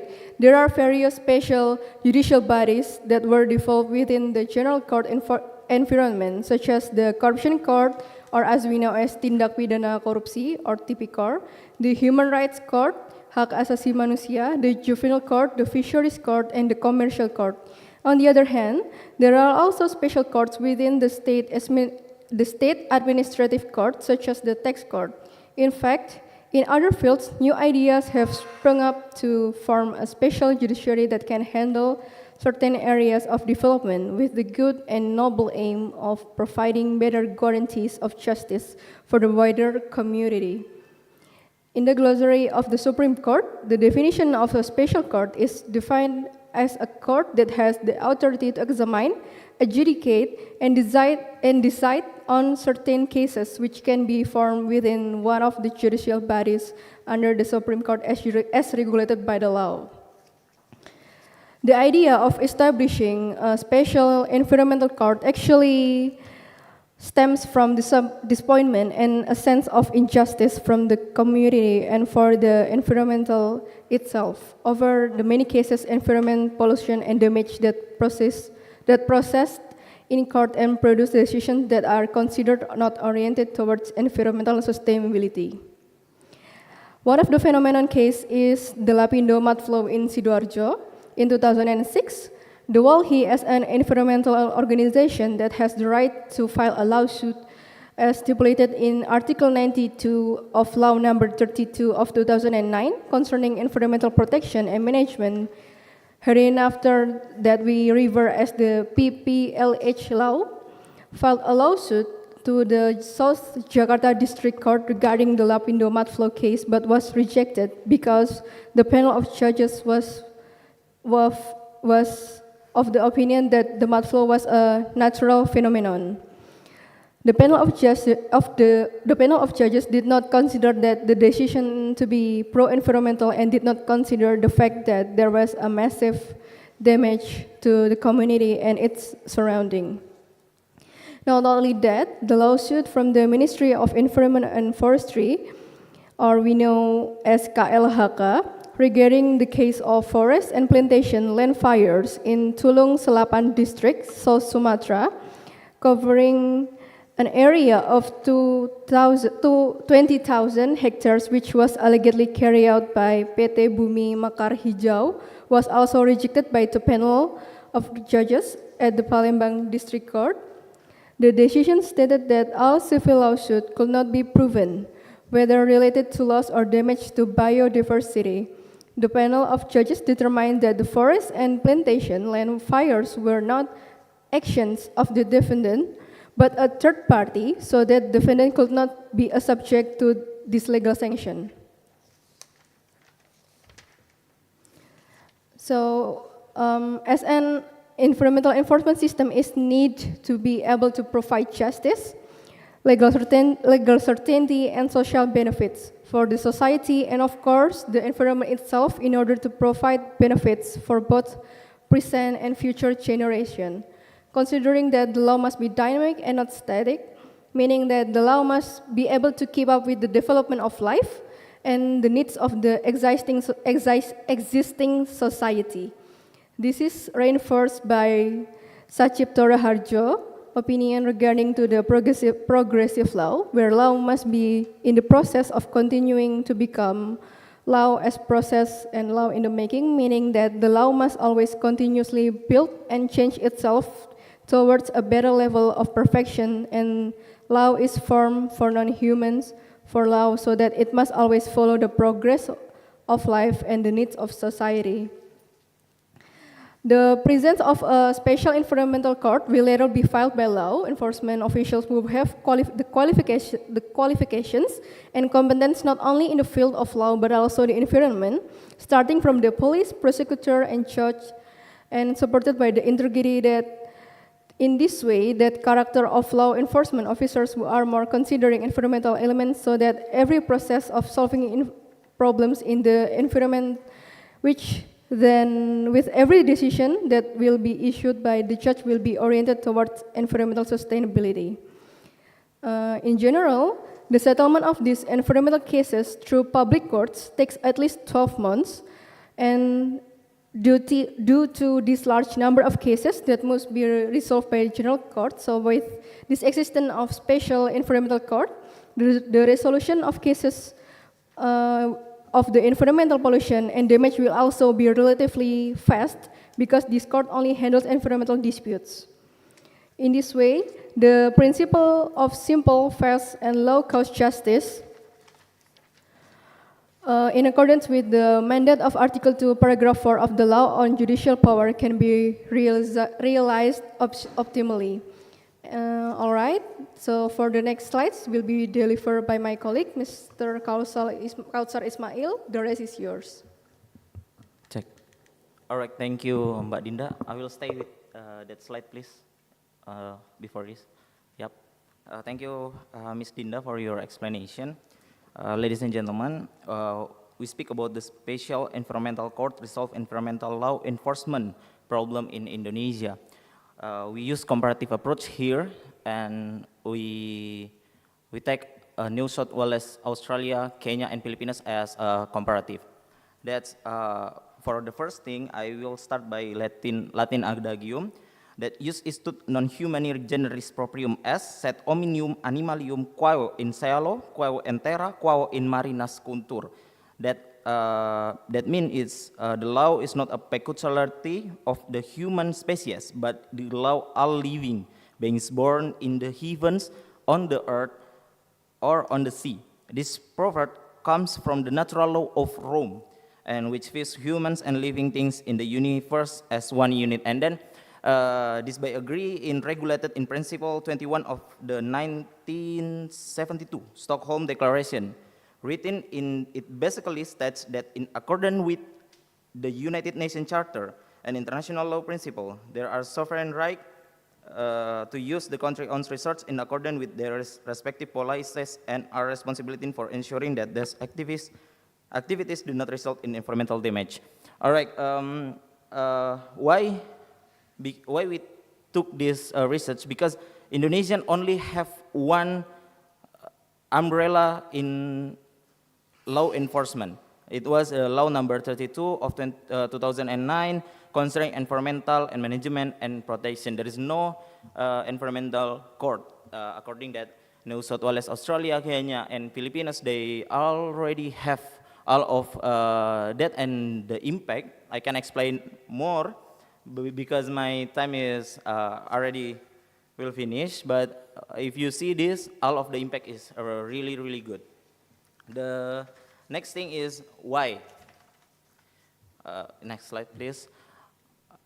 In this slide, written to no matter how good a regulation is, if it is not supported by good and reliable law enforcement officer, then do not expect that an enforcement will be successful. Or in other words, however bad a regulation is, if it's supported by law enforcement officers who are good, have morals, then enforcement law will work. Why we push this thing happen to Indonesia? Because when the environmental court happen, there are many practice for adjudicators, for judges, for prosecutors, or for the prosecutor special for environmental and police special for of environment. And with all of that, law enforcement for environmental will increase and be successful. The next slide, please. All right, for the final, before we conclusion, the sanction we want is by imposing priority fines. There are no prison in law environmental court because wherein we need to revitalize the broken or damaged environmental. So we suggest that fines or polluters pay is will be okay or better than prison. For the conclusion, I will say that a special environmental court is an institution that needs to be stabilized to provide benefits for human as well as for the environment. The special environmental court is also expected to be able to resolve environmental cases more quickly and precisely. The establishment of a special environmental court in several countries has proven to have a positive impact on law enforcement in the environmental field. So if the other country can do it, we can make it too. I believe that Indonesia can do it, although it is not easy because we will start from the bottom. But the better life can be proven because we make it real. Thank you for us. Thank you. Thank you. All right, we have had an extensive presentation from 6 presenters. So last but not least, now I invite Ibu Aktieva Tri Citrawati, my senior colleagues from the Faculty of Law, Universitas Airlangga, to deliver a presentation about exploring 5 years of post-Palu disaster, how state responsible to land degradation caused by earthquake. Floor is yours, whoever, for 15 minutes.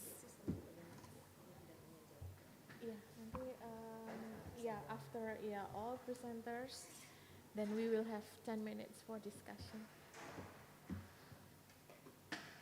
Okay, thank you, Bu Wiwit, because you told me before that I have only 5 minutes. 15 minutes. Oh, 15 okay, minutes. 15 minutes. So I will deliver my presentation in a hurry. In a really hurry. Thank you. Good evening, the distinguished guests.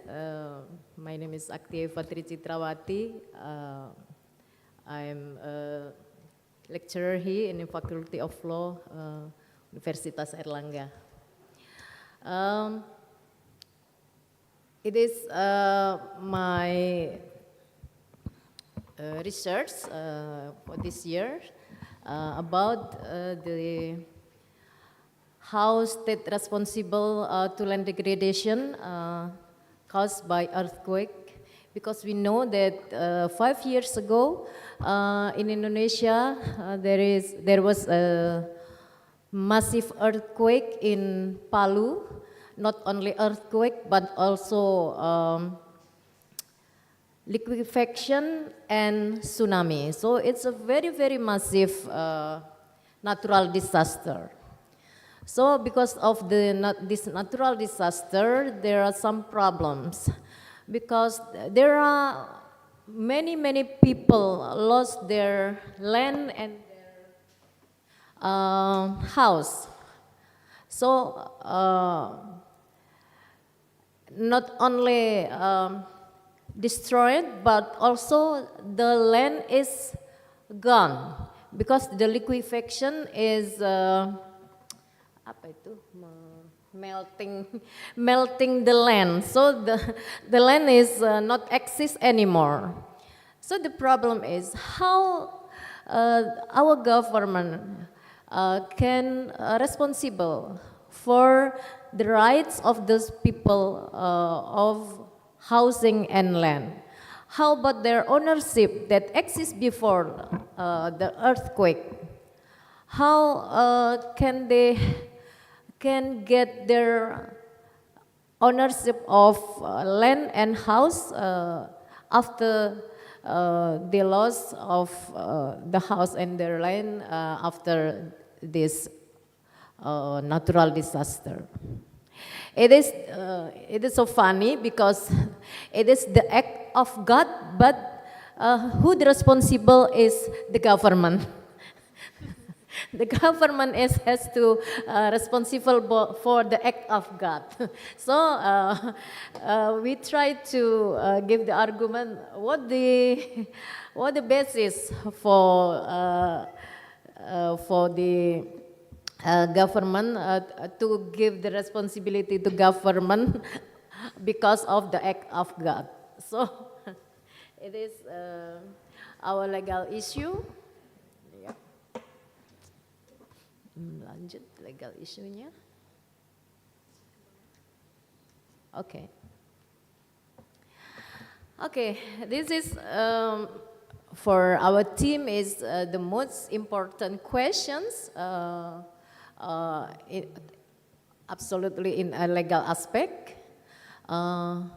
With the loss of the shelter as the basic need of the community, is there any form of legal protection from the state for the resident of the affected community, especially land rights?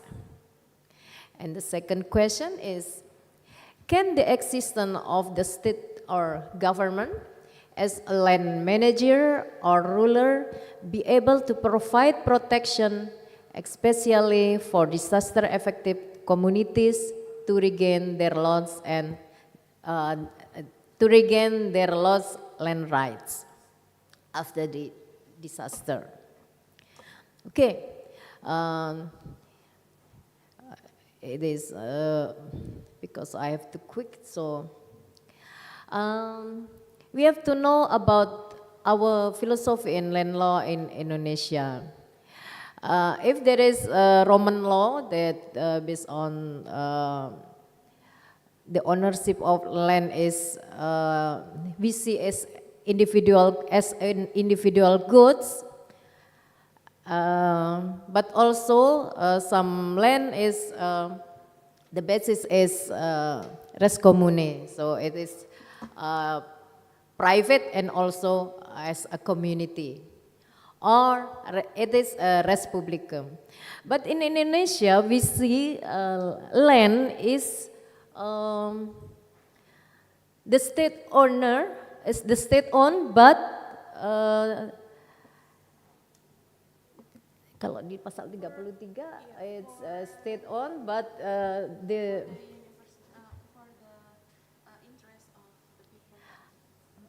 the use is for the interest of the people, untuk sebesar-besar kemakmuran rakyat. What is in English? It's for people prosperity. So the owner of the land is state. So the rakyat is only used as at hak milik, but the real owner is the state. So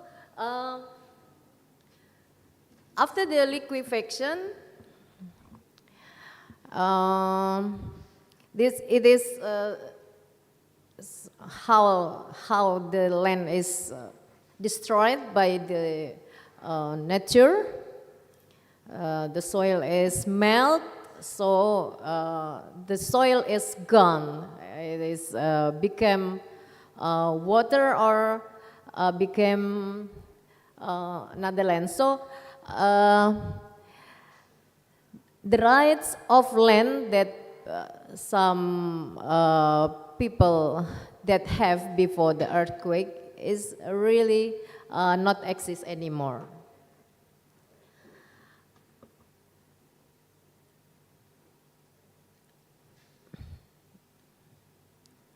Now, how about the legal status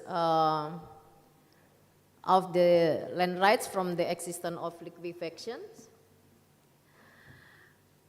When we're looking at the legal and physical status of the land, several land problems occurred after the natural earthquake.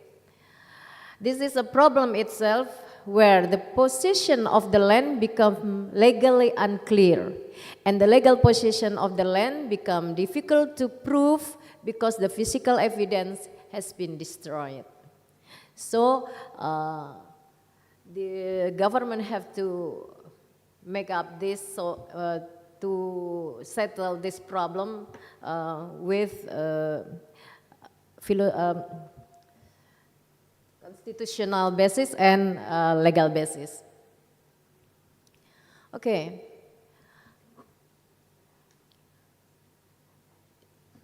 In the theory of law, land rights will disappear if the land is destroyed. However, in Palu, the land is not been destroyed. It is just that it has completely changed. Now, because of this, it is necessary to remap the government according to law of the Republic of Indonesia number 5 of 1916. That's called agrarian law in Indonesia, but it's not really in that terminology in other legal concept. It is land law. It's not agrarian law. But in Indonesia, it's called hukum agraria or agrarian law. So it's rather different concept. The erasure of land rights can be carried out, but in the sense that the land is considered destroyed or its location cannot be found anymore. However, the definition of destroyed land in the law needs to be interpreted more deeply. This is because physically, the liquefaction land can still be found through reconstruction of the location of the land according to the certificate. Therefore, as long as the coordinates can be found, the residents still legally own the land. But in fact, when you see how the earthquake destroy the land, it is difficult to identify the rights. Okay, it is how the government responsible on disaster management about granting of the land rights. As I said before, that natural disasters are God's will, and that cannot be avoided by anyone. But legally, the damage caused by natural disaster is a force majeure event or an overmach. If an area is affected by a natural disaster, it does not mean that the affected citizens have lost their homes to ask the government for compensations. Regarding to the legal status of liquefaction land, because the incident in Palu 2018, the regional government relocated the resident affected by the liquefaction as stated in the decree of the governor of Central Sulawesi number 369 2018. So I will directly go to the conclusion because the moderator gave me this little paper. Okay. Okay. The conclusion is the actions taken by the state are a social humanitarian obligations toward its citizens affected by natural disasters. Therefore, the regranting of land rights that has been lost due to the natural disaster can be resubmitted to the state to obtain a new land rights. Effort that the government can make up providing temporary housing for affected communities by looking at the state financial capacity, both the landed houses and the apartments. Thank you for your patience. I will get back to Let's give her applause. Moderator. Yeah, actually, So I have to go there? Yeah, Okay. Ibu Eva. We will continue with discussion. Okay, Thank you thank so you, much. thank you. Actually, you still have 1 minute. It's for you. Okay, thank you so much. All right, we have already had a really extensive discussion, but we are so lucky that we still have 10 minutes for question and answer and discussion, as I promised you before, that you can keep your question at the end of all our presenters have presented their presentation in this forum. So again, I invite you to, maybe you have one or two questions to our distinguished presenter. Pak Oheo in front, and may I know your name, sir? Pak Yosua. Pak Yosua from Universitas? STHB. Okay. I will give the first opportunity to Pak Oheo from Universitas Halu Oleo first, and then Pak Yosua. Okay. Please, Pak Oheo. Thank you for having me here. I will deliver my question to Akhina Al-Karim Abdullah. لكنها يخرج Mr. Abdullah. Okay. إلى الحمام أو إلى الخارج. Okay. Yeah. Okay, I'm asking regarding the what we say in the judge in Arabic, Al-Qadi. So, okay, Al-Qadi. Al-Qadi, I mean, in Mamlakah Saudi Arabia, so most of all in all over the world concerning the what is the procedure of law in the court. So we do recognize this is what we say giving forgiveness. So okay. In term of so Indonesian court is namely judicial pardon, giving forgiveness. For you, do you understand? Yes, forgiveness. So unless there's the so let's say the what is the criminal offenders has a little bit mistake, or just say in Arabic we say al khata'u as-saghir al khata' al-kabir. Yes, in Arabic, in my little understanding about Arabian. So I'm asking, so does also the court of Saudi recognize the giving forgiveness for those for let's say murtakibul jarima? Yeah, is it happen also in the Mamlakah Saudi? Thank you. All right, thank you. So the question was about the forgiveness, yeah, in the court system. Yeah. Yes. Okay. But let us wait for Mr. Abdullah. I will just take some notes from.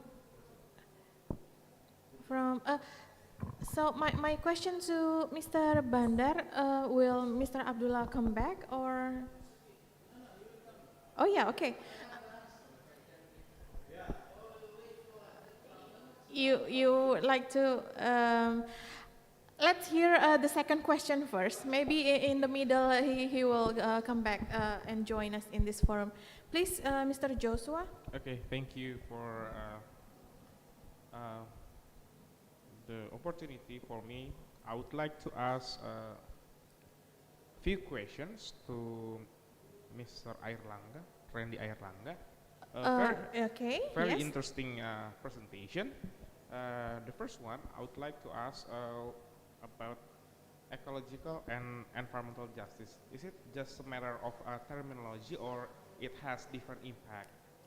The second one is, what is the tertium comparationis between New South Wales in Australia, Kenya, Filipina, and Indonesia, in proposed to Indonesia?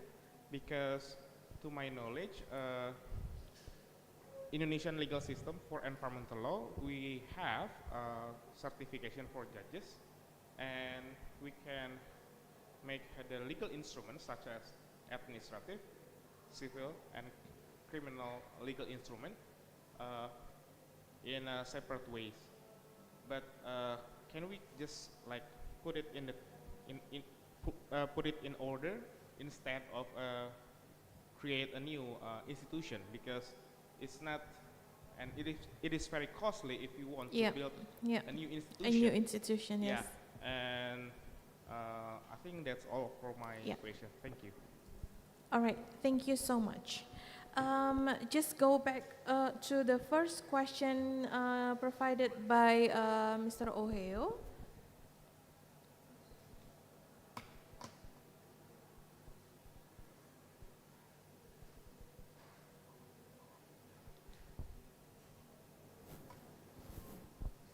All right, yeah, please. أهلا وسهلا. حسب النظام القضائي في السعودية لا يملك القاضي العفو عن المجرم، لكن له صلاحية الاجتهاد التقديري في إنزال العقوبة حسب ما يقتضيه الحال. معنى ذلك أن القاضي إذا رأى أن هذا المجرم وهذه الجريمة التي ارتكبها تعتبر سابقة، ليس له سجل إجرامي، ممكن أن يخفف عنه العقوبة بما حدده المنظم من تغليظ أو تخفيف للعقوبة. أيضا لو كان مثلا هذا المجرم مثلا مريض كبير في السن مثلا أو إلى آخره، فإنه ينزل هذه العقوبة حسب التقدير أو حسب الاجتهاد التقديري وفق الأنظمة أو وفق ما خوله المنظم للقاضي أن يجتهد فيه.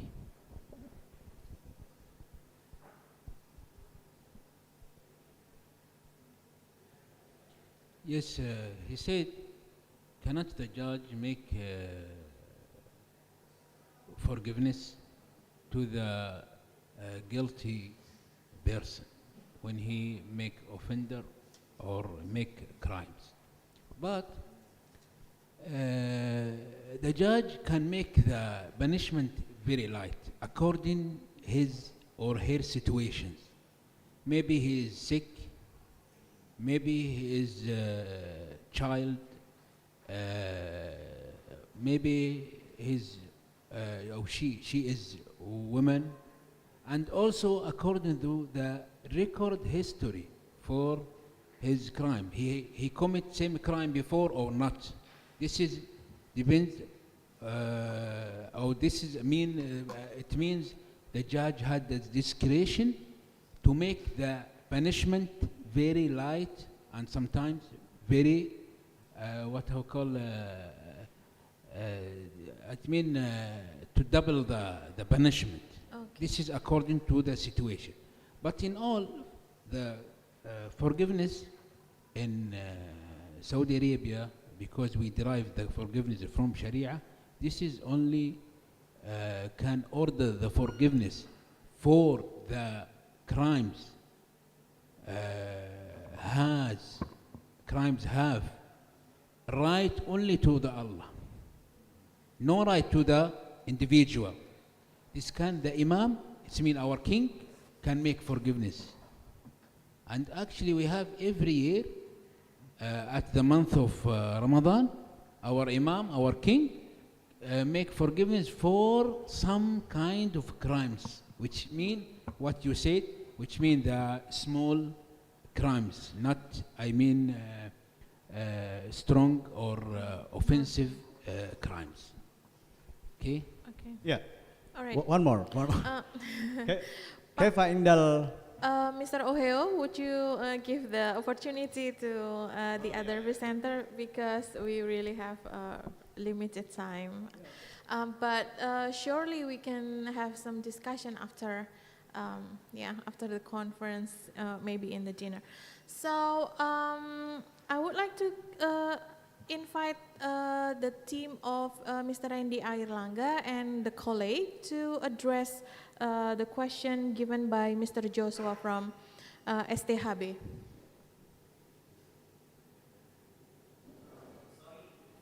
Yeah.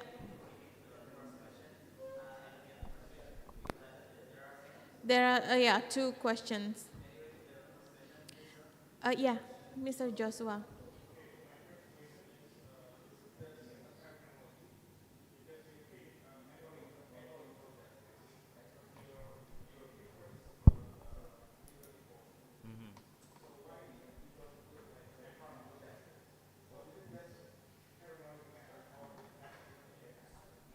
All right.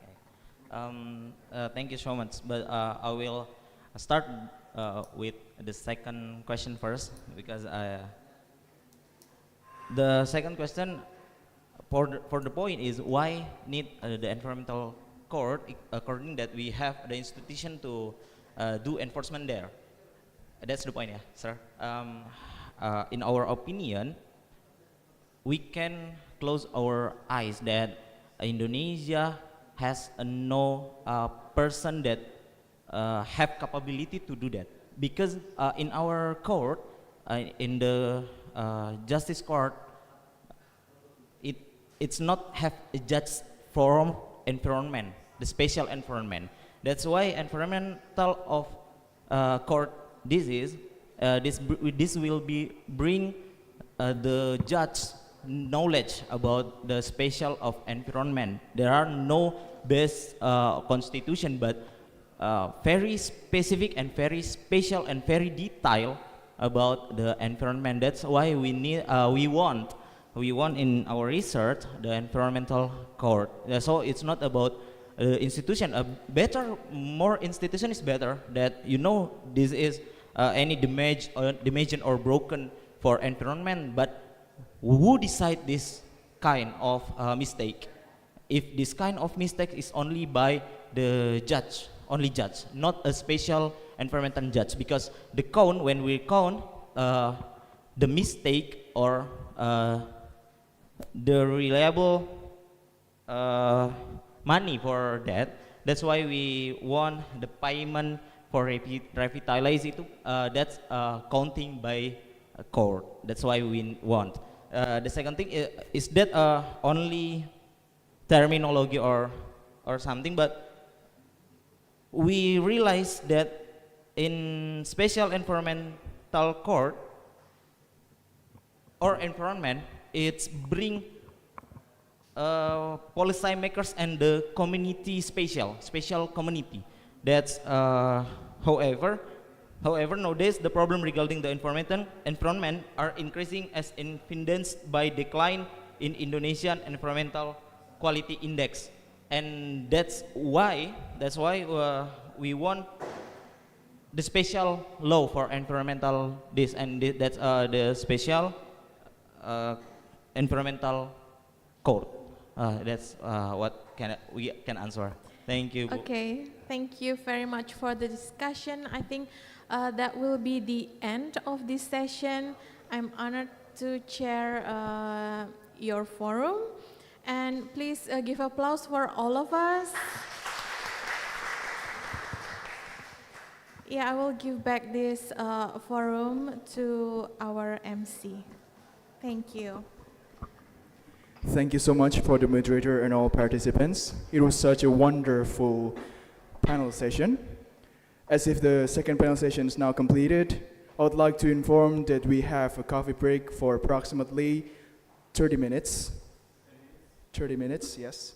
Then we respectfully hope that all attendees will return to this room for at 15:30. So enjoy your coffee break. Thank you.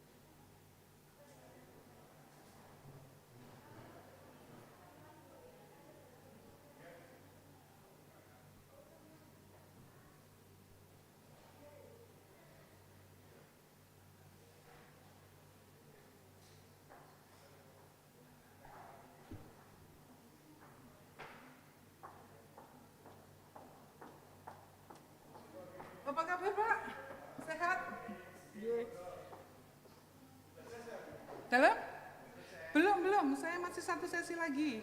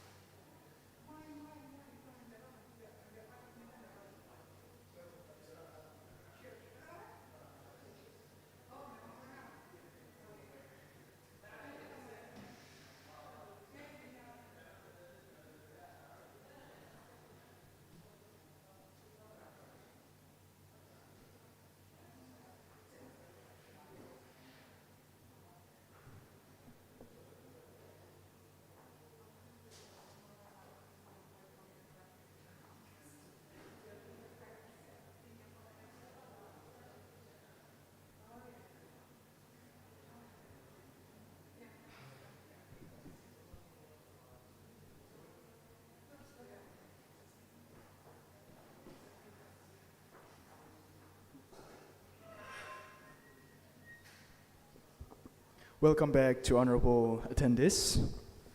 So here we are at the third panel session, the last panel session for today. It will be moderated by Ms. Jani Purnawanti LLM. And without any further ado, I would like to pass directly the microphone to the honorable Ms. Jani Purnawanti. The stage is yours. Thank you.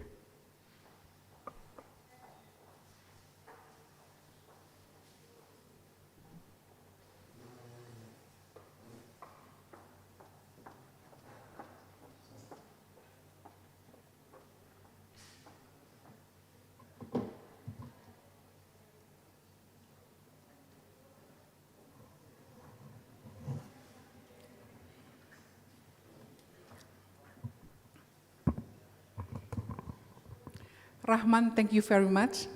And Bismillahirrahmanirrahim. Assalamualaikum warahmatullahi wabarakatuh. Good afternoon, distinguished guests and esteemed colleagues. A warm welcome to this highly panel session at the fourth of Hybrid International Conference on Law, Governance, and Globalization. I'm honored to be your moderator today, and I will guide our discussion on a subject of utmost significance relating to SDGs and the road to crisis recovery in Asia. Thank you very much for joining this third session for day one of our conference today. Right now, we have 5 papers to be presented, and allow me to limit each presentation maximal 15 minutes so that we will have around 15 minutes to elaborate, give feedback, and make some discussion. Without further ado, let us embark on this enlightening journey, exploring new horizons and gaining valuable insight from our distinguished panelists. Please join me in welcoming our first panelist. My dear colleague Rizky Amalia from Universitas Airlangga. She will present a paper in the title of Environmentally Sustainable Procurement to Tackle Land Degradation in Indonesia. Please welcome Ms. Rizky Amalia.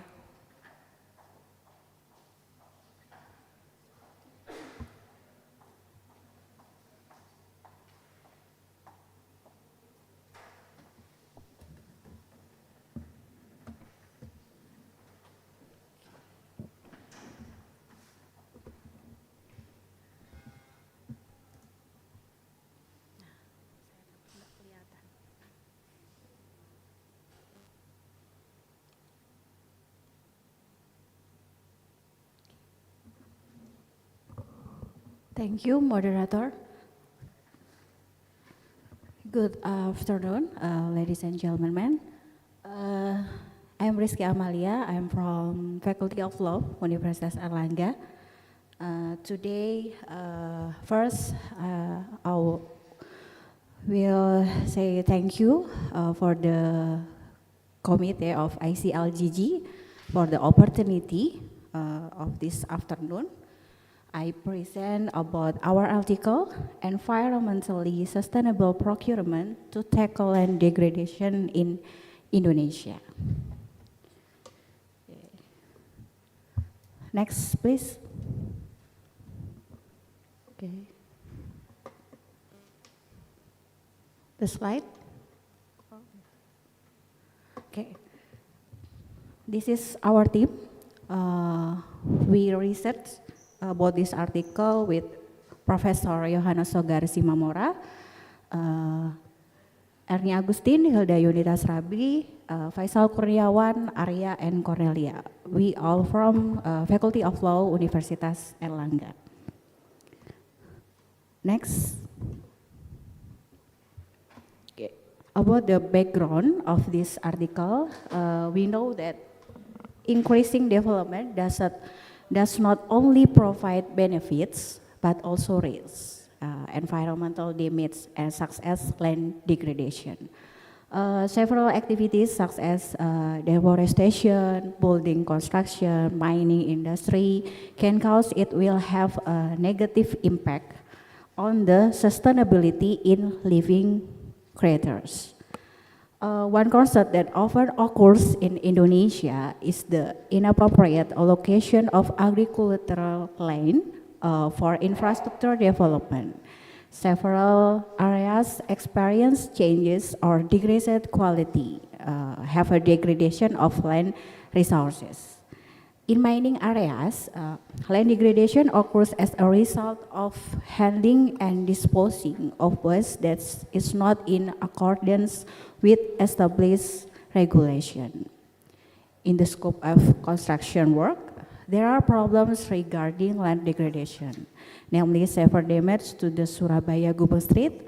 We remember about the case of Surabaya Gubeng Street in 2018, Lapindo, and etc. This case was caused by the inability of the soil to withstand the load and the difference in the weight of the waste of the soil, which resulted in subsidence. The development of a new capital, city in Kalimantan, we consider about that has the potential for land degradation if there is no commitment and policies based on environmental preservation. Okay, next please. The purpose of this article is discuss the problems regarding overcoming land degradation by prioritizing sustainable procurement. Therefore, the focus of the discussion is concept of green procurement with a comparative legal approach between Japan and Indonesia, and green procurement as an effort made by developed country, especially in Japan, to overcome land degradation occurring in Indonesia. Okay. We have two legal issues. The first is concept of green procurement in Indonesia and Japan, and the second is green procurement as an effort to tackle land degradation in Indonesia. In the first legal issue, we find that the concept of green procurement in Indonesia and also in Japan. We have a presidential regulation number 12 of 2021 concerning procurement of goods and service, which states that the concept of being environmentally friendly is a process of fulfilling the needs of goods and services in ministries, institutions, regional working units, or other institutions, so that all stages of the procurement process can provide benefits to ministries, institutional, regional working units, other institutions, and society and the economy by minimizing the impact of environmental damage. The concept is regulated through legislation aimed at following at the green architecture concept, which will ultimately produce buildings which are sustainability buildings. Furthermore, the legislation or the regulation of the implementation of construction regulated in law number 2 of 2017 concerning constructor services also regulates the linkage of green procurement with professional responsibility in construction services to create environmentally friendly development. Responsibility for construction service based on the principle of security and safety, which implies that the fulfillment of the orderly implementation of construction services, environmental security and work safety, as well as the utilization of the result of construction work must still pay attention of the public interest. Therefore, the definition of green procurement is not only of the procurement side of goods, products, but also environment responsibility in the procurement of services, which must prioritize environmental interests based on green contracts. In Japan, we know that the Japanese Minister of the Environment has adopted Act number 100 of 2000, promotion of procurement of eco-friendly goods and services by the state and other entities. This regulation stipulates that products that contribute to the reduction of environmental load due to reasons including the use of low raw materials on or parts contribute to the reduction of environmental load, reduce environmental load caused by greenhouse gas emission, etc. Accompanied by the use of the product and was education through easy reuse or recycling after use in whole and part. Through Article 5, Act 100 of 2000, that in the case of purchasing of leasing goods, of receiving the provision or services, business operators and citizens are to endeavor to select eco-friendly goods. It stipulates that whether living or basic goods or receiving services, business operator and citizen must be selective about environmentally friendly goods. Okay. The second legal issue about the green procurement as an effort to tackle legislation, we have a best practices in Japan about the as the C4. Japan has rehabilitation techniques and it's assessed with reference to accelerated natural regulation and sustainable site management. And the second, in addition to several effects above since 2000, Japan has implemented related laws and regulation regarding green processes. And the third is the local governments in Japan have made efforts to fulfill green cooperation contract. Green contracts and paying attention in green purchasing as enacted through the Green Corporation Law in 2007. It is a good practice in Japan to constantly update green procurement regulation. The conclusion of this article is the implementation of sustainable procurement in Indonesia has not been optimal, even though there are already several provisions for sustainable procurement of goods and services in Indonesia. This is indicated by the fact that there are still a number of construction works which are part of the scope of procurement of goods and services that do not pay attention to the environment and still have difficulties to mitigating land degradation. This obstacle is due in part to the culture of the people who still burn land in several regions in Indonesia.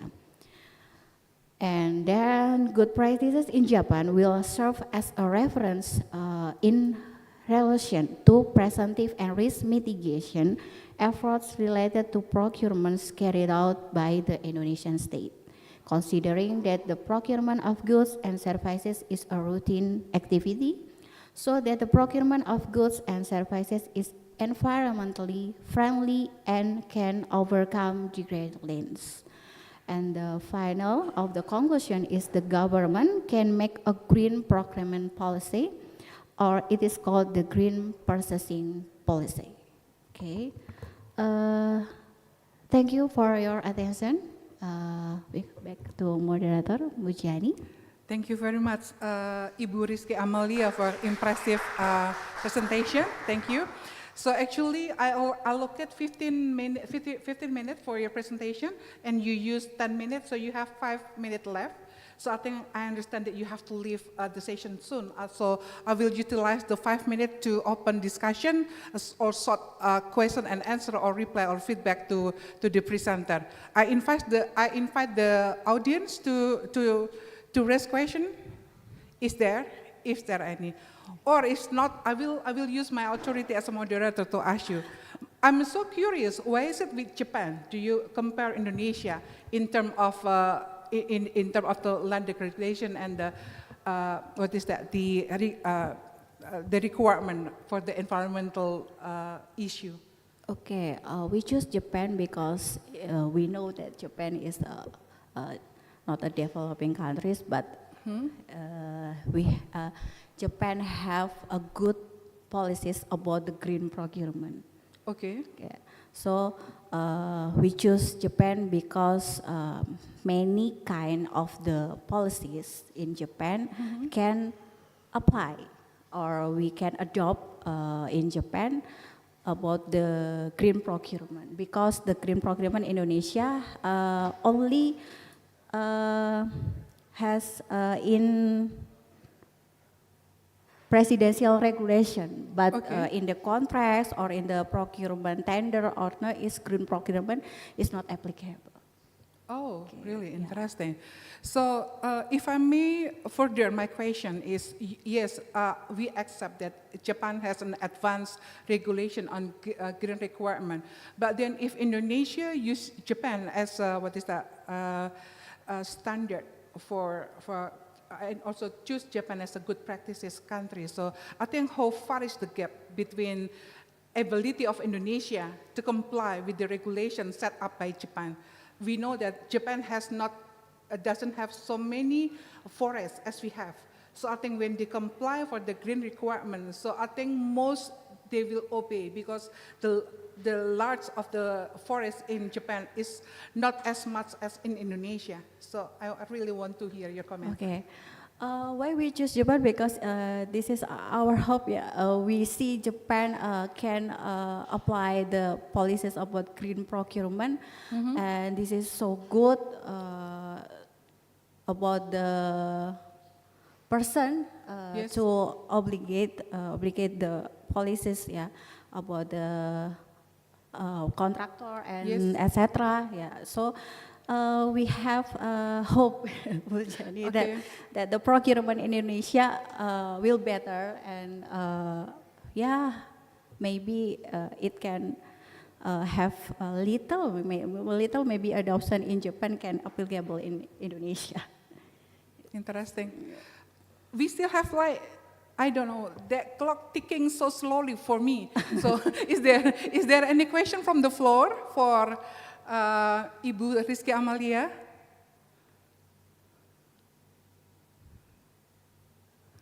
Okay.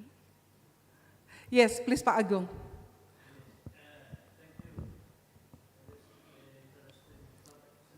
Yes.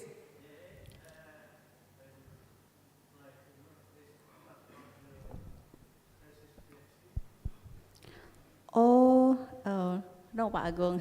This is not part in my dissertation, but my dissertation is only focuses about the defects liability in construction.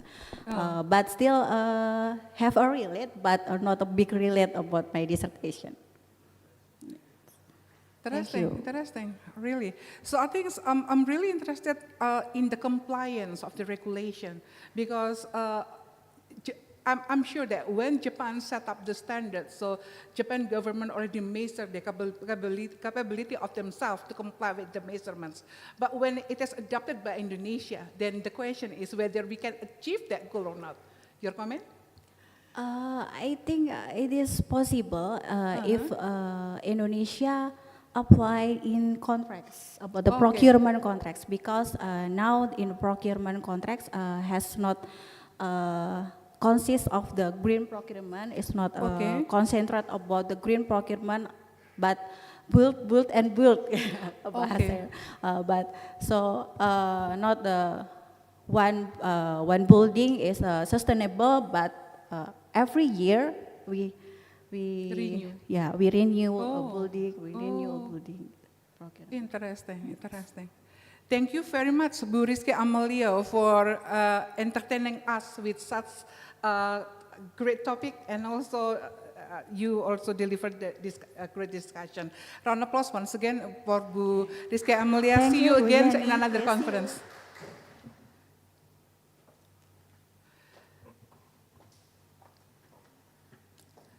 So, my dear distinguished guests and esteemed colleagues, let us move to the second presenter. Now I'm going to invite my dear colleagues, Ibu Indria Wahyuni. She is also lecturer from Universitas Airlangga, and she will present a paper entitled Decommissioning Policy, Residual Liability of the Oil and Gas Industry. Bu Indria Wahyuni, floor is yours. You have 15 minutes, okay? Yes, thank you.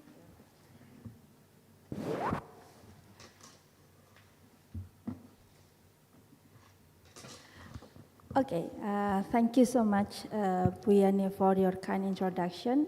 Ladies and gentlemen, the member of the House, I would like to share my gratitude to you to attend this amazing conference, and I learned a lot during the day. There's a lot of interesting ideas that shared by the speakers.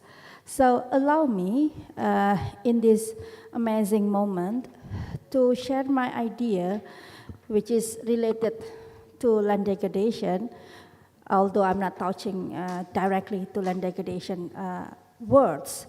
But I would like to bring you, our participants, to think more about what happened in oil and gas industries. As you know, Indonesia is rich for natural resources, and in that case, oil and gas industry is one of the most interesting industries in energy development, in fossil energy development in Indonesia. So the main questions, this one, right? Can I get next, or did it? Okay. Okay, so why this is my team, Ray, Radian, Fajar Haris, and I also have another 3 members, Pak Didi from SKK Migas, and then we have a colleague from UNES and also a colleague from Undip. We want to discuss about why oil and gas industry is important to have a new way to control what left from the oil and gas industries. This is called decommissioning policy. So number 1, we talk about environmental risks. As we know, upstream oil and gas industries cause hazardous waste, and this need to take into account seriously. Second, we do have platform decommissionings. We talk about scope, mechanism, and also funding. Of course, when we talk about how to deal with it, we need money. So we need to figure out who's deal with it. And the last one, the most important part, is how contractors' legal standing on the current oil and gas law in Indonesia. So what the contractors say about it? Can we just terminate the contract? Can we do that? No, unfortunately not. So in that case, allow me to, there they are, okay. Allow me to provide you with 2 research questions that we want to share in our research paper. Number 1 is contractors' residual liability in decommissioning activities, and number 2, model to regulate fair risk sharing among states and contractor on decommissioning process. So these 2 questions, I believe, is the primary ideas on how decommissioning policy should be modeled. And the next, I will give you to Ray to explain. Okay, thank you, Ms. Indria. Next slide. Next slide. Okay, first of all, residual liability refers to the potential responsibility that persists after petroleum installations and pipelines have been decommissioned. And the main goals of this policy are to enforcing the environmental protection in oil and gas industries. And residual liability itself includes the matter of the 6 point of the first of responsibility for the maintenance, contingent liability, insurance premiums, environmental impact and damage, compliance with future legal requirements and obligations to future generations. And as we know, like 2 sides of coins, residual liability also had a disadvantage. There are the specific obligations associated with residual liability are currently unclear in the terms of international law, and it has the potential to be boundless and everlasting. Next slide. And there are different approaches to classify the 3 types depending on legal subject that ultimately hold liability. There are 3 approaches, and Indonesia itself had owner-centered, and we can find it in Article 87 UU PPLH, or Indonesian Environmental Law. Next. And Indonesian oil and gas legal regime itself has regulated decommissioning activities, both legally and contractually. Although no definition of decommissioning itself, we can find the decommissioning provision in the Article 11 in oil and gas law, and then Article 26 in government regulations, and then Article 2 in Minister of Energy and Mineral Resources, number 15, 2018. Next. Okay. Besides comply the national regulations, the contractor in the production sharing contract must to be comply with international agreements. In this case, we find that 6 international related agreements, and we can refers into the UNCLOS in Geneva Conventions, London Conventions, IMO guidelines, and national regional conventions like ASCOPE and Basel Convention also. Next.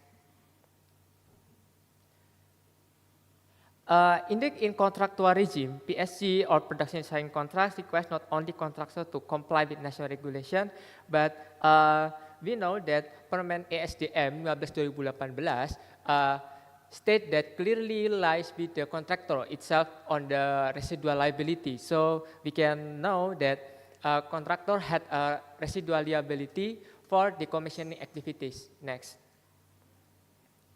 But in the Permen SDM itself, doesn't mention how the methods to doing the decommissioning itself. But in this practice, we can refer to bioremediation. Bioremediation itself had a regulatory framework, and like Minister of Environment Decree number 128 of 2003, and then the latest regulation is Permen LHK 6 2021. Next. And then the disadvantage of the bioremediation itself is in the B3 transporter, or we can know that the residual liability itself is light on the contractor side, but if the waste itself want to transport into the waste facility, it must to collaborate it with third party. We can question it, how the liability itself will be transferred to the B3 transporter itself. Next. And the technical regime, we had PTK ASR 2018.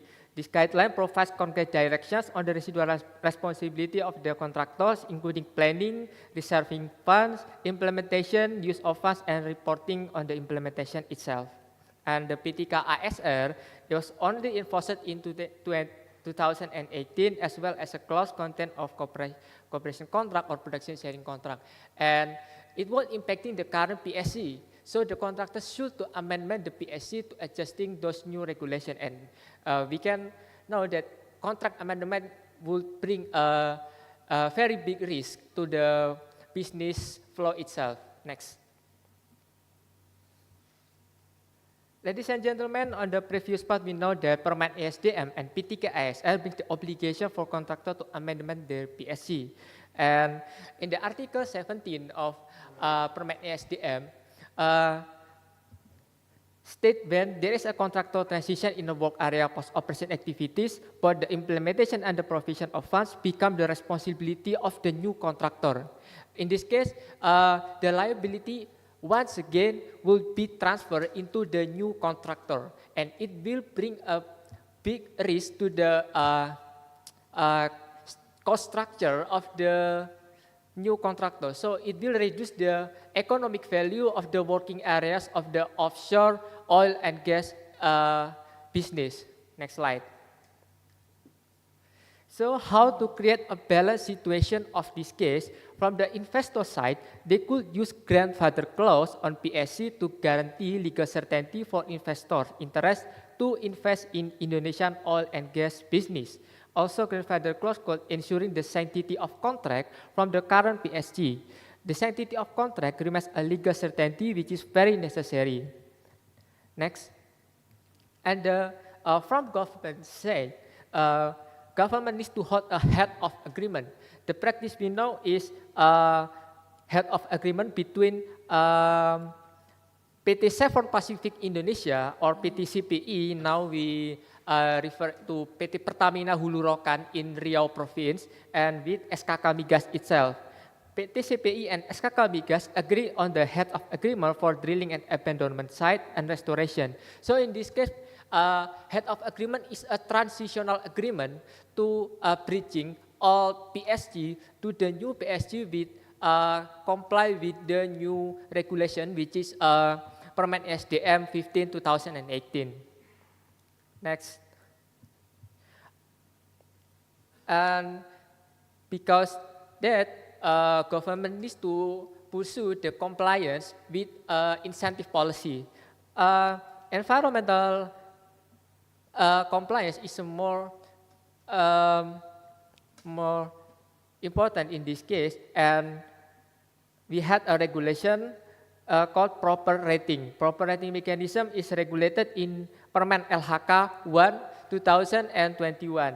It like a wording for the environmental compliance in the oil and gas industries. Next. And the last one is provision of sustainable residual risk management funds. Sustainability of the abandoned former work area is very contain the legal risk with unlimited time responsibility and expand the potential for future lawsuit.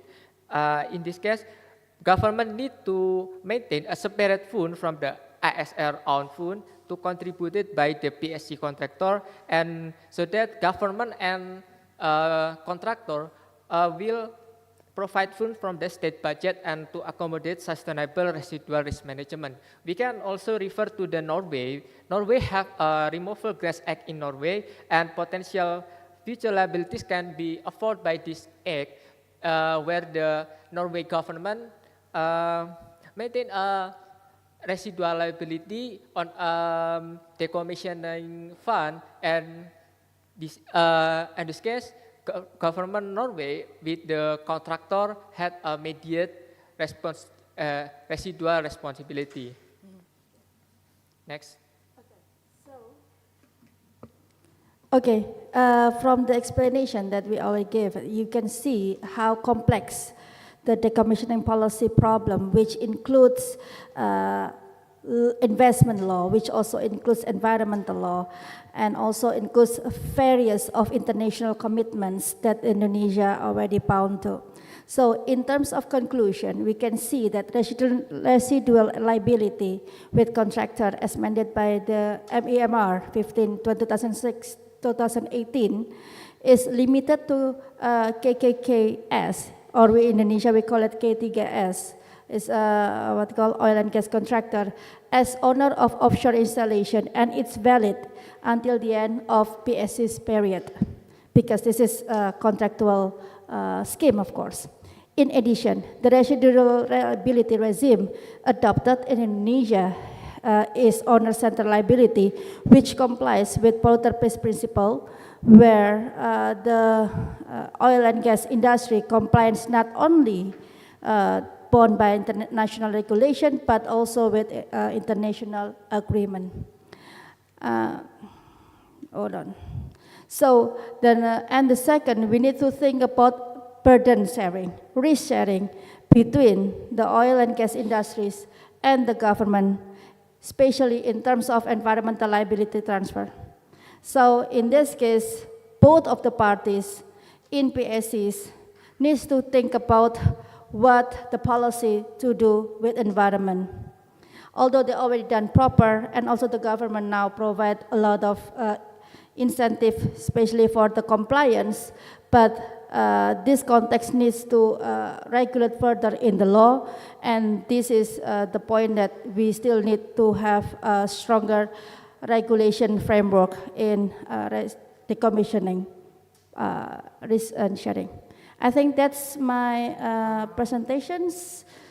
Apologize if there is any words that it's not suitable, but let me stop my presentation with one line. We do not inherit the earth from our ancestors, but we borrow it from our children. So let's save the earth. Thank you so much. Excellent. Impressive, outstanding. So actually, if I were you, I will chop this paper into at least 2 or 3 more paper. So I think this so complex, so huge, and I think talking about oil and gas is never easy and never simple. Thank you so much, Bu Indria, Wahyuni, and my students. So I will come back to you after every presenter already present the paper, and we come back for the discussion. Thank you so much.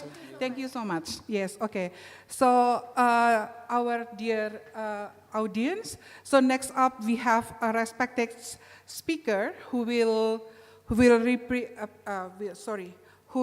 share the expertise on the topic is under the shadow of business as usual, a nationally determined contribution NDC for climate action will be presented by Mr. Joshua Hari from Sekolah Tinggi Hukum Bandung, Indonesia.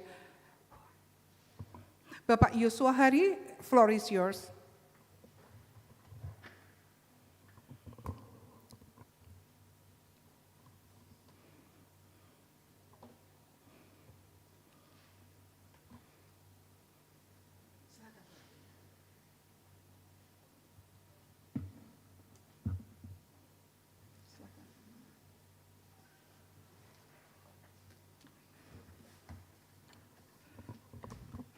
So we allocate 15 minutes for the presentation. Time and floor is yours. Okay, thank you for the opportunity.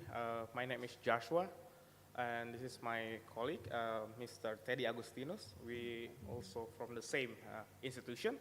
We are from Bandung, Sekolah Tinggi Hukum Bandung, or in local language, you can address us as Rehoch School.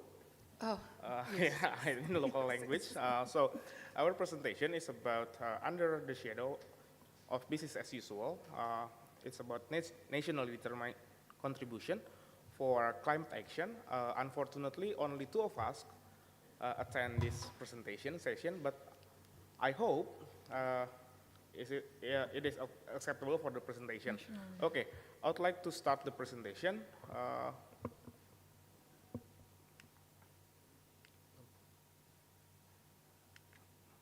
It's not working. Oh, sorry. Okay, the first one is about the climate change itself. Why climate change is important in this presentation? Because climate change is a polycrisis and irreversible impact. So it has a long-term impact and caused by many states around the world. And the second one is it is required between countries or states to cooperate to handle the climate change action. And the target is 12 until 22% in 2030 by increasing energy efficiency and improving forest management. And the second one, I would like to address the provision or international provision. It's about Paris Agreement and SDGs. We know that Paris Agreement is an instrument to control the temperature of the Earth should be 1.5 Celsius, or at least not exceeded than 2 Celsius after the revolution industry era. And about the SDGs, we would like to combine the goals number 7, it's about clean energy and affordable, and the climate action, which is in the goals of number 13. And what about the policy approach between states around the Southeast Asia? We pick 3 countries. The first one is Indonesia, of course, because I'm from Indonesia. And I would like to compare Indonesia to Thailand and Philippines, how these three countries approach the climate change. Okay, the next one is about the principles. Okay, as we know from international perspective, there are principles regarding to international environmental law, and in this respect is about climate change. The first one is about state responsibility.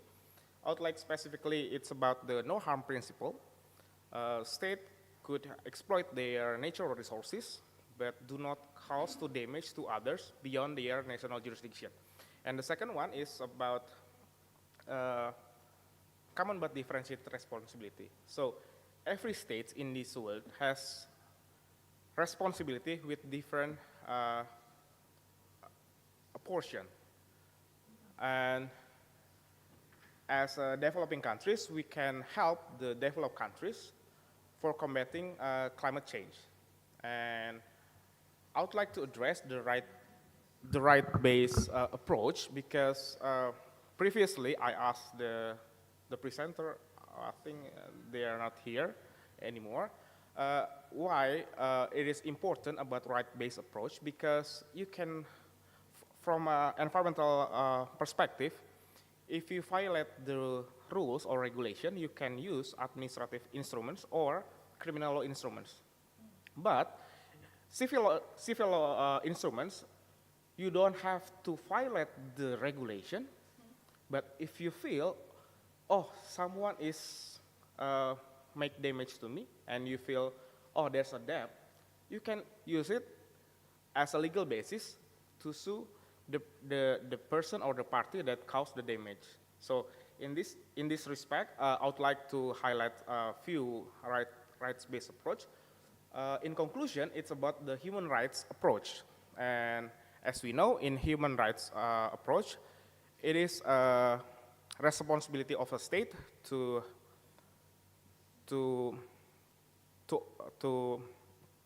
make an obligation to fulfill the rights of the citizens. And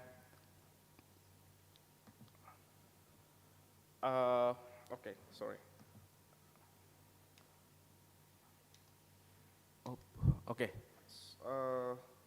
I think the next part will be conducted by my colleague, Mr. Teddy Agustinus.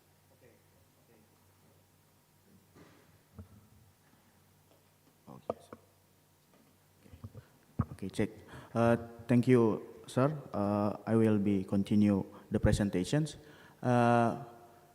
The country in the Southeast Asia, the first, we choose the Thailand. As we see that the Thailand's second NDCs submitted on November 2022.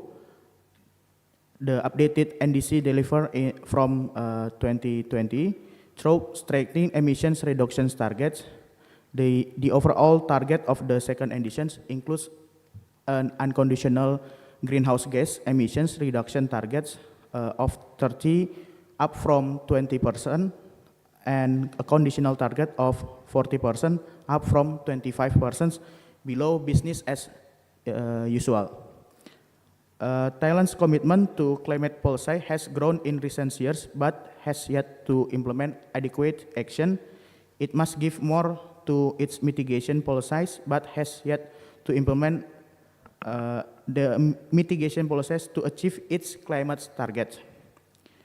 Thailand is in the process of drafting various important climate documents, including the climate change law and the national energy plan. According to the climate action tracker result, rates that the Thailand's overall rating critically insufficient. That result based on major policies aiming and decreasing climate ambition and sustainable development in recent years. Next slide, please. And the second of the country is Philippines. According the result of climate change performance index shows that Philippines rise 12 places in 2023 CCPI and is now among the performing countries. This country was the first country in the Southeast Asian to make a policy for moratorium on new coal and support for implementation the renewable energy. The National Renewable Energy Program of Philippines targets for 35% in power generation by 2023 and 50% by 2040. The Climate Action Tracker rates the Philippines as insufficient because the climate policy and commitments need more substantial improvements to coincide with Paris Agreement. The Philippines needs to improve in its unconditional target with some international support funding. Furthermore, the Philippines is one of the few developed countries put an ambitious conditional target that is consistent with limiting warming to 1.5 degrees Celsius when compared least cost model domestic pathways. Next slide, please. Actually, in Indonesia, for our country, the results of climate change performance index shows that the Indonesians rises on 25 rank on 2023 according the CCPI, and the rating of overall on medium rating, the Indonesian has updated the indices in 2022 that improving unconditional target from 29% to 32% below business as usual scenario.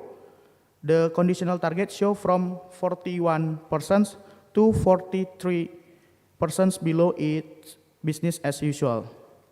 The Climate Action Tracker showed the results that Indonesians' overall climate target as highly insufficient because the Indonesians' climate policies are not consistent with the Paris Agreement.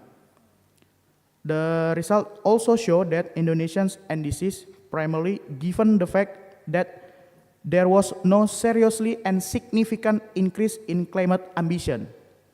The rate of Indonesian unconditional and conditional indices targets critically insufficient.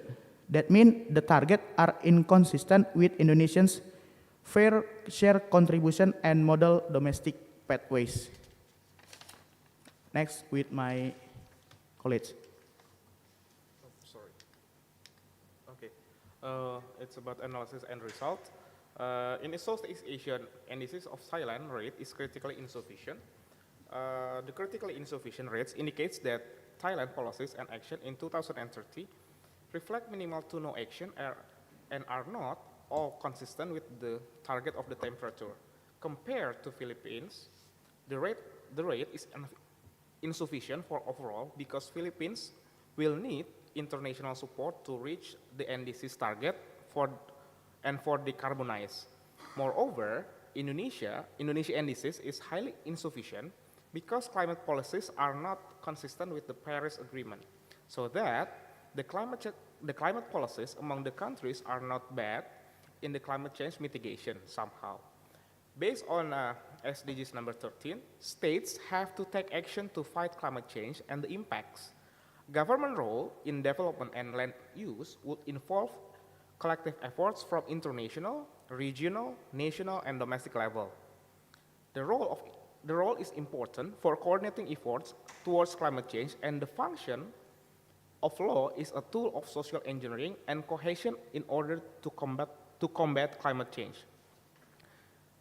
Commitment towards net zero emission by 2050, according to Article 4 Paris Agreement, each state must commit for preparing, communicating, maintaining, and nationally determined contribution as efforts to address climate change issues and reduce greenhouse gas emissions. It means, from the analysis and result, environmental management does not manage only about the environmental itself, but it also manage the activities towards to environmental tolerable limits. So the government has important role to regulate if the policy is achievable or not. So we can see from the ambition through the policy approach. Unfortunately, in Southeast Asia countries, all the countries still use business as usual as policy approach, because without more ambition, the target will be achieved.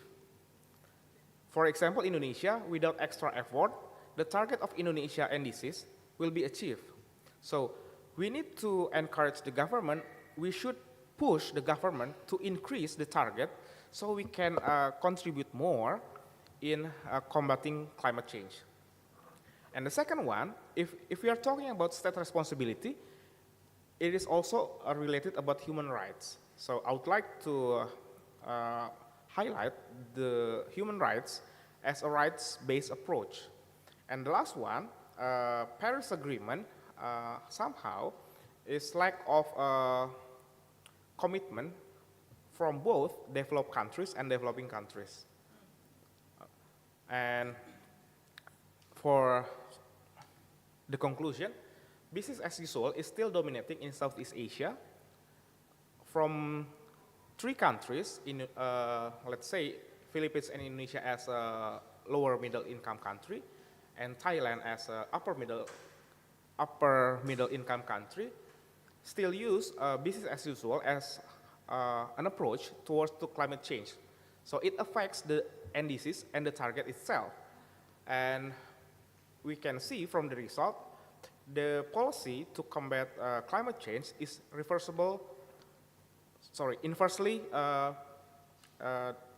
has inversely positioned with the industrial activities within the jurisdictions. I think that's all for our presentation. Thank you, and have a good day. Thank you very much, Pak.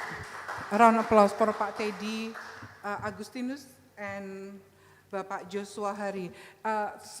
Climate change and global warming, this is a really hot issue until now, and it has really impressed me that you compare the achievement of some country in Southeast Asia regarding the compliance on Paris Agreement. Thank you very much, Pak Joshua Hari and Pak Teddy Agustinus for keeping up the time until exactly 15 minutes. So we will come back to you after every paper already presented for the discussion. Thank you very much once again. Thank you. Thank you. Yes.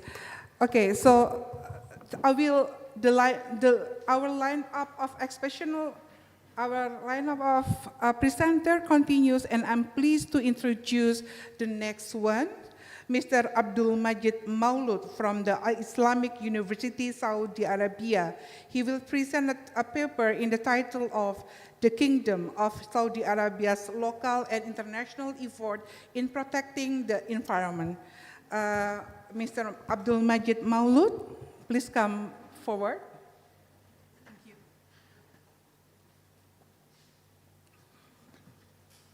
Welcome to Surabaya. Is it your first time to Indonesia? Yeah, it's first time, and I'm happy. Okay. And I hope it will not be the last, inshallah. Oh, inshallah, yes. Thank you so much. Okay, 15 minutes from now, Mr. 10 yeah, enough, inshallah. Sorry? 10 enough, inshallah. Okay, take your بسم time. الله والصلاة والسلام على رسول الله. السلام عليكم ورحمة الله وبركاته. Alaikum salam. Good afternoon, everyone. First of all, I would like to express my gratitude to this university for giving me the opportunity to participate in this conference. I'm overjoyed to be here at this prestigious university.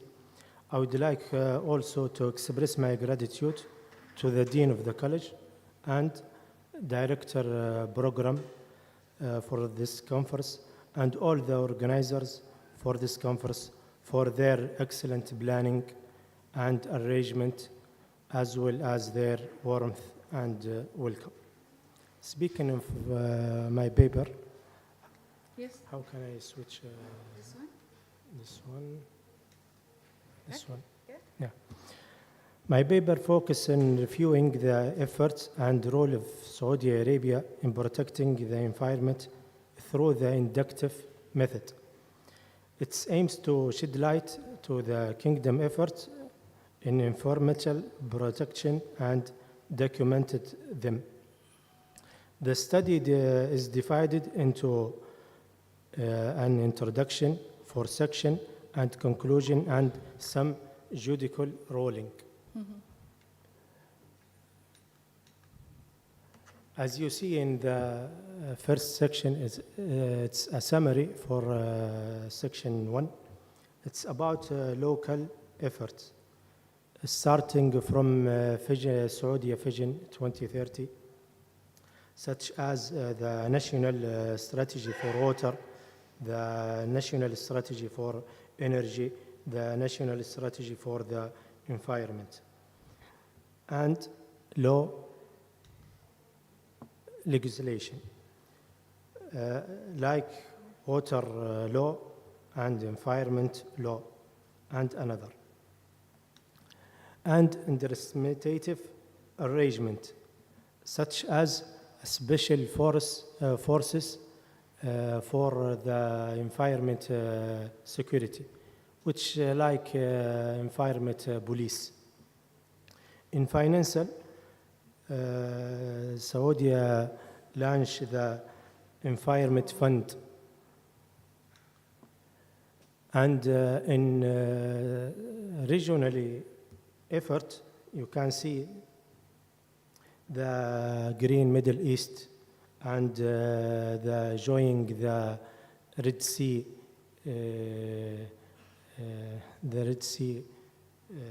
arrangement.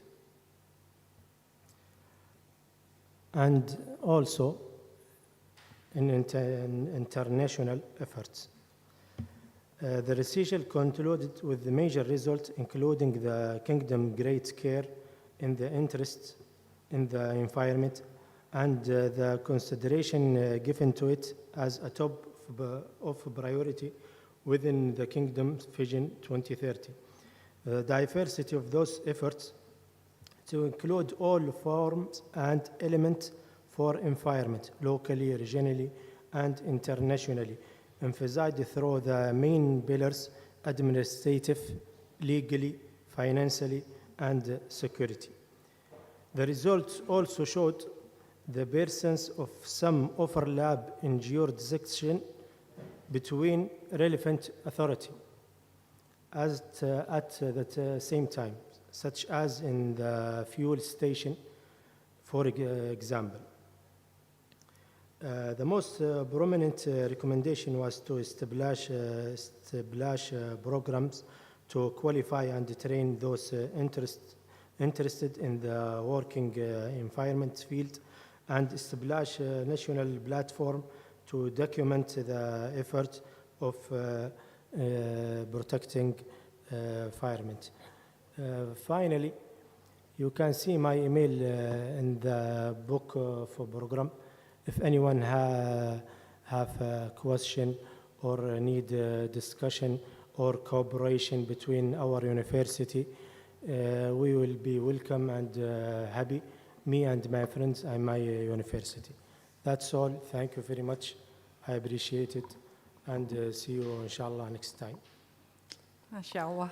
Thank you so much, brother, for the, the information is really new for us. And once you're talking about the environment something, right? This regulation. So yeah. I'm directly thinking about, when it is related to the green environment, so I'm just wondering whether you have forests in your country? Because I'm not that you have this, but I don't. No, we don't have. Until now, we don't have. Okay. We hope. Okay. In the future, so, inshallah. okay, thank you very much for keeping the time so packed. So I think we will come back again for the discussion. Thank you so much for your contribution. Okay, then last but not least, I will call my dear colleagues, respected Bapak Agung Sujatmiko from Universitas Airlangga, Indonesia. He will present a paper with title Patent License of Transfer Technology, Challenges and Opportunities in Indonesia. Pak Agung, please come up.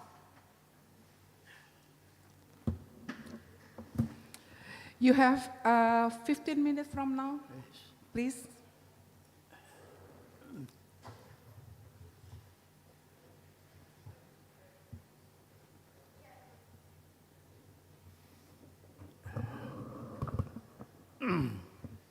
Assalamualaikum warahmatullahi wabarakatuh. Assalamualaikum warahmatullahi wabarakatuh. Dear brothers and sisters, wabil khusus Sister Yani, Yes, thank you. good evening. Good evening, Pak Agung. Yes, thank you for this opportunity to let me sharing about patent. Sure. Do you know what is the opposite of patent? Unpatent. Patent. Patent is Pat- not patent.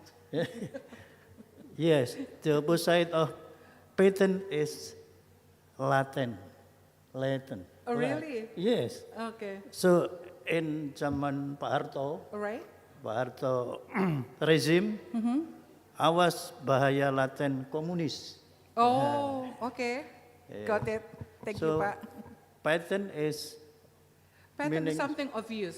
obvious and Latin, terbuka. yeah, right, Terbuka. yeah. Latin is Something is, tersembunyi. all right. Disguise. Yeah. So awas bahaya Latin komunis, awas bahaya yang tersembunyi. Right. Yang Exactly. setiap saat bisa muncul. Exactly. Yeah. Yeah, actually my paper is regarding why technology transfer in Indonesia is not good. Yep. I mean, it's not working. Yep. While we have patent law and another law that regulate about transfer technology in Indonesia, like in Article 7, TRIPS, encourage that the licensor must transfer technology to the licensee. But in fact, the article is not working. Yeah. It's not working. I mean, while Indonesia has many factory in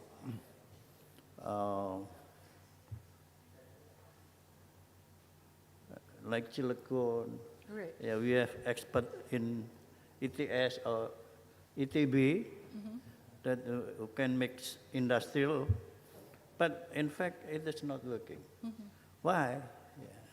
So in this paper I would like to share about why in Indonesia is not good in transfer technology. It means that firstly, because in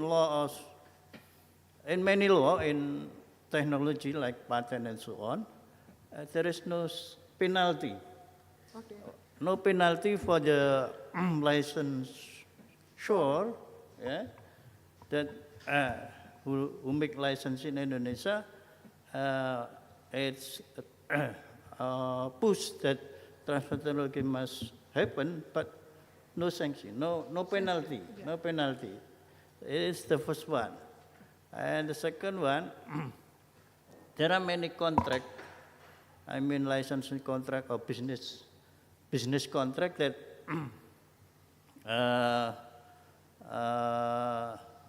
regulate that the licensee has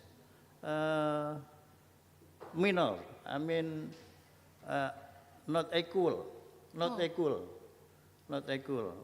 Like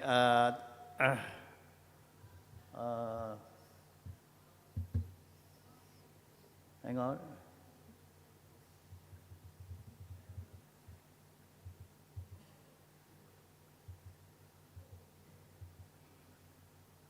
Like grandback clause.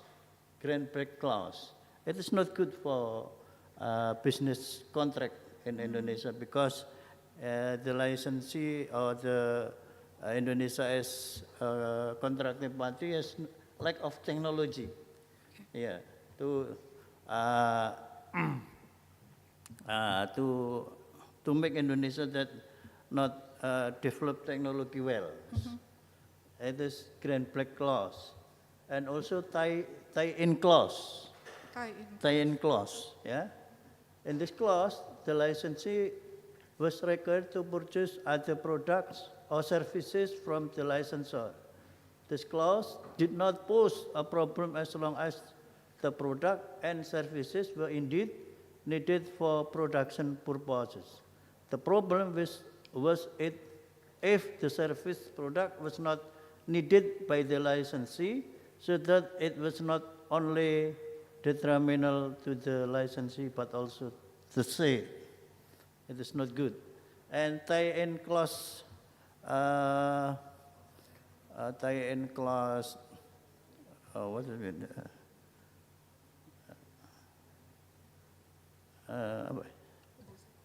Tie-in clause, syarat-syarat.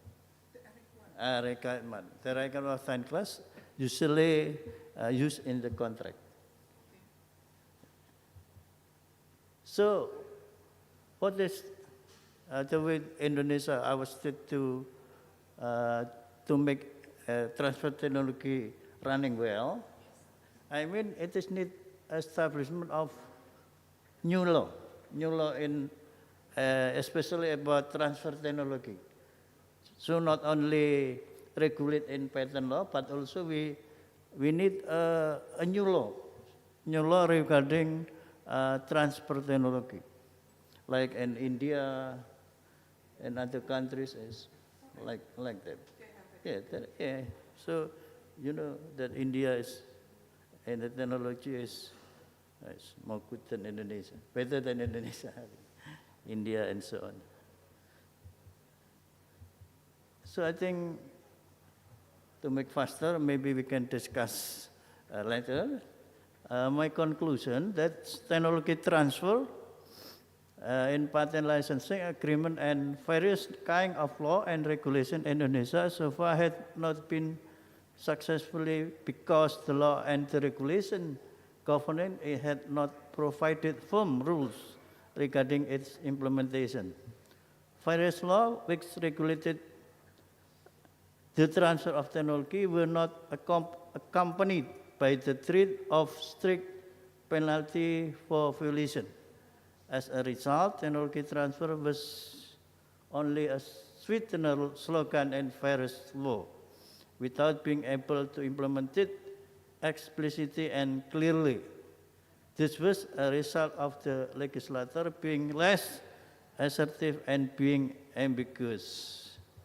And secondly, to overcome the problem of delay in technology transfer, it was necessary to form a special law that regulates technology transfer, and the law must firmly regulate the important things about technology transfer in Indonesia and its benefits for the welfare and prosperity of the nation.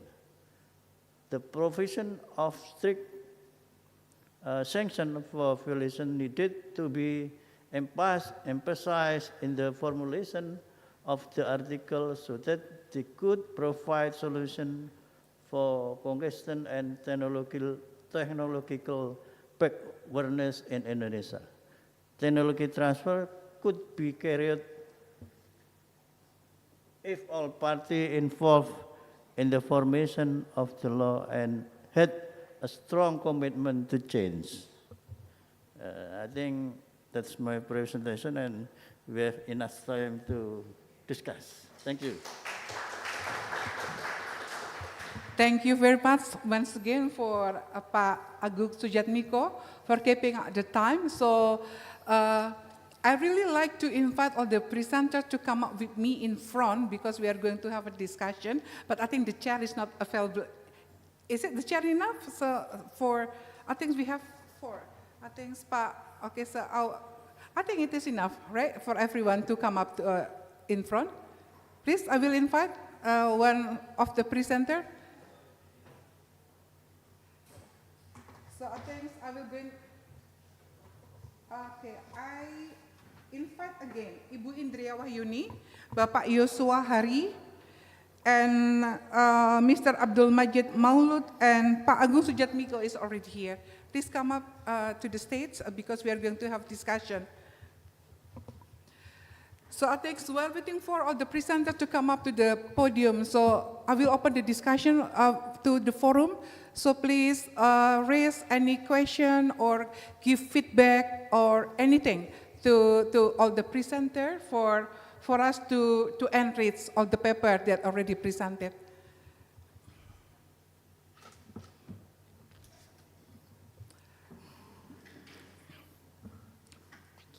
Yes. Is there any question? I think if there is no question, then I will. Yes. Oh, okay. Bu Intan, yes.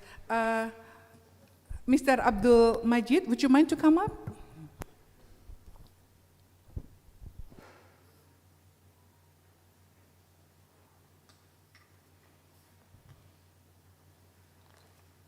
We still have like 20 minutes. Oh, okay. Ada itu. Okay.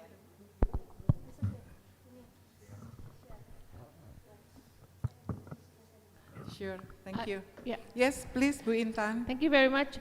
I have several questions, basically for some speakers, especially that the speakers who has a very interesting presentation. And a matter of fact, don't see me as a director of the program, but see me as a participants who do not understand who really interested in your presentation. I would like to address the question for Joshua Hari. You are talking about under the shadows of business as usual and nationally determined contribution for climate action, and you compare with other countries. To what extent that the comparison become a benefit for to achieve the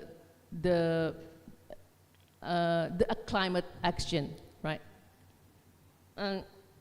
That's one question for Joshua Hari, but I'm going to explore your answer first before moving to another question. Yeah. Okay, so Pak Joshua Hari, please answer the question from the floor.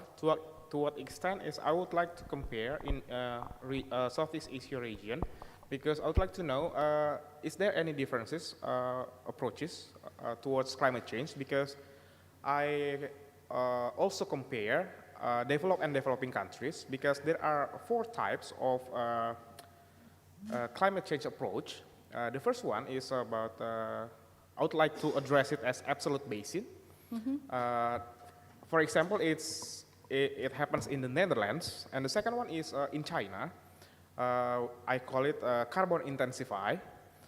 The third one is business as usual, and after I compare between Indonesia, Philippines, and Thailand, we have the same common ground. We still use business as usual. Why it is becomes a problem? Because if we want to accelerate the target, we need to move from business as usual to either absolute basin or carbon intensify. And because it is about the interpretation and implementation of Paris Agreement towards the climate change compliance, it is important to set up a cooperation between countries in the same region. However, same approach and almost the same with the problems. Business as usual still dominating. And I think we need to encourage governments across the region to push to more ambitious to reach the target. Because from my personal opinion, Indonesia NDC, from the first one to enhance NDC, it's increased 2%. But in reality, when I ask some stakeholders from the government side, are you sure it is achievable or ambitious enough? I don't think so, but you know, my position is blah, blah, blah, and so on, because we still have high dependency on fossil fuels such as coal and PLTU. So we need to make a smooth transition towards just energy transition, but it is another big issue somehow. And in Thailand, The problem is they have a big industry, especially about manufacturers. And in the Philippines, they suffer like typhoon and tornadoes and something else, impact from climate change. And furthermore, it's about the carbon majors issue in the Philippines. So same approach, same problems, but different impact, I think. So I'd like to compare, there is something in common in Southeast Asia, but different impact. So I'd like to make a starting position. How do we cooperate? And from these three countries, dependency on global funding, for example, Indonesia and European Union is still high as well, because it is cover several sectors, if I'm not mistaken, 5 sectors. And I would like to explain about it because I'm going to present about it tomorrow. Thank you. Very good explanation, because it's very interesting, because I believe that so far in Southeast Asia, and a country is, I mean, not only facing and finding difficulty for the implementation to over climate action. Yeah. My interest is actually in your research. Not only you are not talking about the regulation, etc., but also the action itself, the action of each country. Is it correct, right? Okay. In my personal opinion, policy is not about only regulation, but ways how to approach something. But in some legal thoughts, we used to put in our mind, legal policy or politik hukum is how you plan something, implement something, and law enforcement. And I'm not specifically talk about it, but something in common, how do we deal about it? And I would like to move from a normative perspective. I would like to try to multidisciplinary, and if it's possible to interdisciplinary, because climate change is not only about legal issue itself. Yeah, it's multidisciplinary. That's why I asked the previous presenters about the special court for environmental law. Do you think there's only about the terminology between ecological justice and environmental justice? Because ecological justice is more, it's broader and deeper. It's not only about environmental law itself, but it's also about ecological, economic, and something else. But if it's environmental justice, it's about the system of Indonesian environmental law. That's all. Interesting. You're working on a multidisciplinary research. One question out of the blue, actually. What method do you do for research? Okay, I think I would like to have mixed method, because I just realized that in Indonesia, legal scholars, not all, but some, I would like to address some.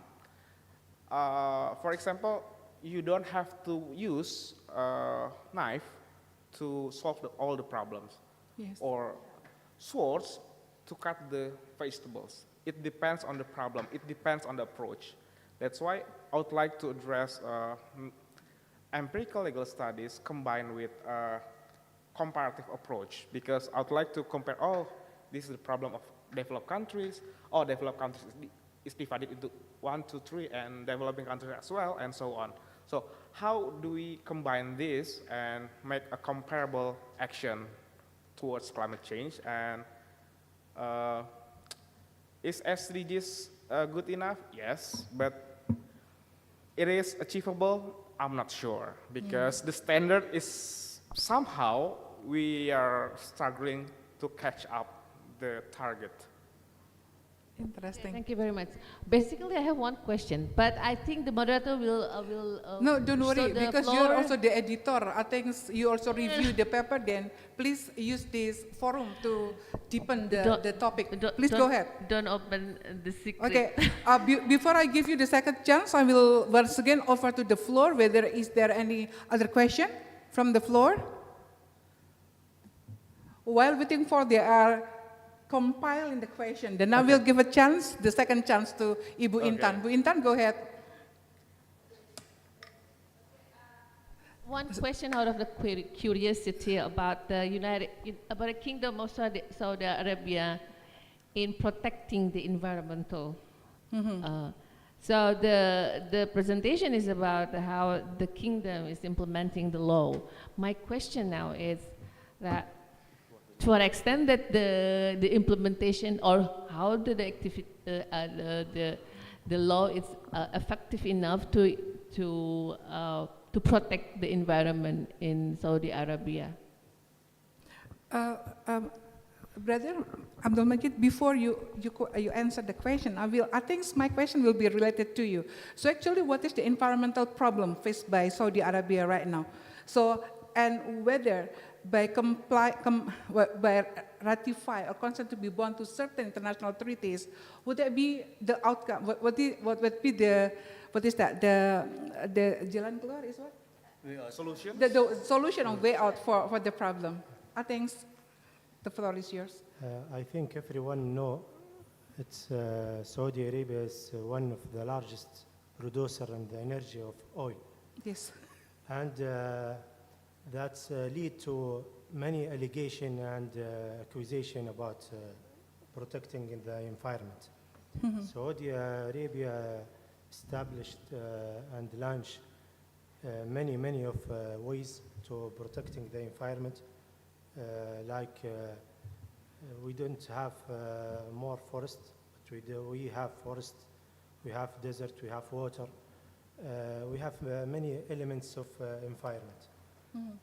So after Saudi Vision 2030, we established and launched many of centers, like National Center for Arrangement Waste,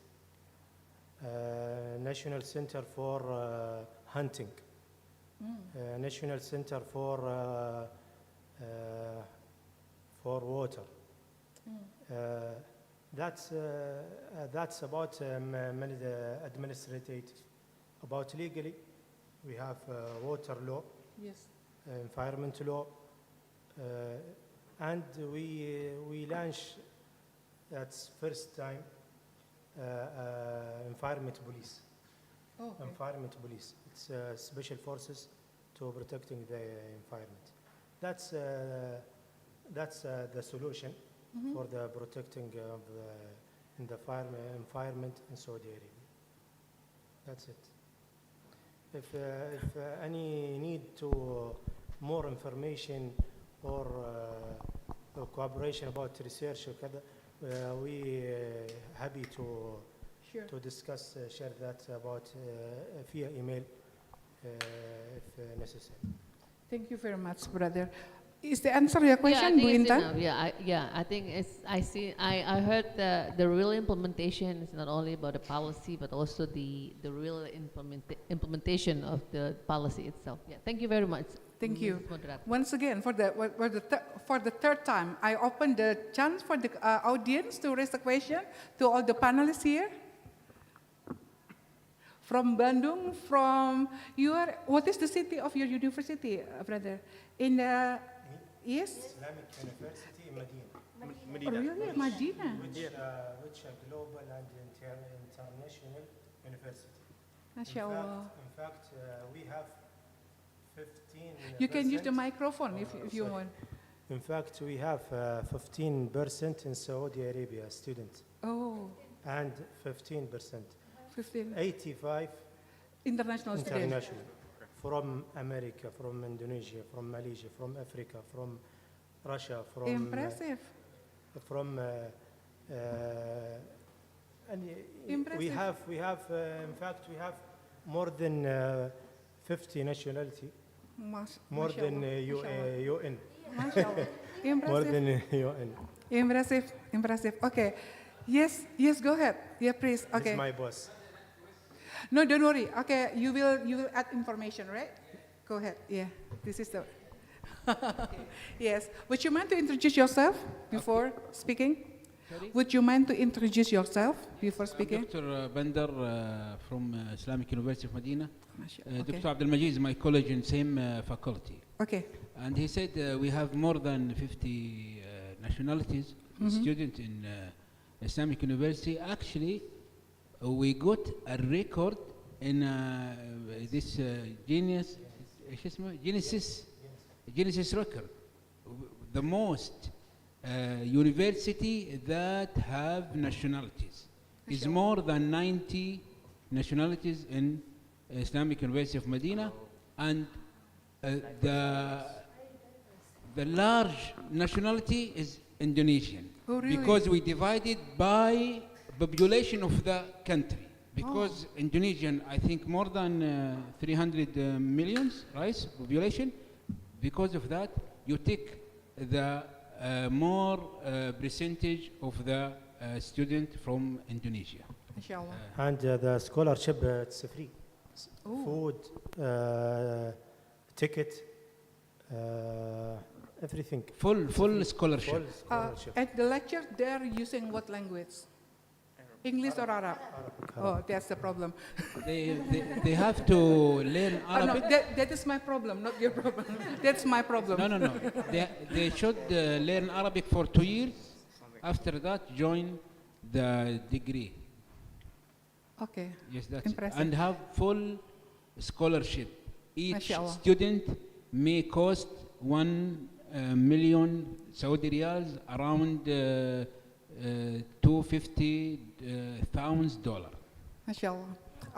We will talk further about that, because you know that if we are going to go to European or American Western country, so the entry level for English is for TOEFL 570 or something. In your university, what is the requirement for the Arabic?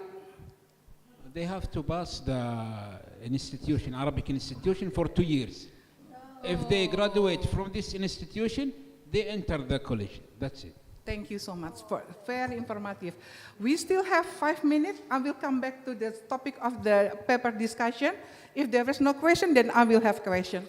Okay, so my question will be, firstly, I will keep the best for the last for Bu Indria. I think I'm questioning Pak Agung Sujatmiko. So you're proposing to have a specific technology transfer of technology law for Indonesia. So what is the specific target you want that law should be regulated on the transfer of technology? So I think because we are a member of the WTO, and IPR is under TRIPS. So you also criticize some part of TRIPS. So I think which one is better? We are going to, what is that? We adjust ourselves to comply to TRIPS, or we make our law, and even we make our law should be compliant once again to TRIPS. What is your opinion on that? Thank you. Yes, I propose that we must make a new law. That new law is not against the trade, but support.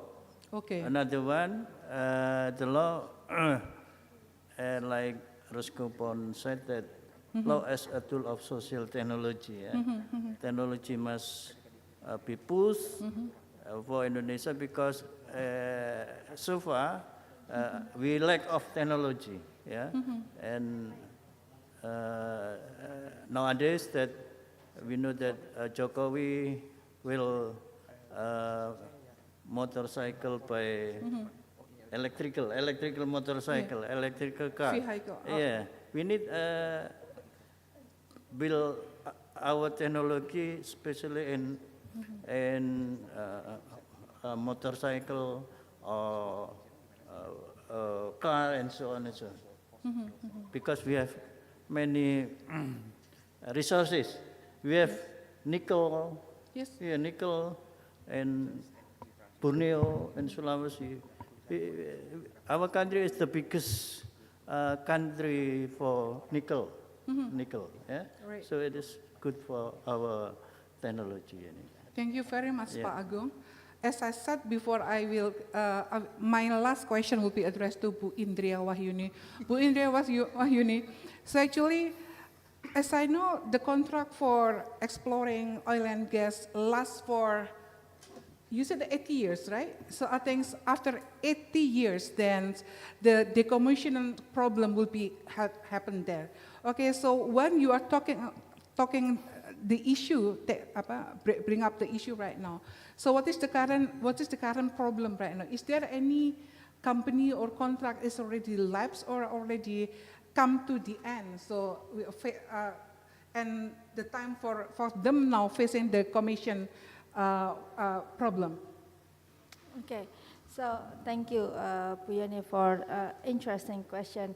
And yes, although we have a long period of contract, unfortunately, we on the end of the contract Really? now. Really? So Oh, most okay. of the, because that's why we share, Oh. we transfer more to Pertamina now, right? Oh, because okay.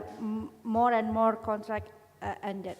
So, and in terms of oil and gas, what you call reserves, now we're not like used to. Used to we are exporter, we're part of OPEC, we're rich. But now, unfortunately, we are oil importer. Yes. So, if I refer to SK Kamigas, we need 1,800 million of barrel per day, but we only can produce like 800. So yeah, we struggling for that one. And what we have left is the source of oil, which is a bit difficult to reach and needs a lot of investment to do that. Therefore, what happening recently, why we think about this is important issue to raise, what we see is there are so many environmental problems occur due to this impact, but there is a lack of regulation about this in the contract before, right? So the government here issue a regulation in permanent ASDM, but the legal question should be, can this ministerial regulation overweigh the contract that already occurred for many, many years? And as we know, in the contract, we learned that this is based on two parties. Exactly. Right? You cannot, the government cannot just interfere and, hey, you're wrong. You can't like that. Cannot. And that's caused a problem. I know. So, for example, if there is any incidents in one particular oil field, what's happening? Can we stop the activity? No. Or can we stop the contract? No. This kind of a discussion that interests me to, and the team, interests me to raise a question about the concept of decommissioning policy, which started with abandoned site restoration. So somebody needs to take care of this site. Yes, agree. Who is it? The government? The company? And take care of this site is not cheap. Yes, agree. That's the big problem. That's why when my presentation, if we see the presentation and even the article is complex as well, even me reading 5 times, I still don't understand about it. But because there's a complex legal framework inside of it. That's what. Very interesting, very interesting, enlightening. I will invite each speaker to give a closing statement, no more than 30 seconds. Please, I will invite Pak Agung Sujatmiko first. Yes, I think this moment is very interesting for me and for us to make Indonesia Maju in 78th our anniversary. Yes. Indonesia Maju, melangkah maju. Right. Yes, thank you. Thank you, Pak Agung. Bu Indria Wahyuni, your closing statement. Thank you. So if we think about sustainable, we should think about energy transition. And if we think about energy transition, we also have to think about what we need to do with what we have, the problem that we have now. Thank you very much, Bu Indria Wahyuni. Bapak Yosua Hari, please. Okay, I think in order to combat climate change, my aim is to put or to change the paradigm.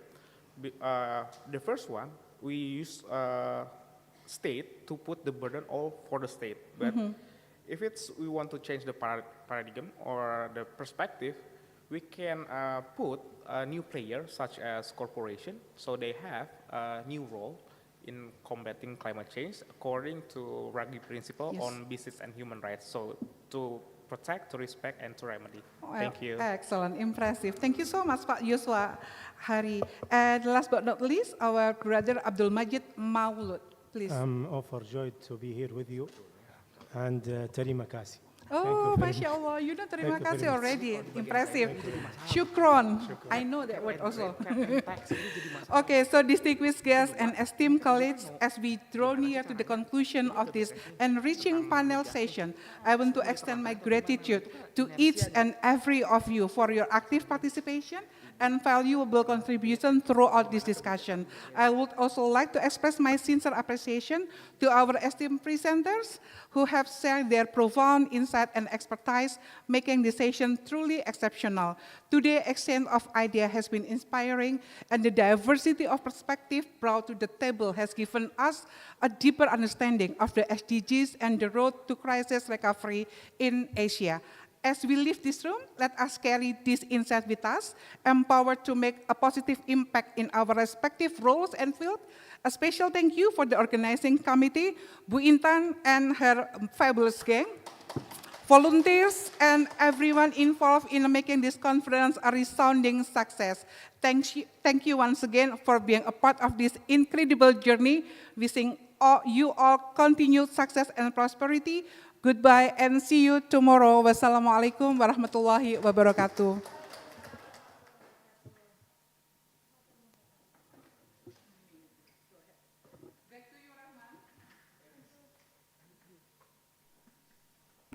Thank you so much, Miss Jenny.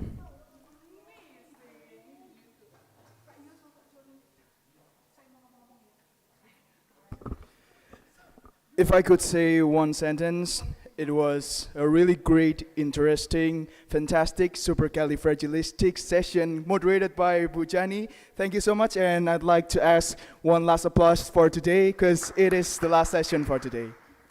And lastly, we would like to invite the participants who chose to join the welcoming dinner to wait at the lobby at 6 p.m. and the organizing committee will pick you up. And we still have more interesting session and discussion for tomorrow. Then we hope that we're able to meet each other again at the second day of Iclgg 2023. Thank you so much. I bid farewell and take my leave. See you guys tomorrow.